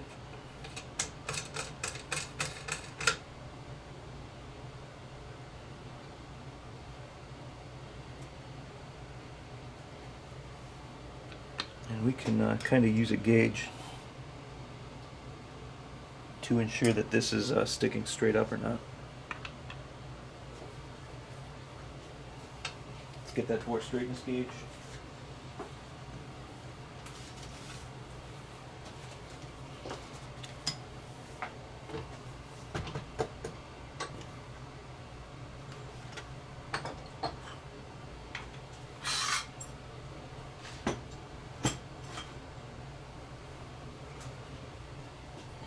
Camera resituated here.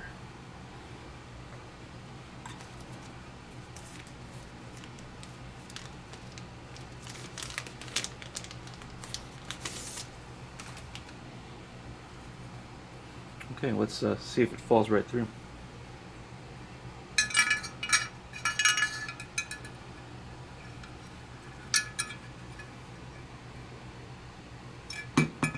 Excellent.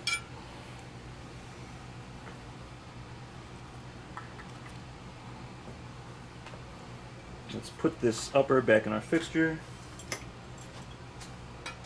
I am, by the way, I'm just using the Wheeler reaction rod for this.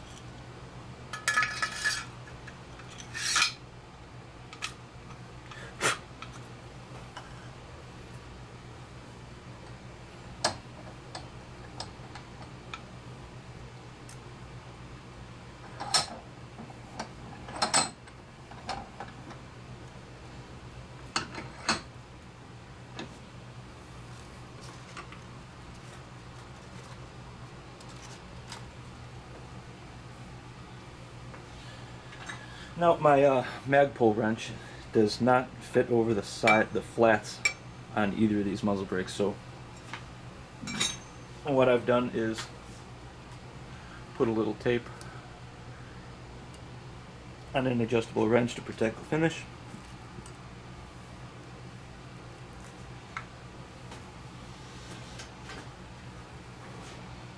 Let's get our rock set.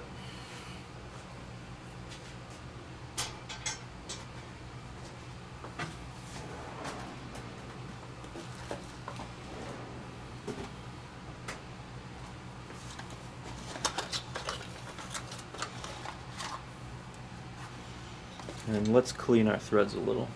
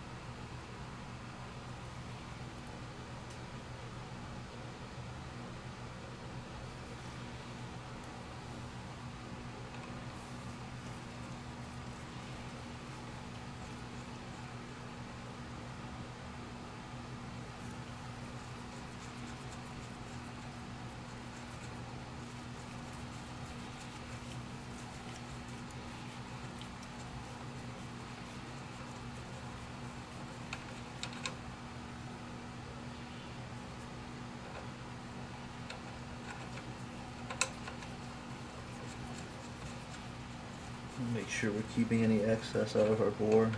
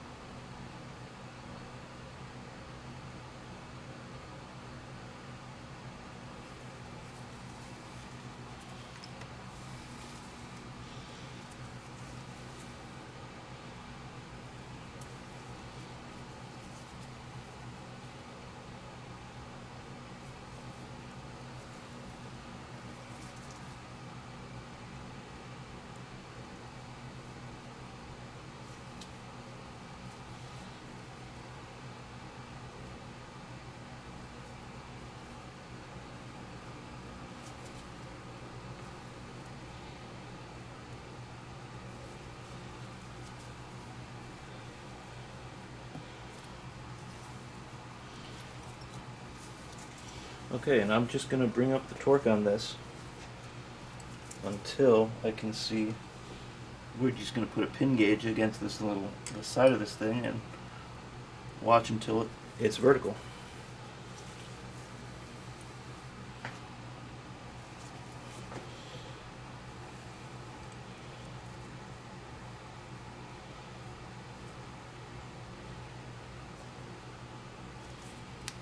Make sure our vise is locked down.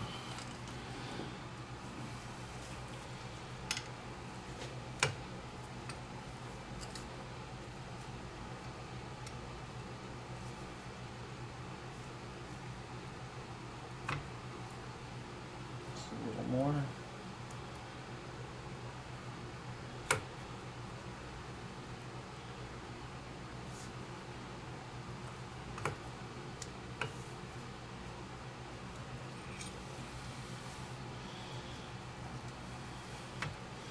And I'm happy with that.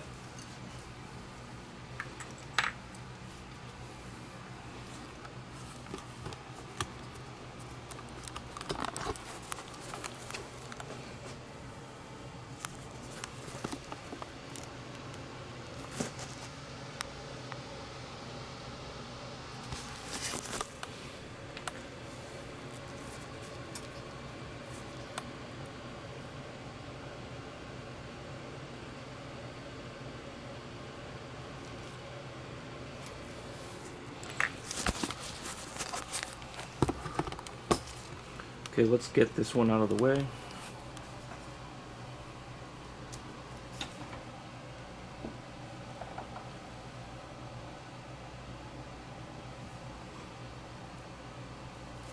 Ooh, I actually caught something.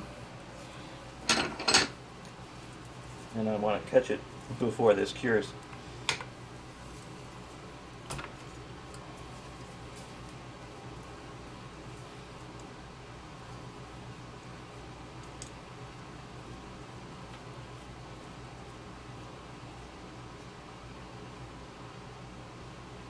We actually want this muzzle brake on the other gun.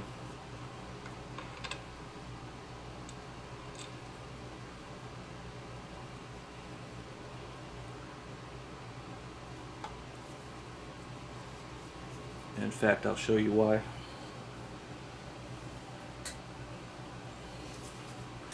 the 223 Wild cartridge marking for this barrel is right at the muzzle, and our longer brake, the linear brake, includes a spacer. So we're not going to be using Accu-Washers with this one, but this one,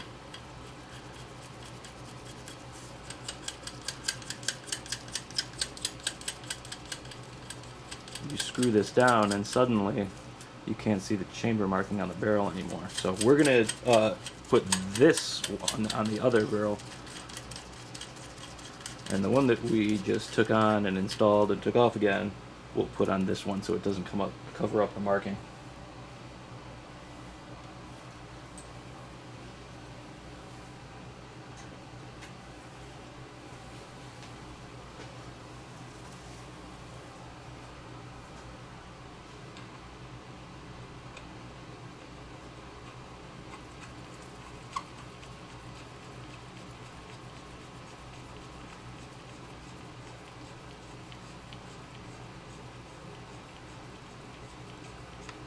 So let's go hand tight on this again and check with bore straightness gauge.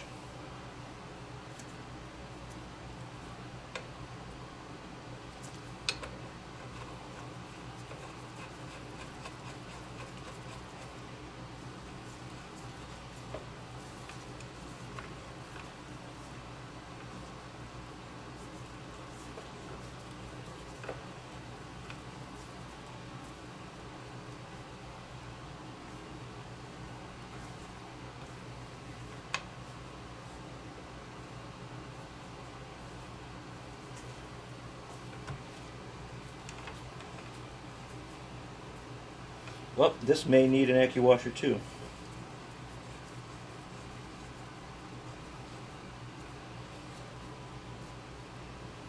It's about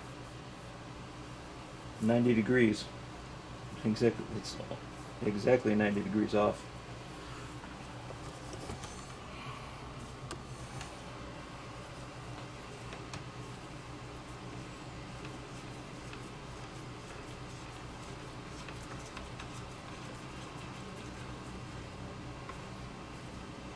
In fact, let's check to see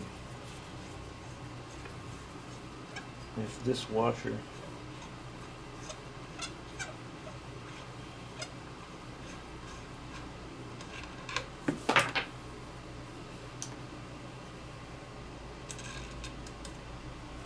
index this brake okay.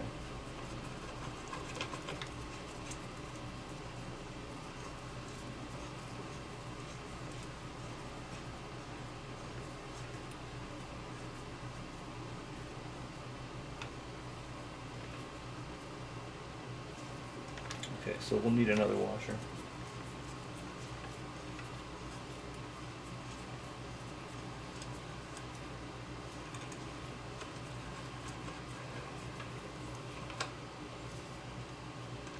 Let's go ahead and do the other gun.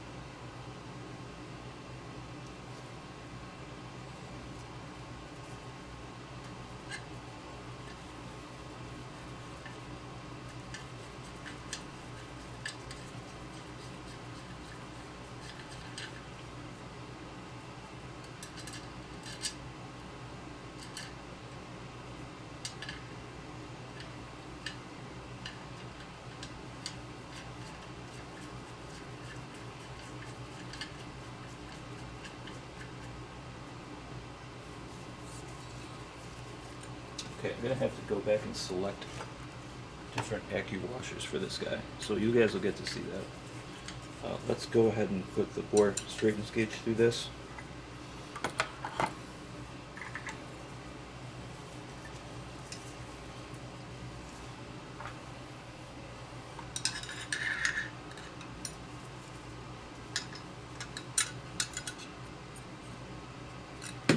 Falls through no problem.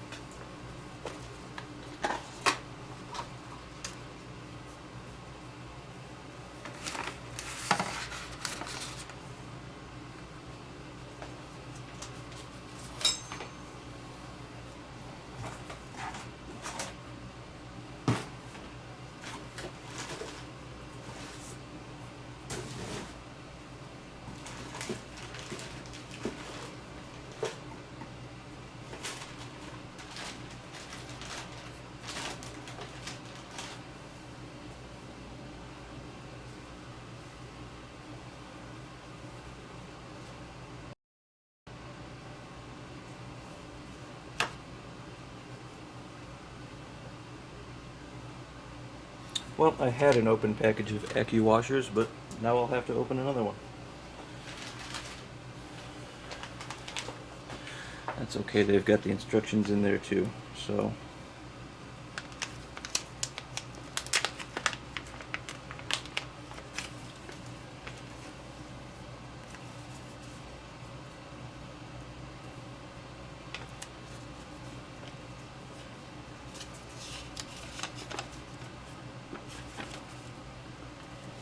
Okay, so let's take some time to go over the Accu-Washer instructions real quick.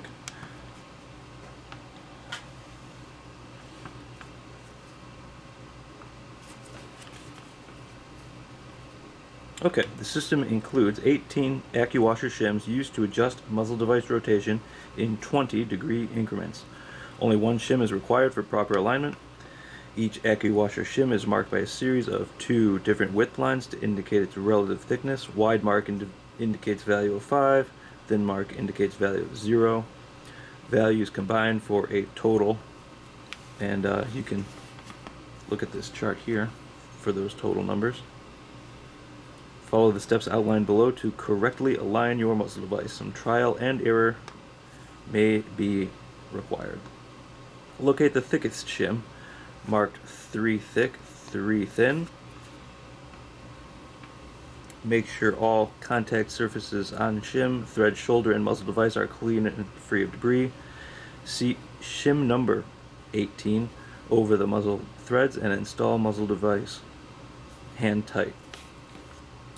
Sight down barrel and visually estimate the amount of rotation needed for proper alignment. Let's do that now. Let's see if one of ours, yeah, this is the thickest one we had here, 18. Shim number 18, 3 thick, 3 thin.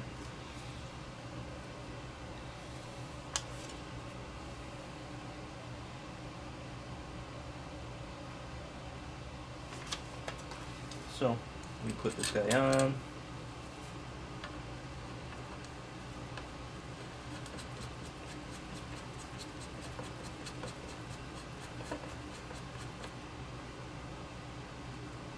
Okay, so it is sticking straight up and down. I think you guys can see that. So it's biased a little this way. So as you turn, so it's going this way. We need to go that way a little more. So it's, if it was straight up and down, we would be 90 degrees off. But we're a little less, so let's check here.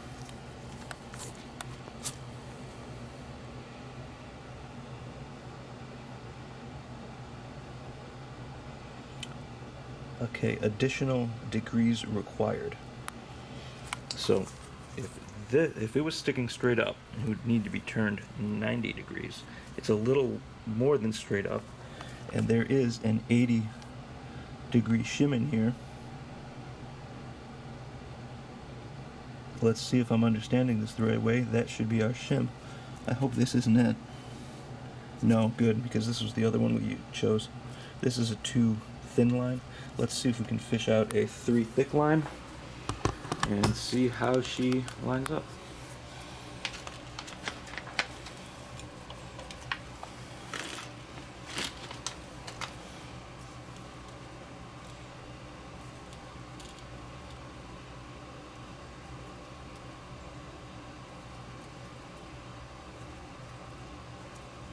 Ah, there it is.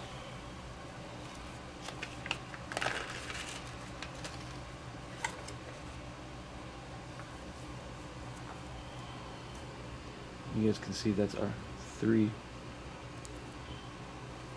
thick lines engraved in our Accu-Washer.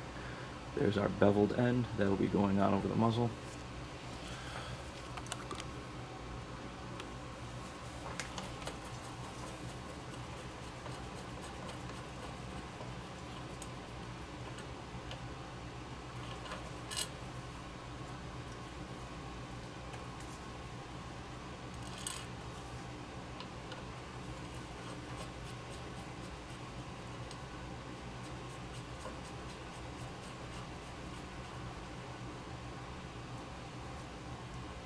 Excellent, love to see it.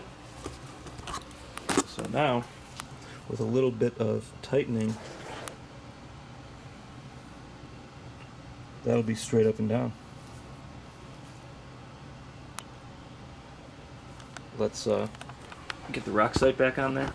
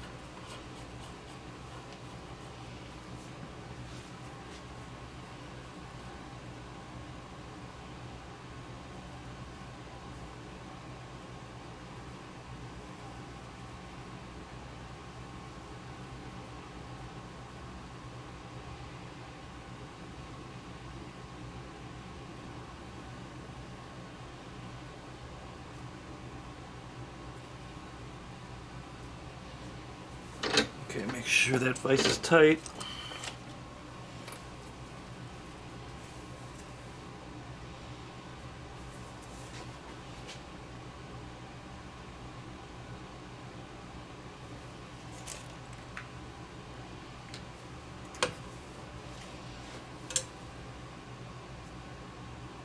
A little more.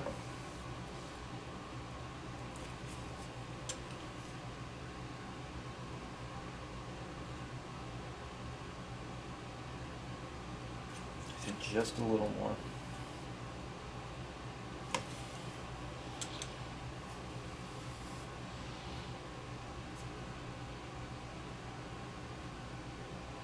To me, that's perfect.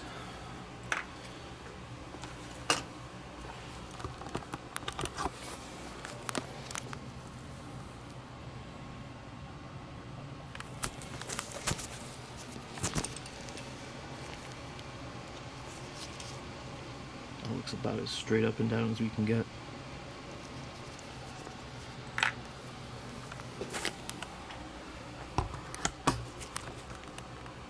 Let's get the other one set up.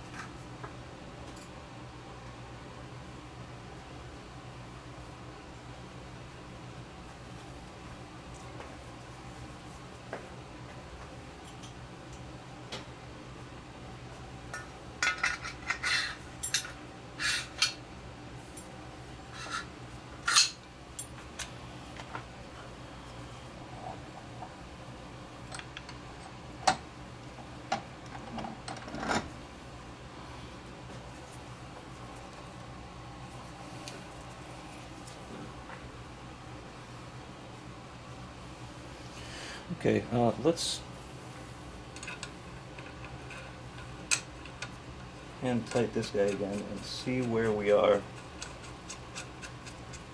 This little collar was supposed to index this guy correctly.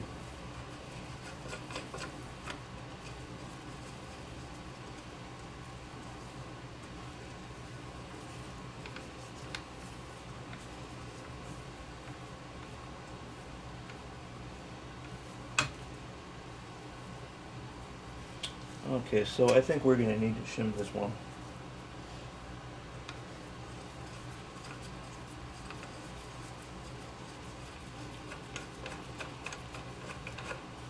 So let's dig back into the Accu-Washers.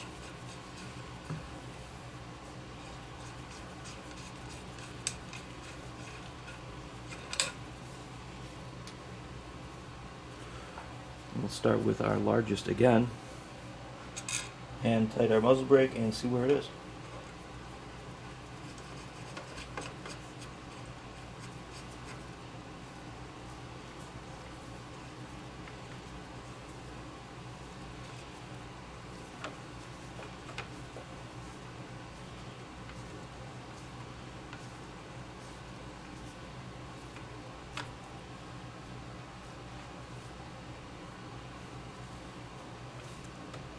Okay, so just less than 180 degrees right here. Let's, there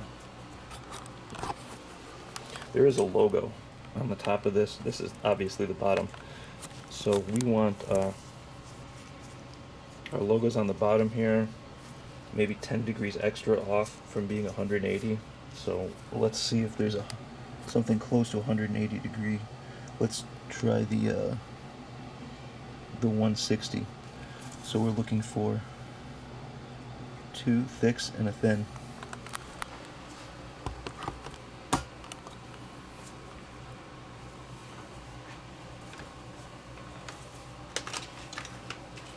Is this it? No, that's 2 thins.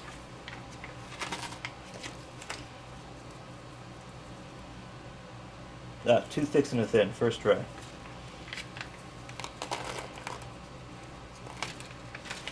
Take this one off. See how this one fits.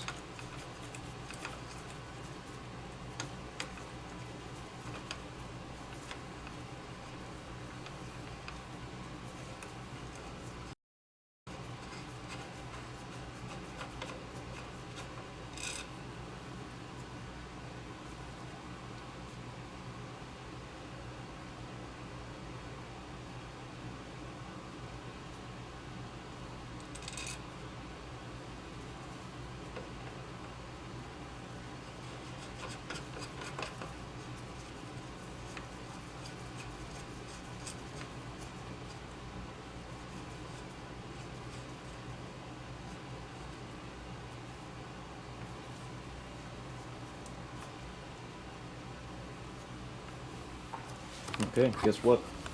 That's awesome. That thing is like 10 degrees off from being straight. By the time we torque that, it'll be on right. Let's get the rock set on there, and then we'll start torquing.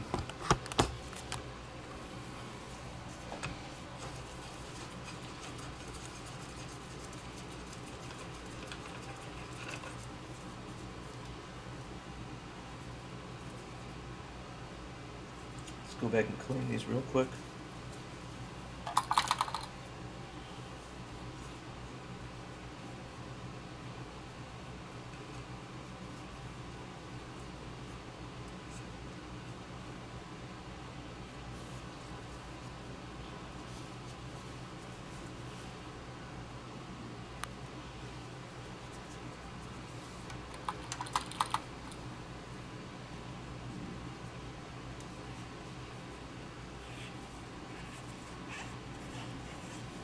Ooh, these threads are filthy.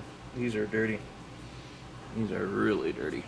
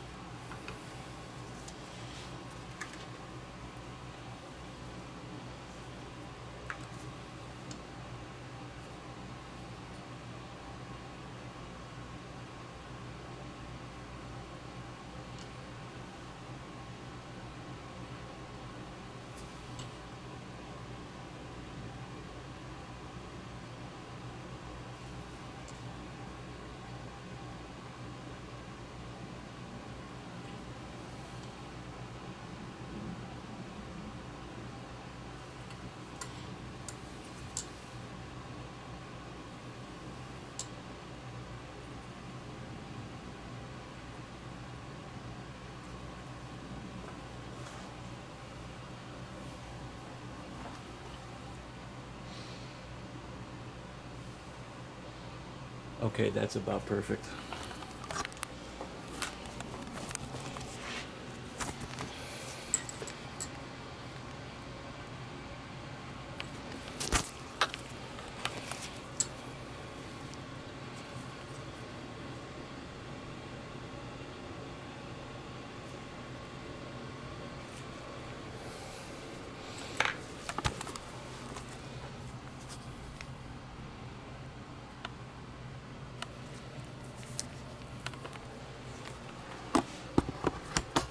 Okay, we'll give these a little time to cure and then test fire them with the brakes. Stick around, you guys.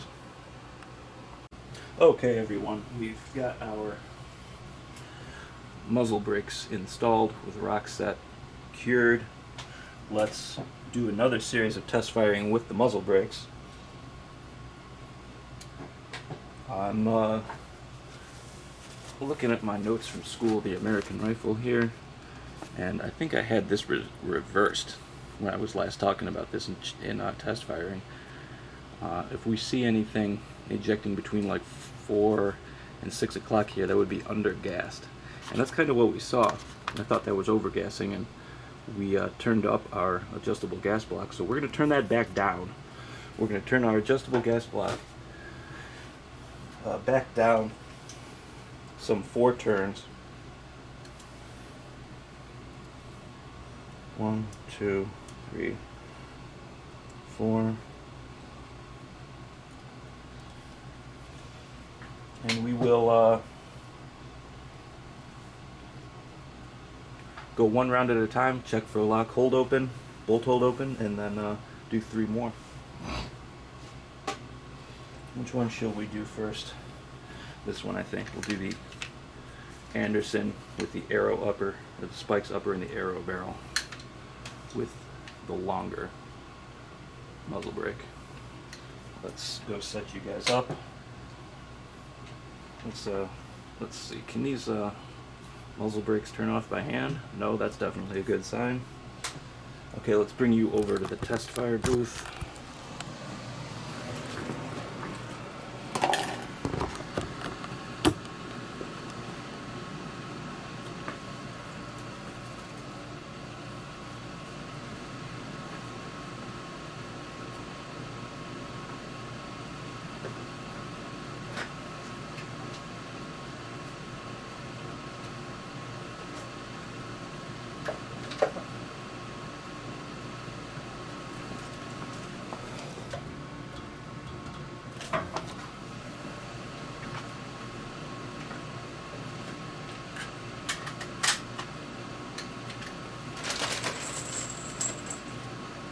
Okay, 1 round, checking to see if the bolt hole's open.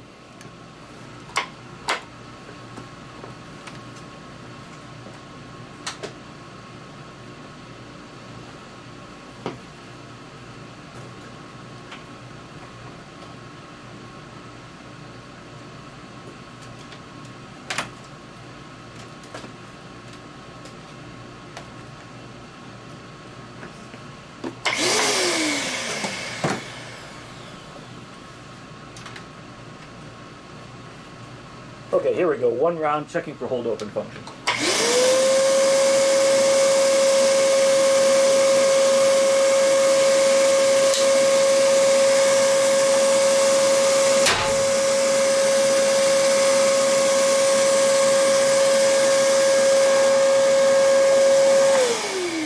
Okay, good hold open.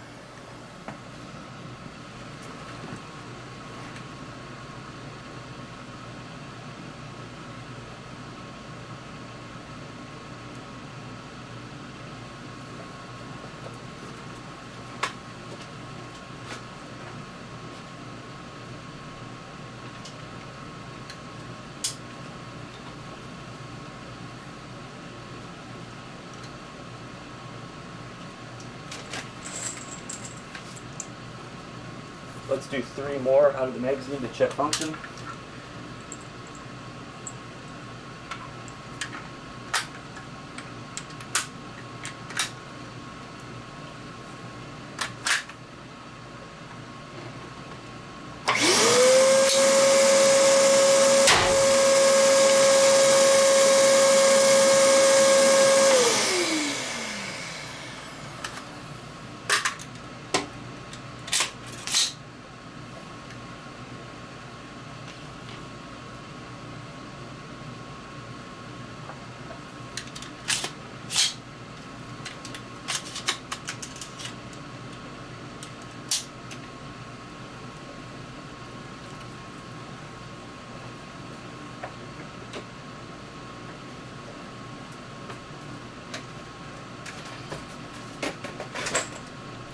Well, that was exciting.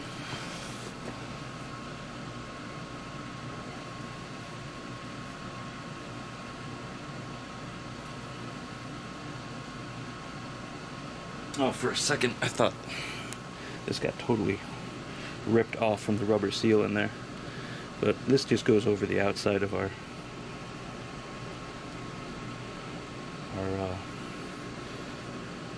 muzzle port there.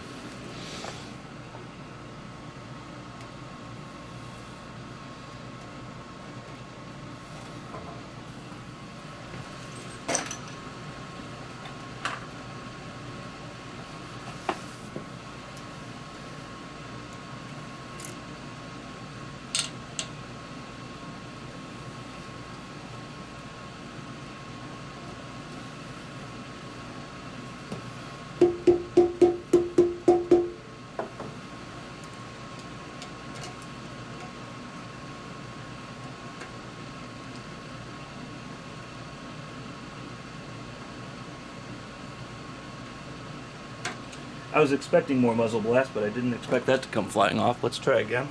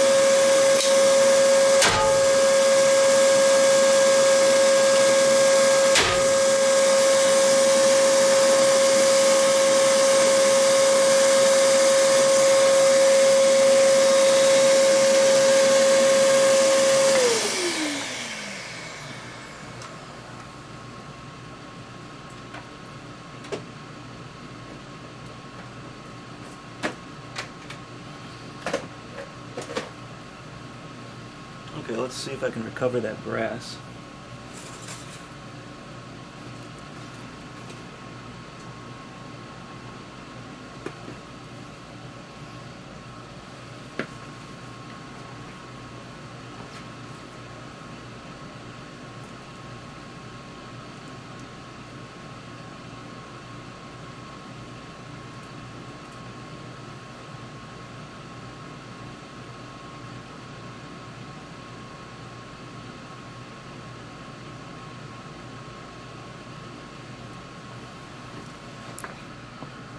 Okay, so I'm not seeing any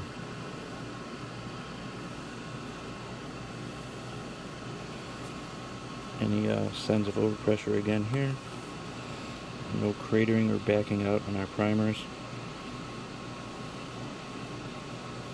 Pretty consistent frosting on the cases.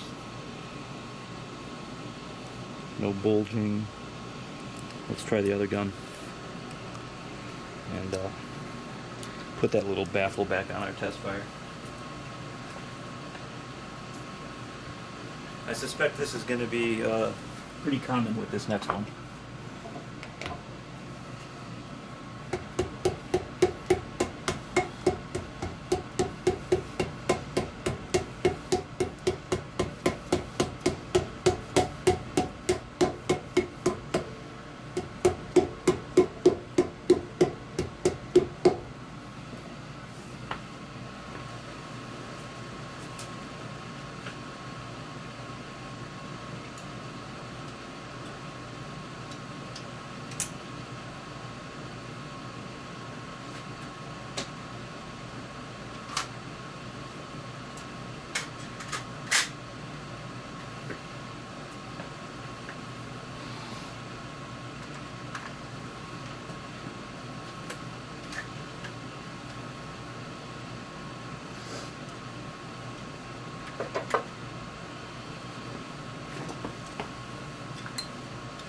Okay, one round. Check hold open function.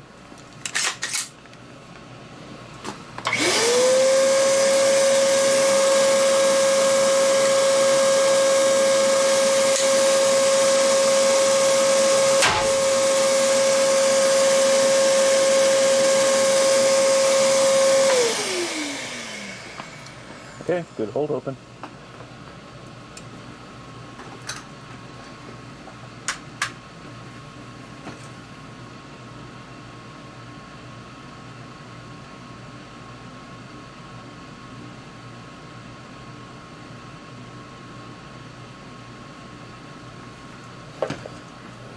Again, I see no signs of overpressure. We got kind of a funky frosting pattern on our brass. It's not a huge deal. We're not cracking any cases. Case heads aren't separating. We're pretty happy with that. Let's do 3 more for function. Make sure this guy's seated.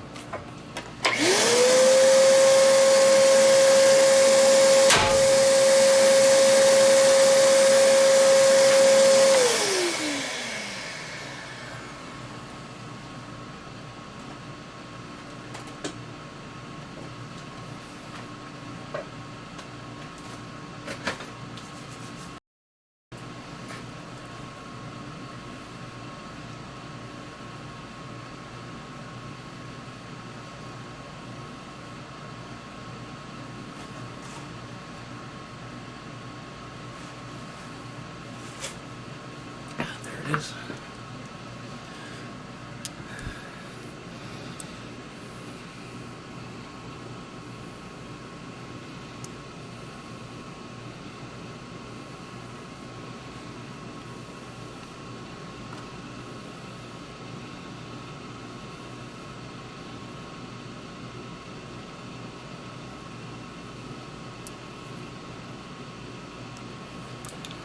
Well, I am pretty happy with that.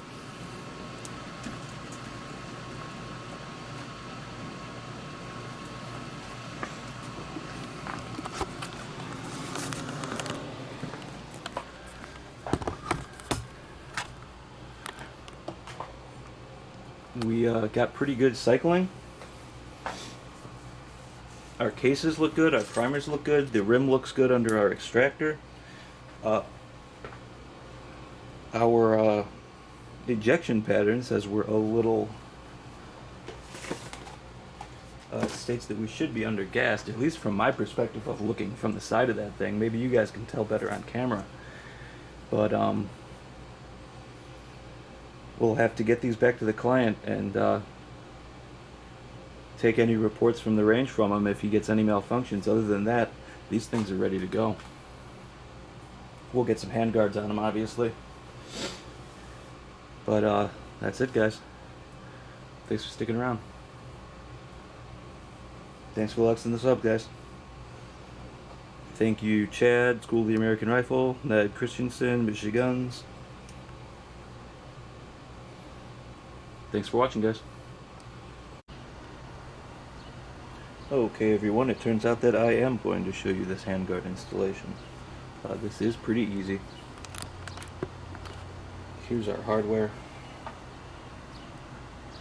These are the, it's a turnbuckle with a dovetail style screw, style set screws, I guess you could call those, with a detent and plunger in the handguard here to engage on this little wheel.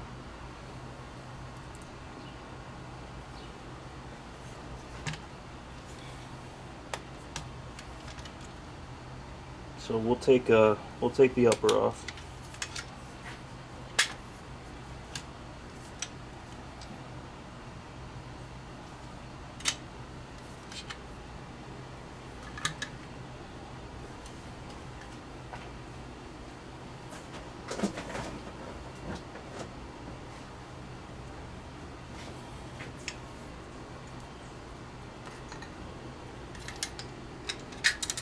We'll take our bolt carrier out,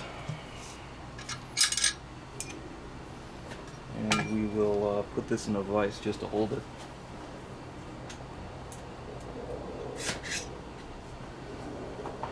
Use the Wheeler Delta rod.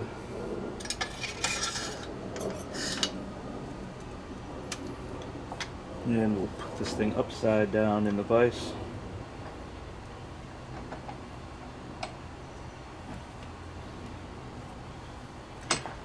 Can get a look at how this goes together. It's pretty easy. Let's see if I can do it on the first try here.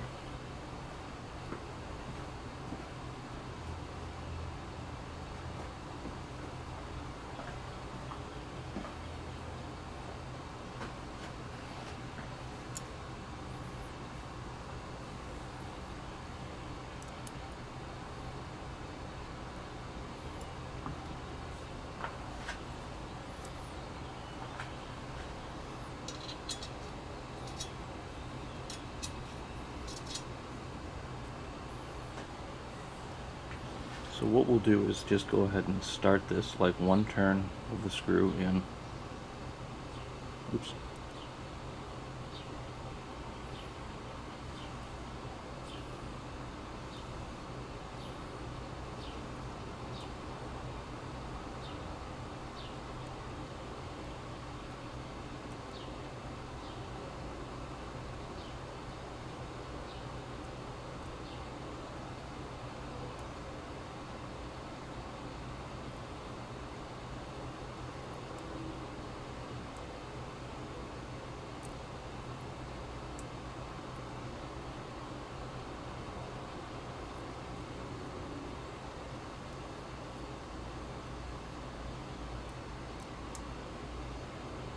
Okay, we'll slide this assembly through, and you guys can kind of see it's hanging up on the detent right there. So I'm just going to take it out and spin that little gear until I can get it into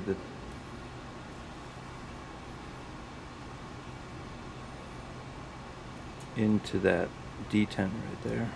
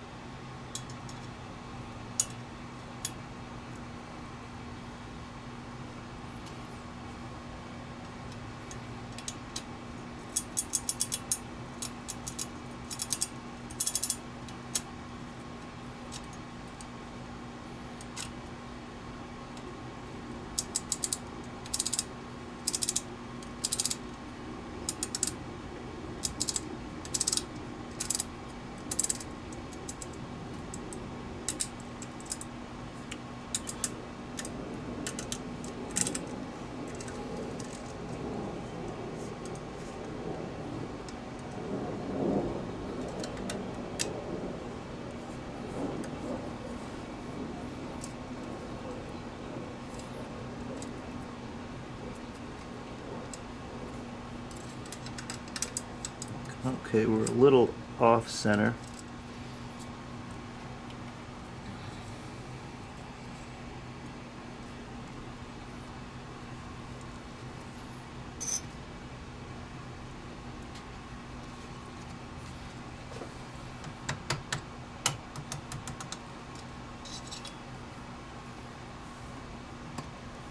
Try that again.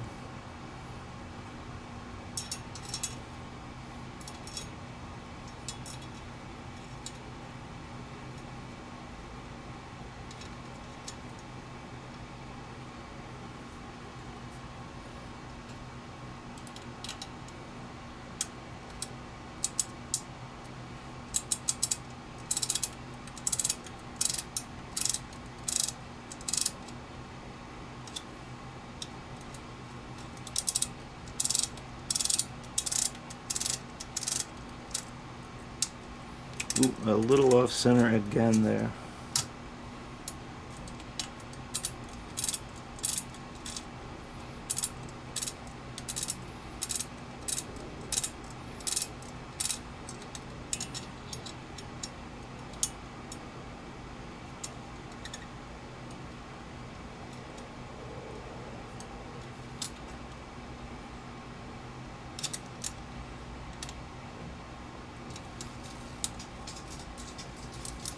Okay, I think this might be it.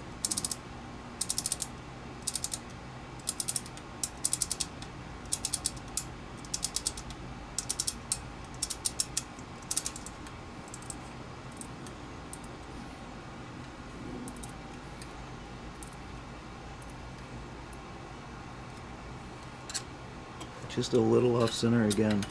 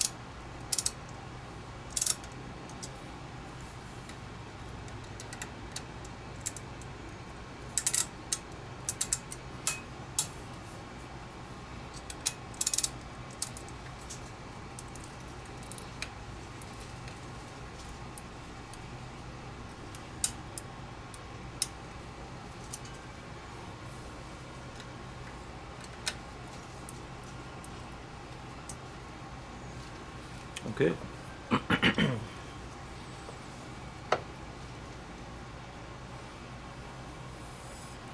And well, it looks like we were out of frame for most of that.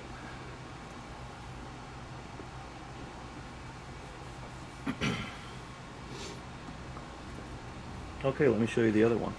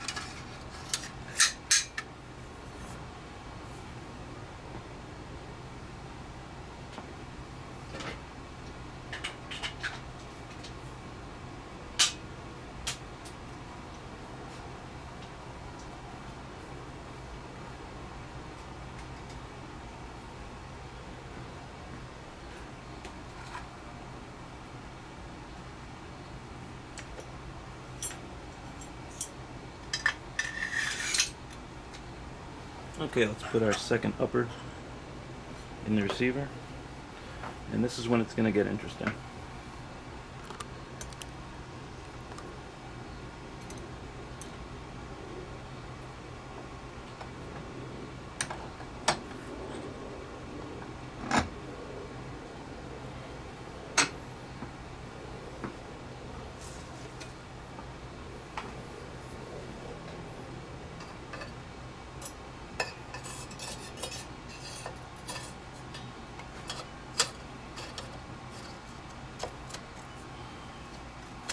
And that's where she stops. You can see, so the Aero Atlas handguard does not play so well with the silencer co billet upper. Most billet uppers and lowers they deviate from the standard shape, and when you deviate from the standard you get things like this. Now we can fix this. The tabs are just a little too short here and here, and they're getting holed up on the receiver right there and there. So we can do something about this. It will void the factory warranty, but we can do something about this. I'll be responsible for it. If this breaks because of the modification I do to this, I'll buy the guy a new handguard, no problem. I stand by everything. So let's just get the handguard in the vise and we will start our fitting process.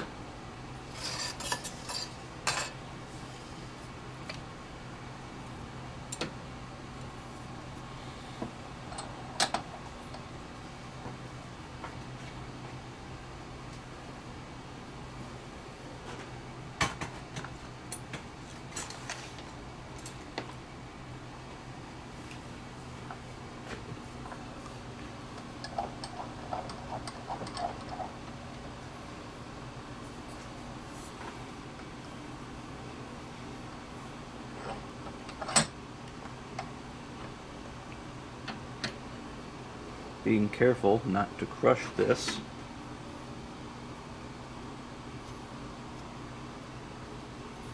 Actually, I'm going to turn it around.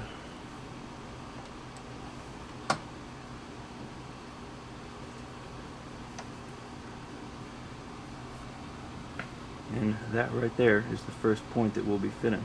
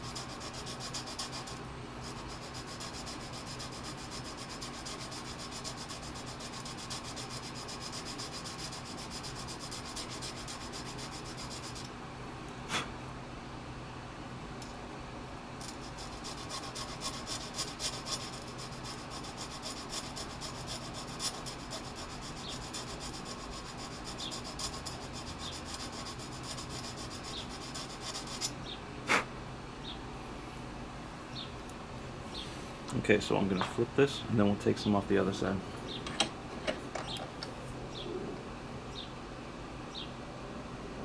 Actually, we're going to keep going on that side.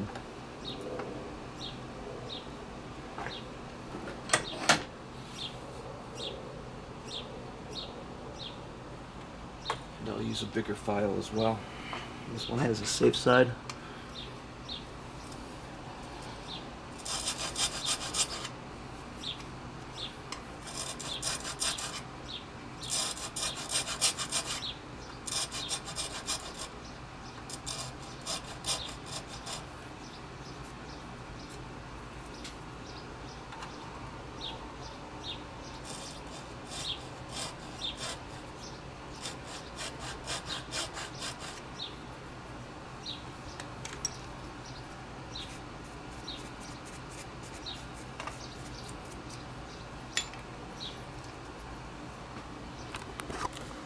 Okay, I've got the anodizing off of it.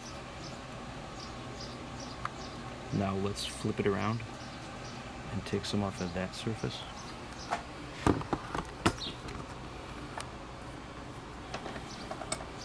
The concern here is that anodizing provides most of the hardness on aluminum like this. However,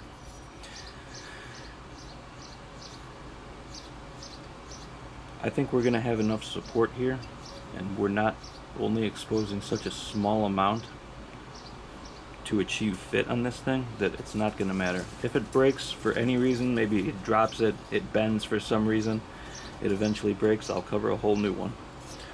But he's got this one, and we're going to make it work.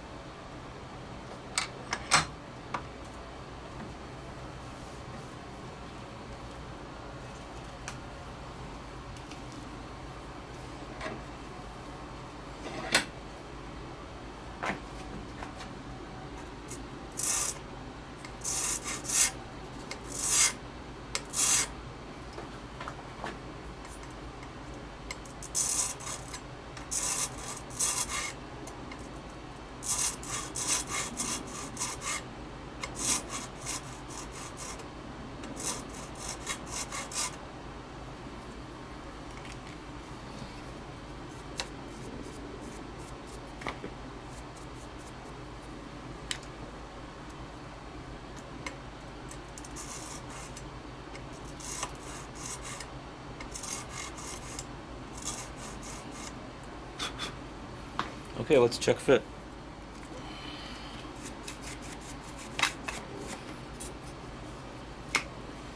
Show you guys what we've done there. I think you guys can see from there.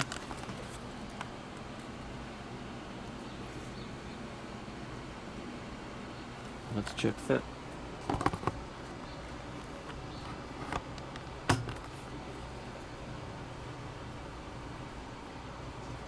And let's see if we can just slide the upper over the handguard right here.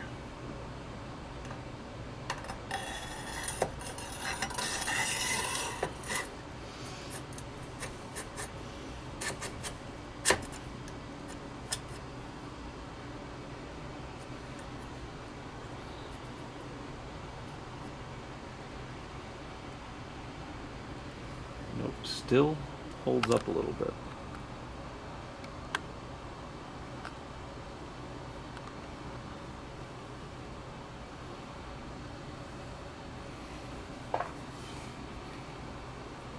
This gap right here should close up over our receiver. So let's keep going.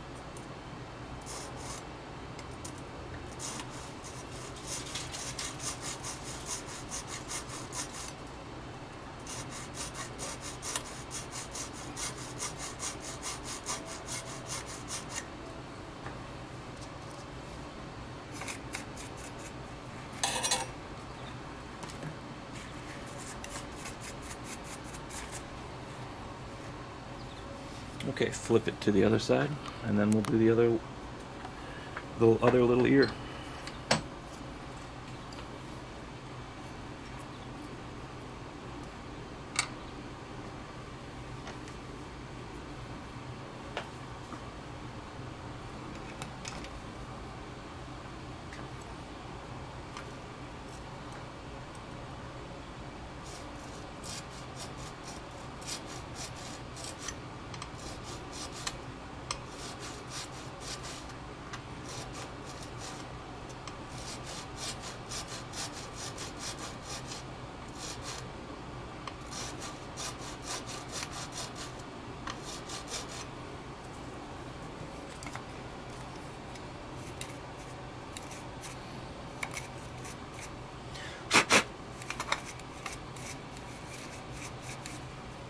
Okay, let's check fit from this side.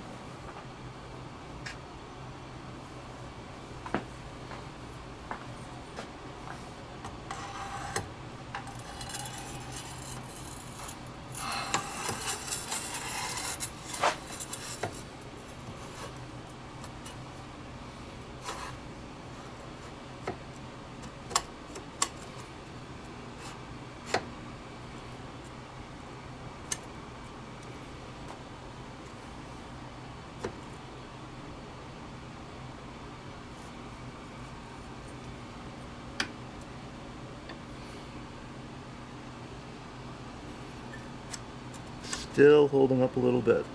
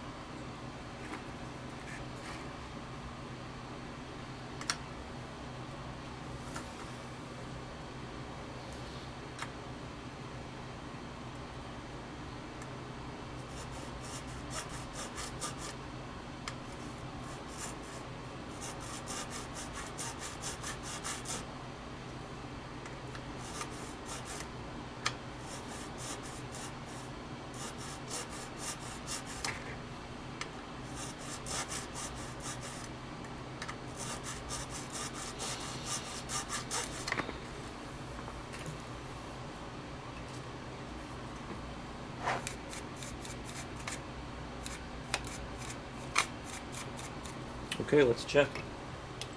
We may have to come up here and do the ears on top.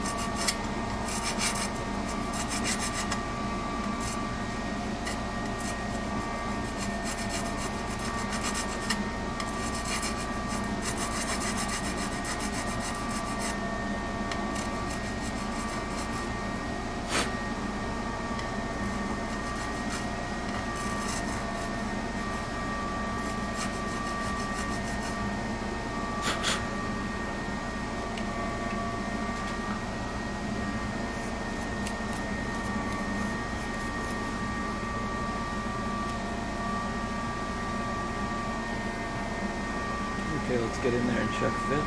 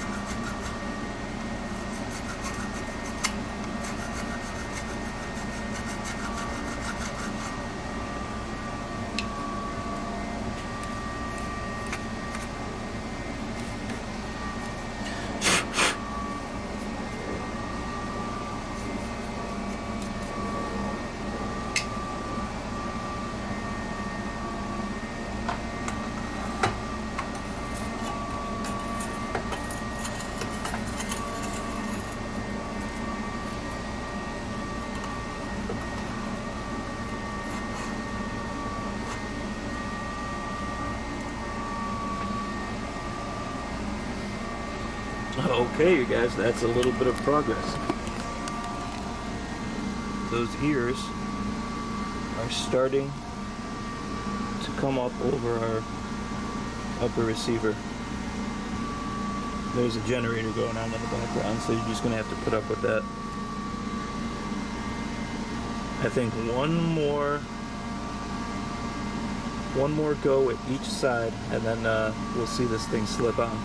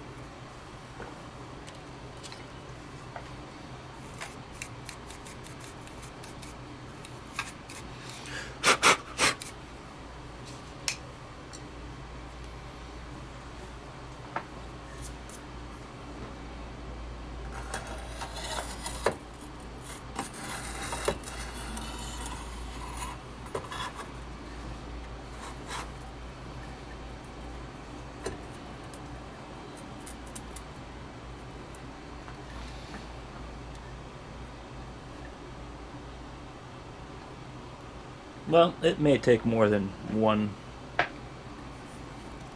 on each side. We'll keep going until it gets on.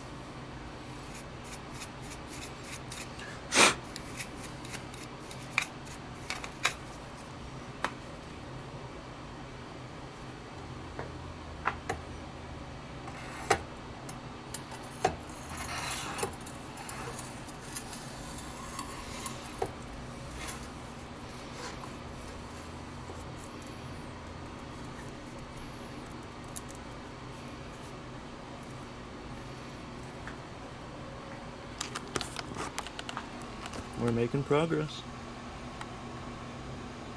Almost.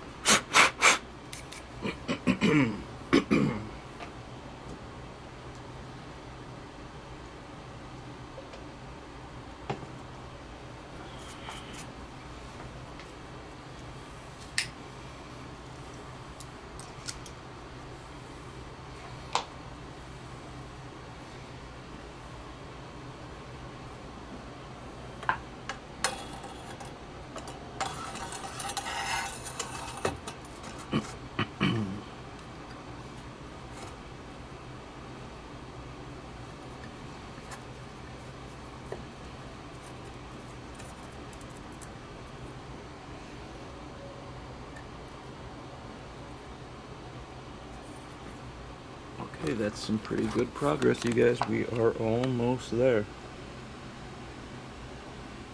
And it still looks good. Let's, where's my finger at? There it is. There, we can close that gap up.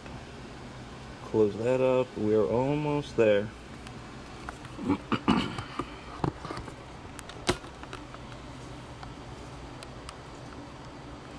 This handguard needs to go rearward enough to clear the dovetail for that hardware.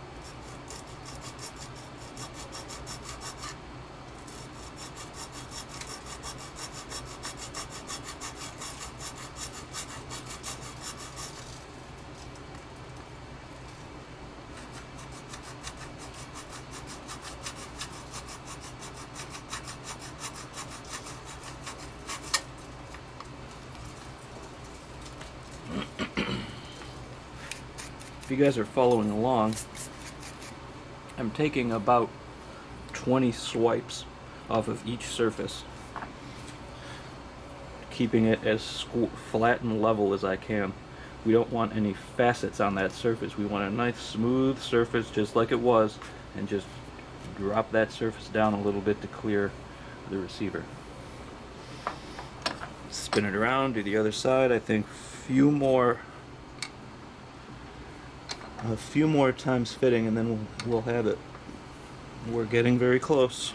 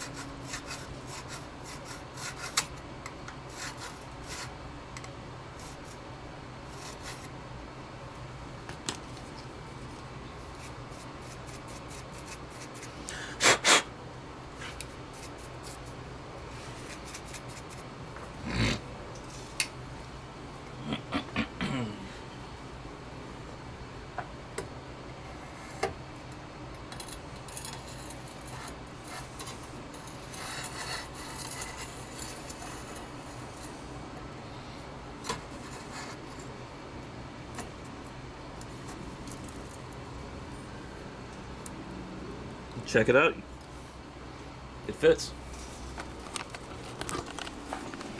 I think it fits nicely. Could it go back a little more?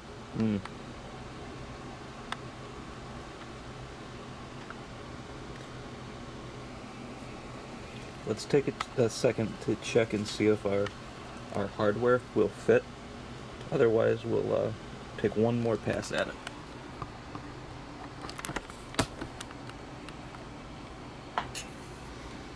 Take it out of the vise. Put the reaction rod in here. Delta rod, whatever you want to call this.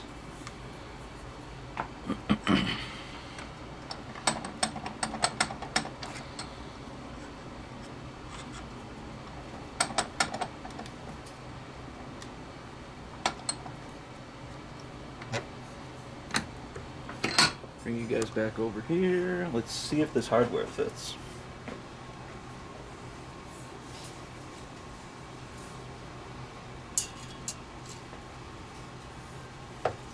And it does fit. Okay, what I want to do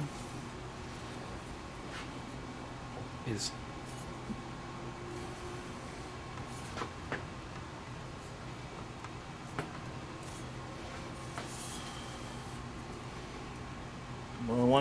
put some aluminum black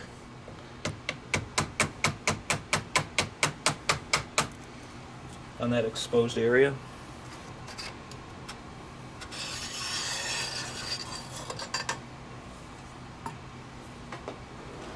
And maybe a little molybdenum grease.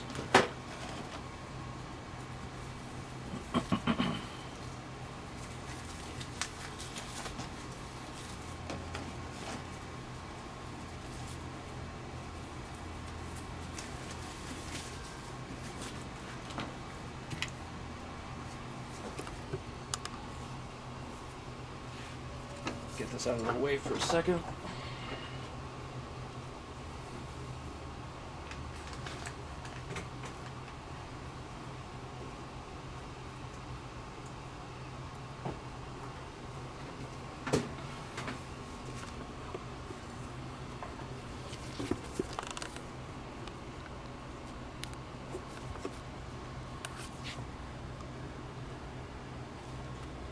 Okay, let's hope this doesn't go out of frame here.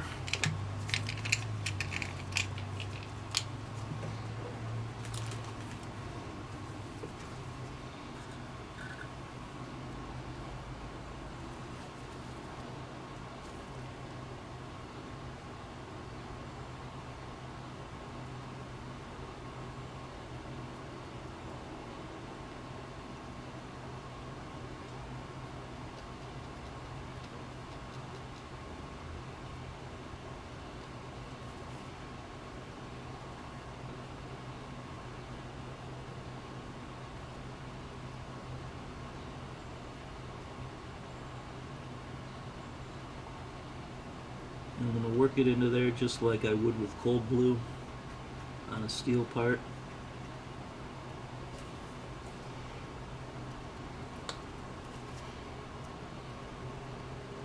I'm kind of gonna dab it on there and press that stuff into the valleys and peaks of that aluminum. Get as much coverage of that as I can.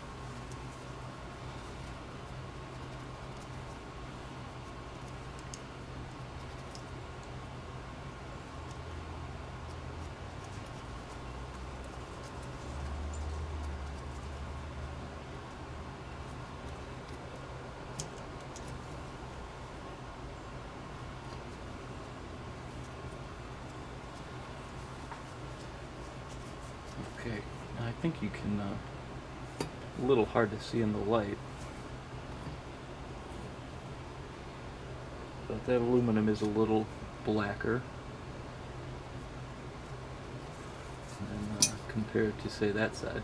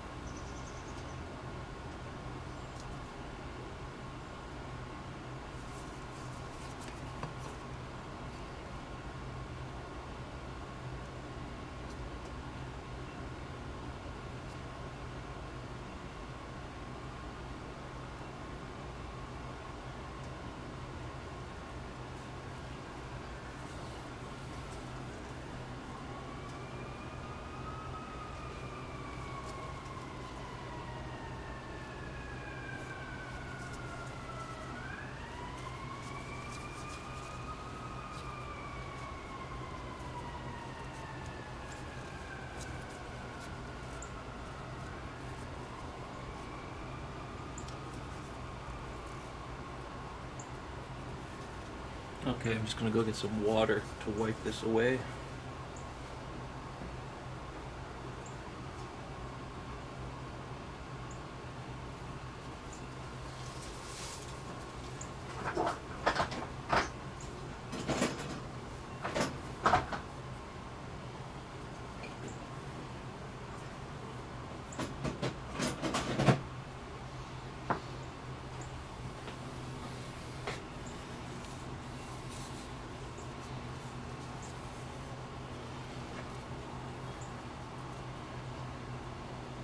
Just to flush out that chemical.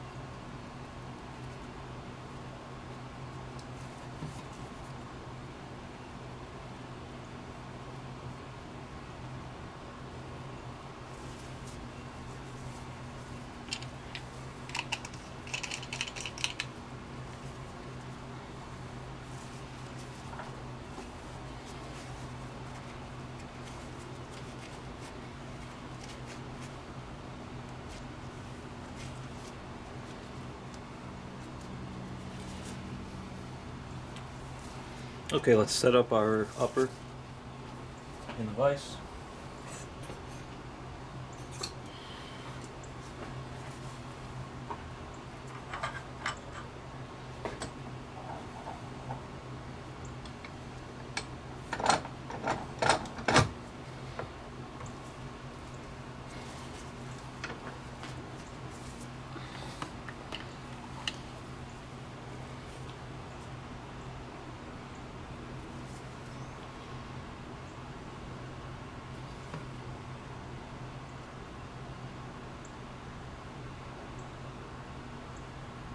I'm just going to take a little dab of this molybdenum aeroshell and put it on there to prevent any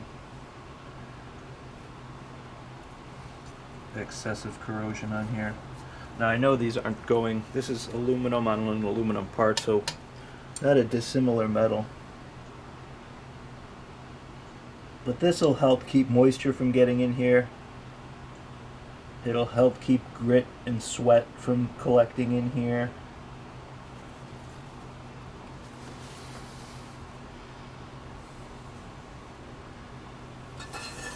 And further galvanic corrosion will prevent that.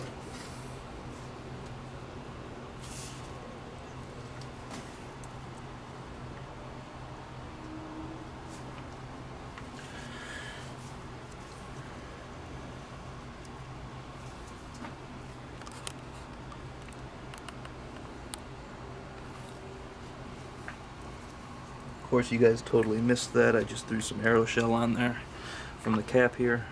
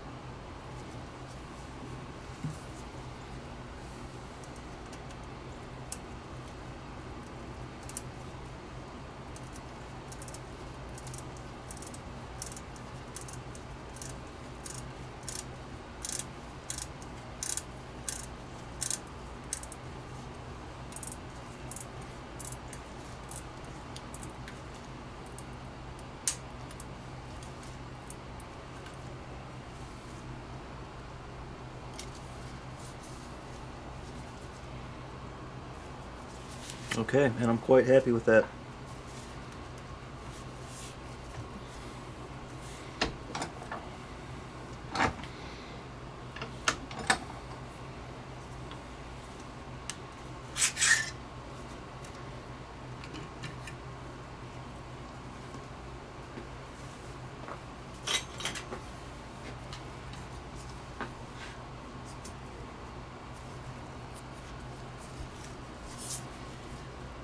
Arrow Atlas, modified for the silencer go billet upper.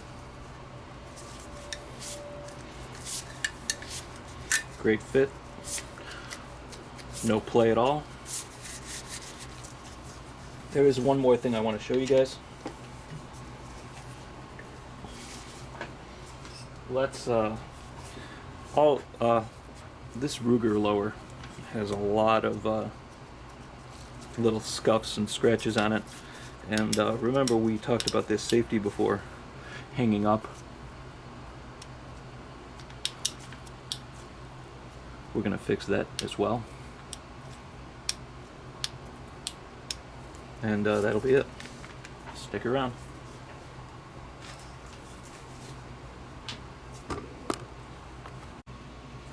Okay everyone, I want to assign these test fire rounds to the bag that these bolts came out of. I've got the one that's paired to our silencer co receiver.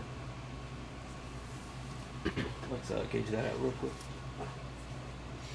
and see which one it belongs to.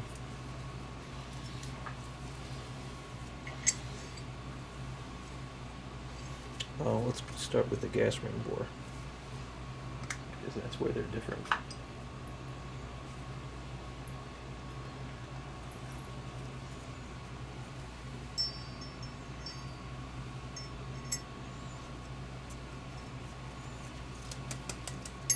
This one takes the red, the other takes the green. Let's see if this one takes the green, just so we're not completely messing around. Smallest green. Well, of course it's going to take it. The next step up, green.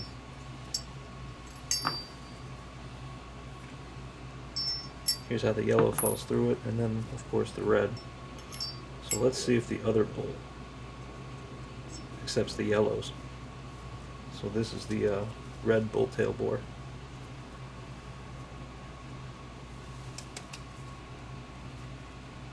It's not quite stuck in there. Come on. We can get that to pass through. Yeah. This is our red.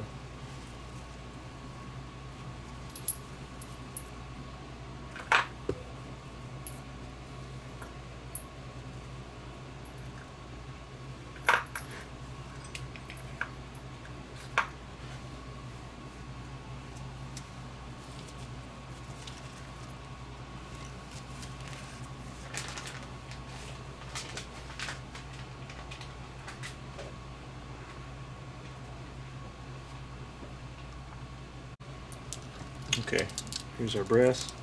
It has that funny frosting on the case. They all have that.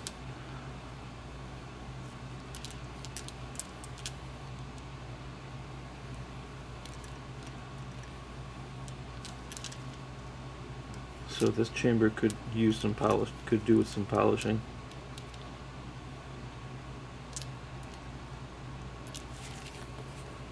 I don't have a flex hone for these, but flex hones are pretty much the best way to go.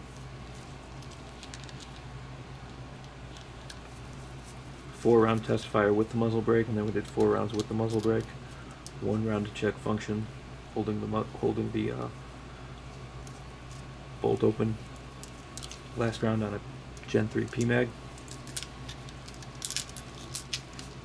100% pass.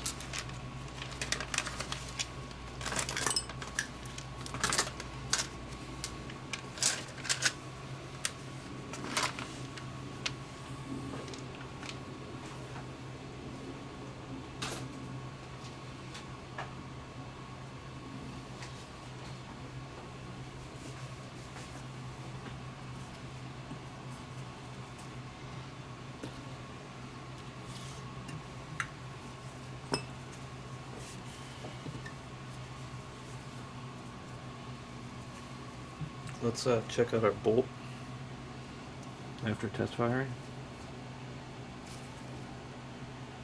Looks great.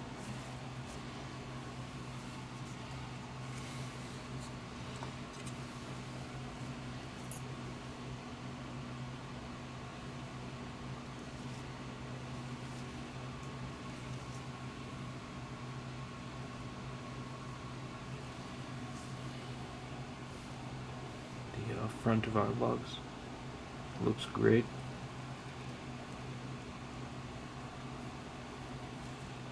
I'm not seeing any inconsistencies in wear patterns.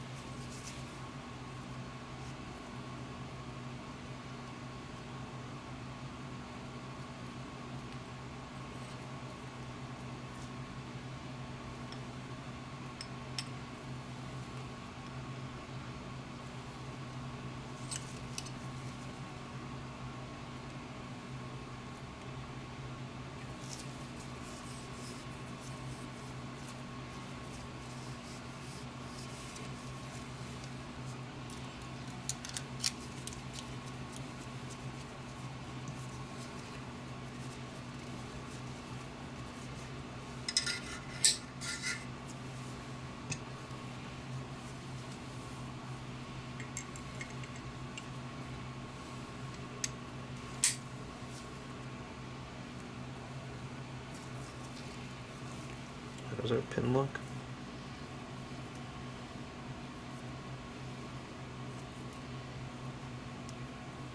Starting to see that wear pattern. We have no indicator. I should have pushed a dimple in that.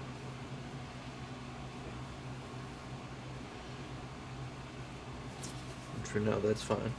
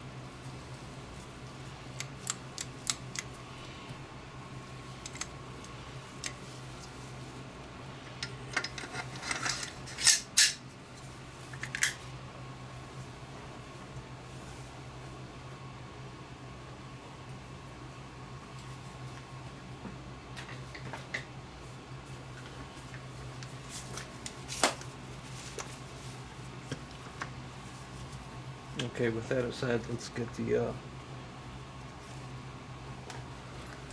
lower receiver in the vise.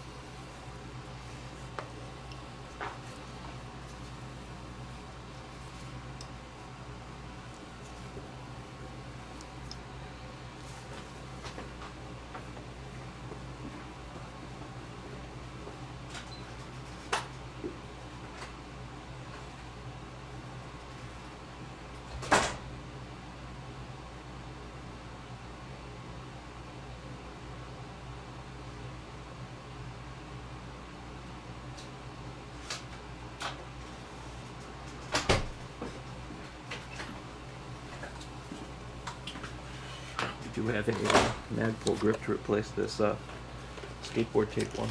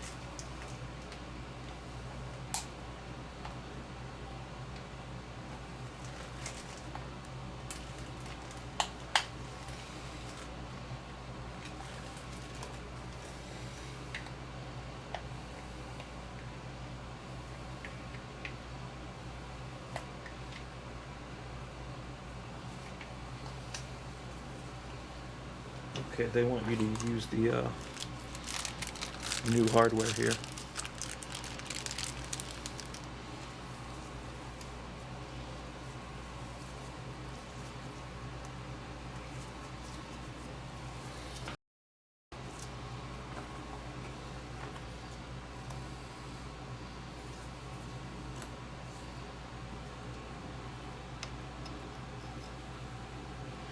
Okay, so here's our safety. And let's get all of this out of here.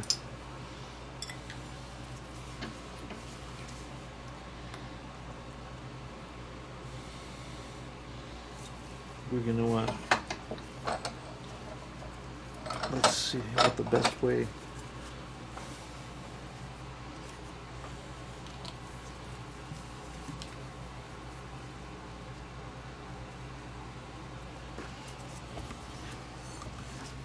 We want to leave that lower in there, actually. Okay, so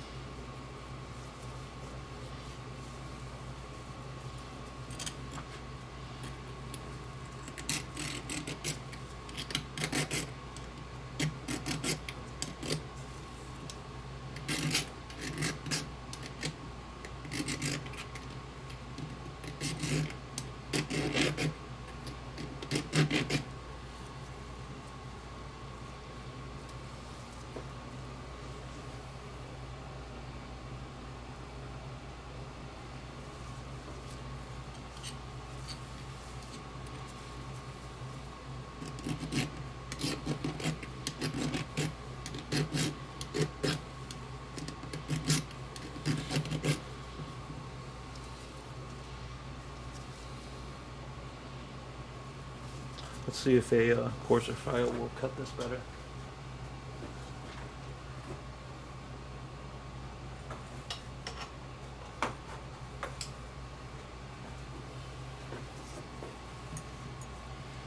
I think that is my coarsest one.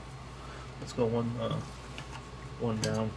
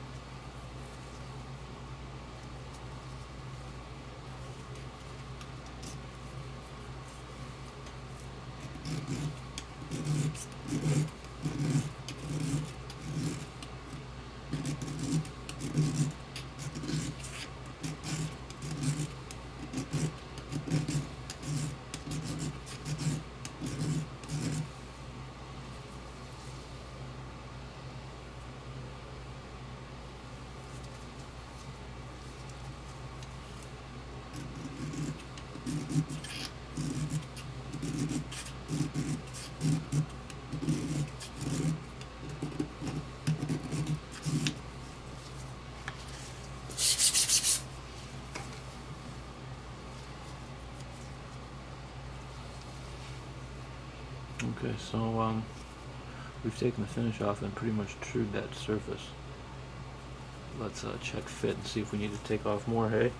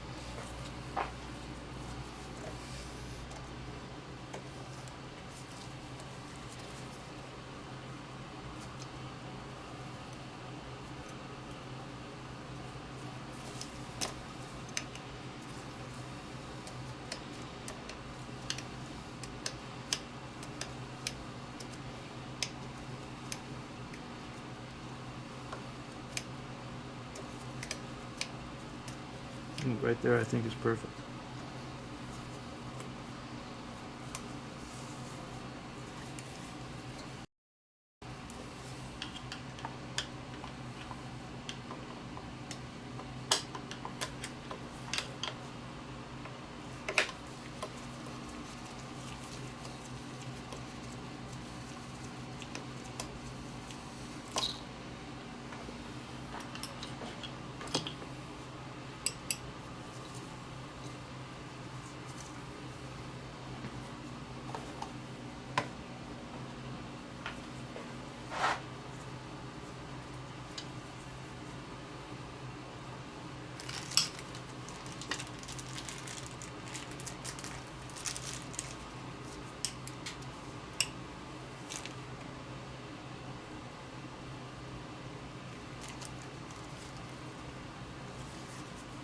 Okay, we've got our new guard screw here.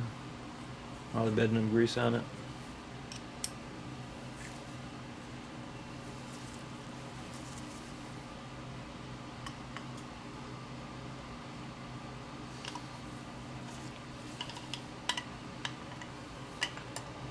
Okay, there is a torque spec on that. Let's check that real quick.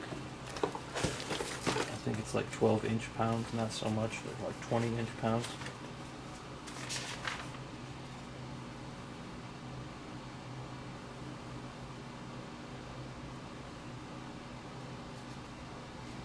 Pistol grip, 35 inch-pounds.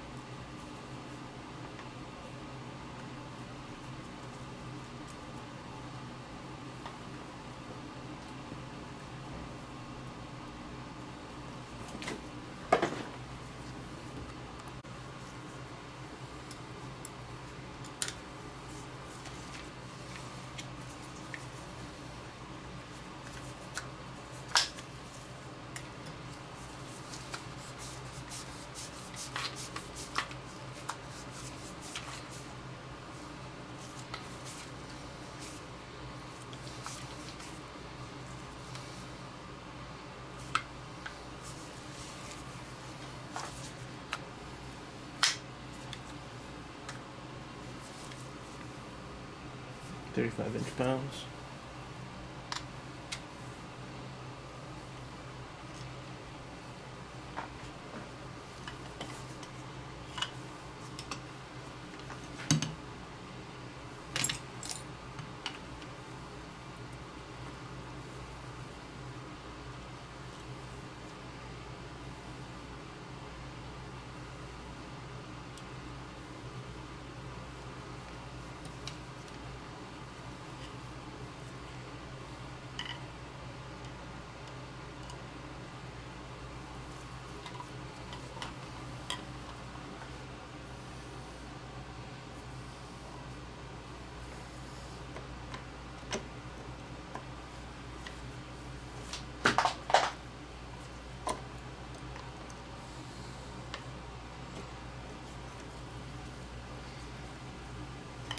I hope you all saw me drop that on my foot.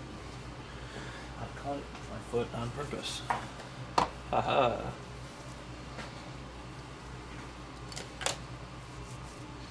Okay, this still has to come out. If you tighten this too much.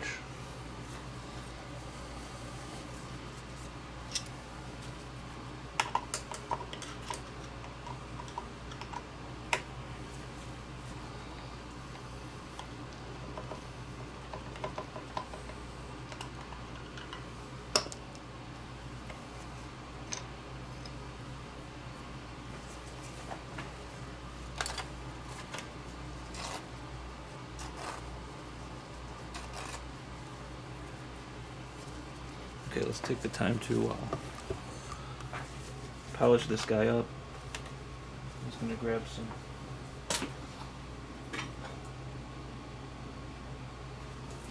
got like a 320 polishing stick right here.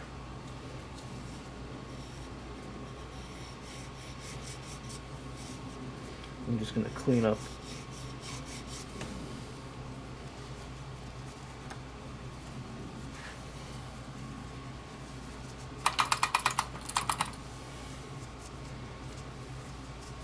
the surface of that thing before we glue it.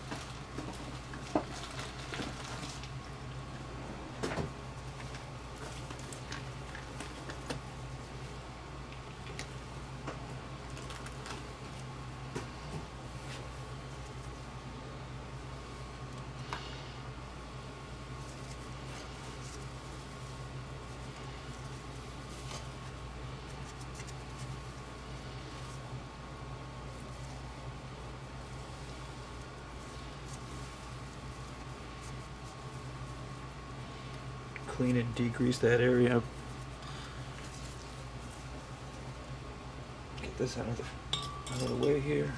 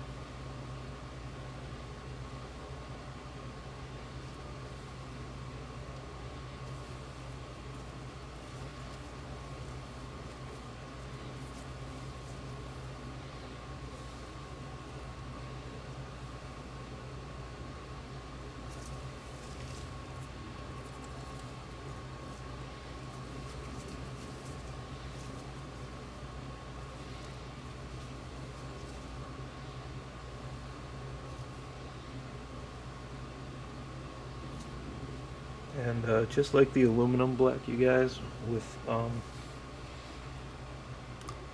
stuff like cold blue, I really like to, some people say like wipe it across in one even pass, like with the grain of your polishing pattern or with the length of the part.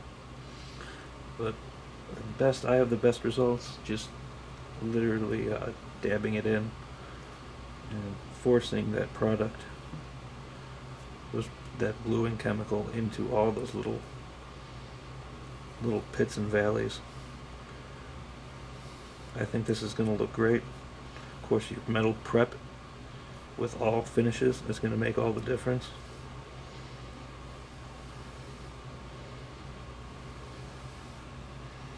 And this one is going to look killer.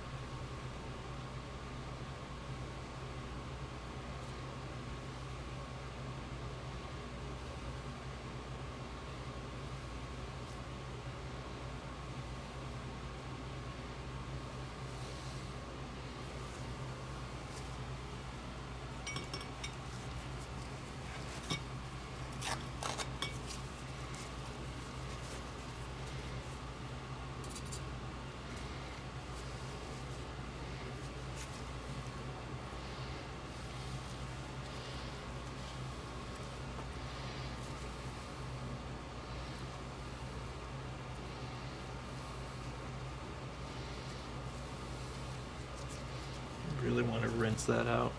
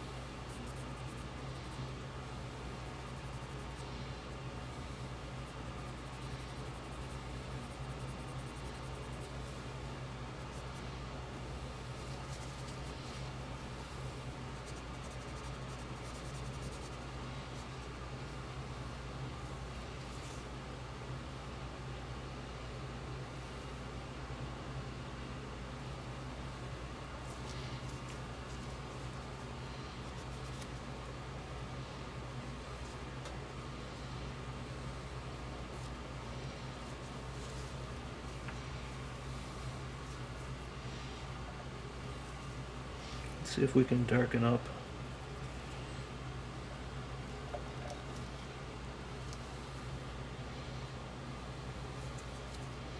the bottom of this little area right here on the safety.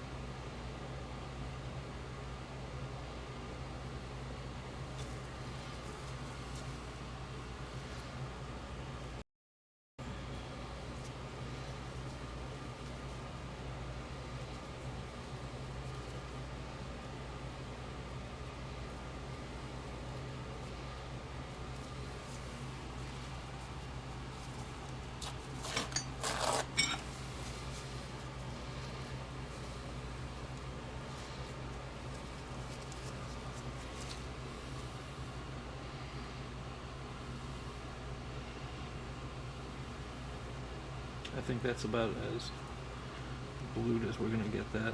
We'll get some arrow shell on there, get this guy in, and torque that grip down.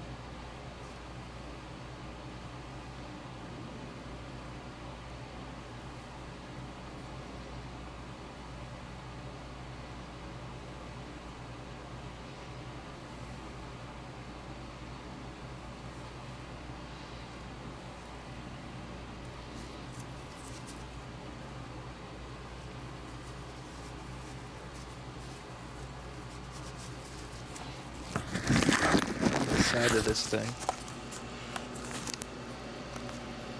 there's some marring.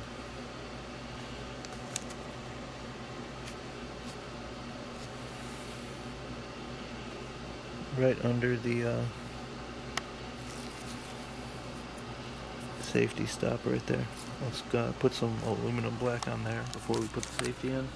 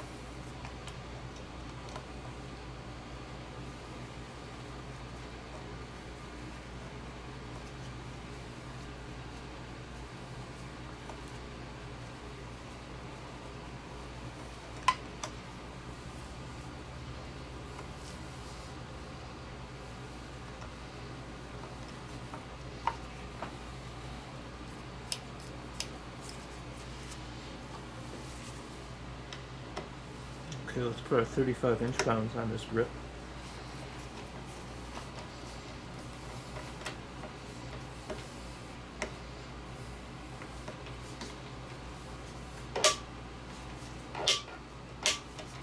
Check function on that safety. Super smooth. No hang-ups at all on the side.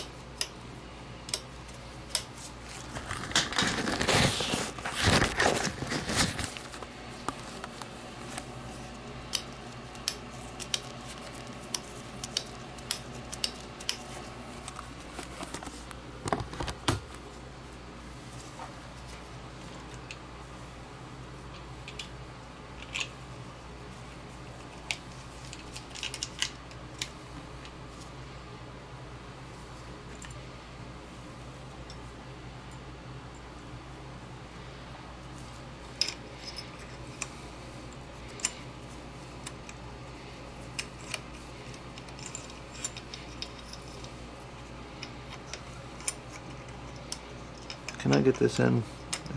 Am I even that smart?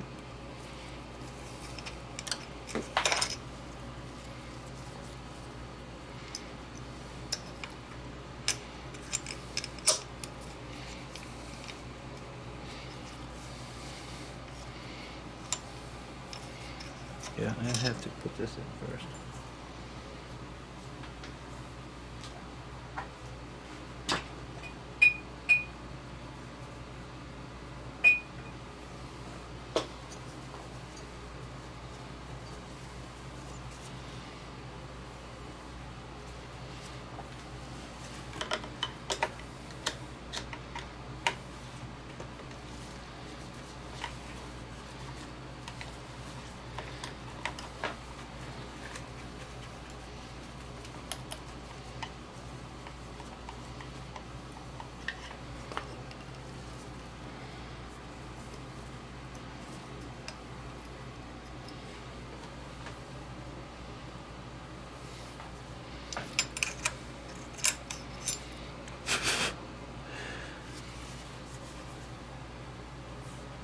Oh, those white paint chips are from our Recoil Spring.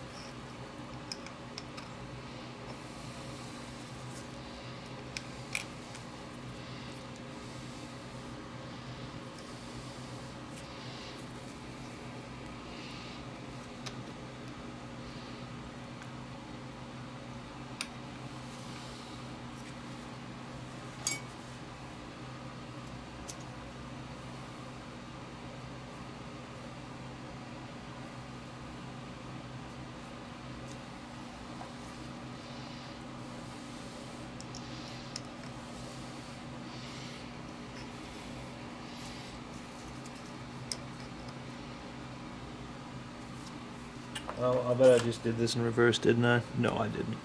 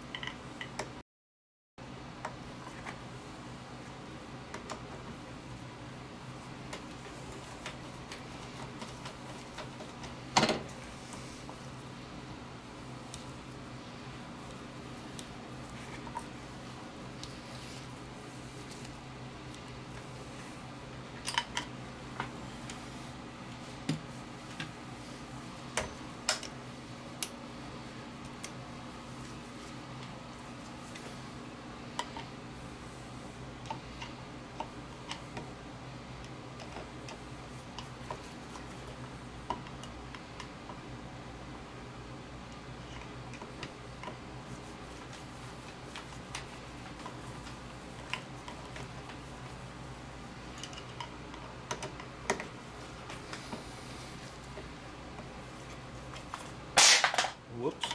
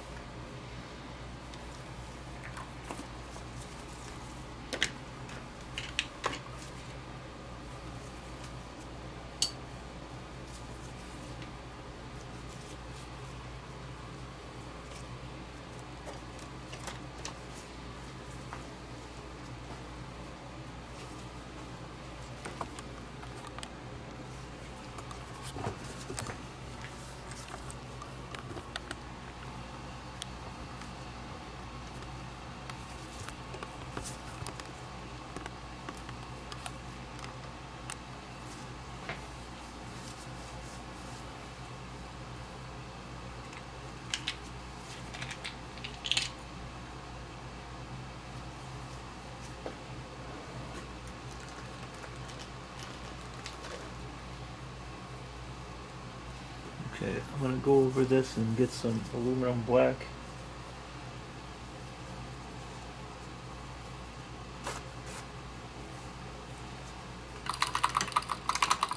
On some areas that are a little roughed up.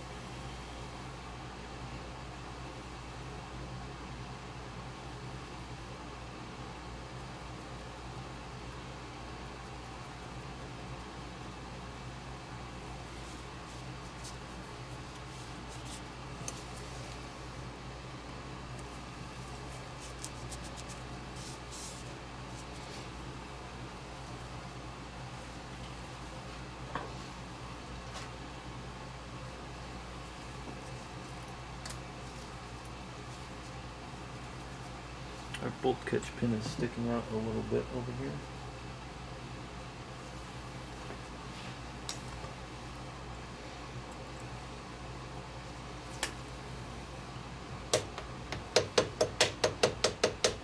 There we go.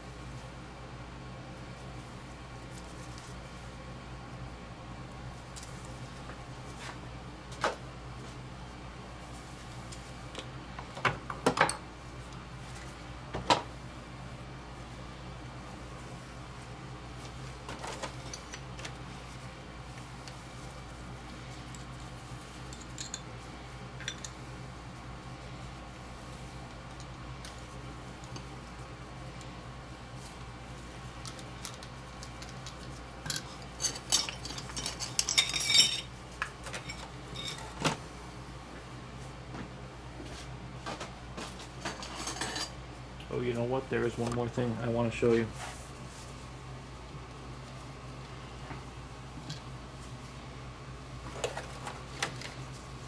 Let's see. No, I'm out of things to show you actually. Okay, well that's it, everyone. Those are our 2 custom rifles put together.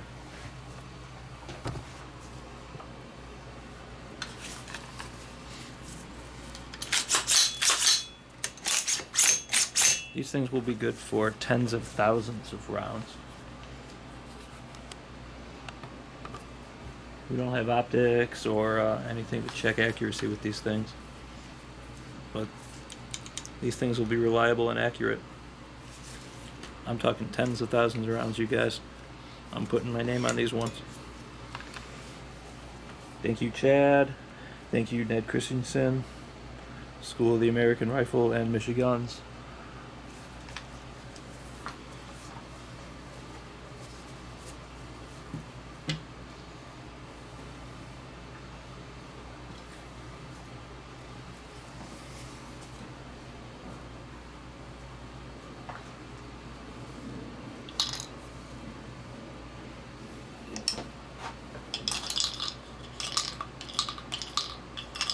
That's it.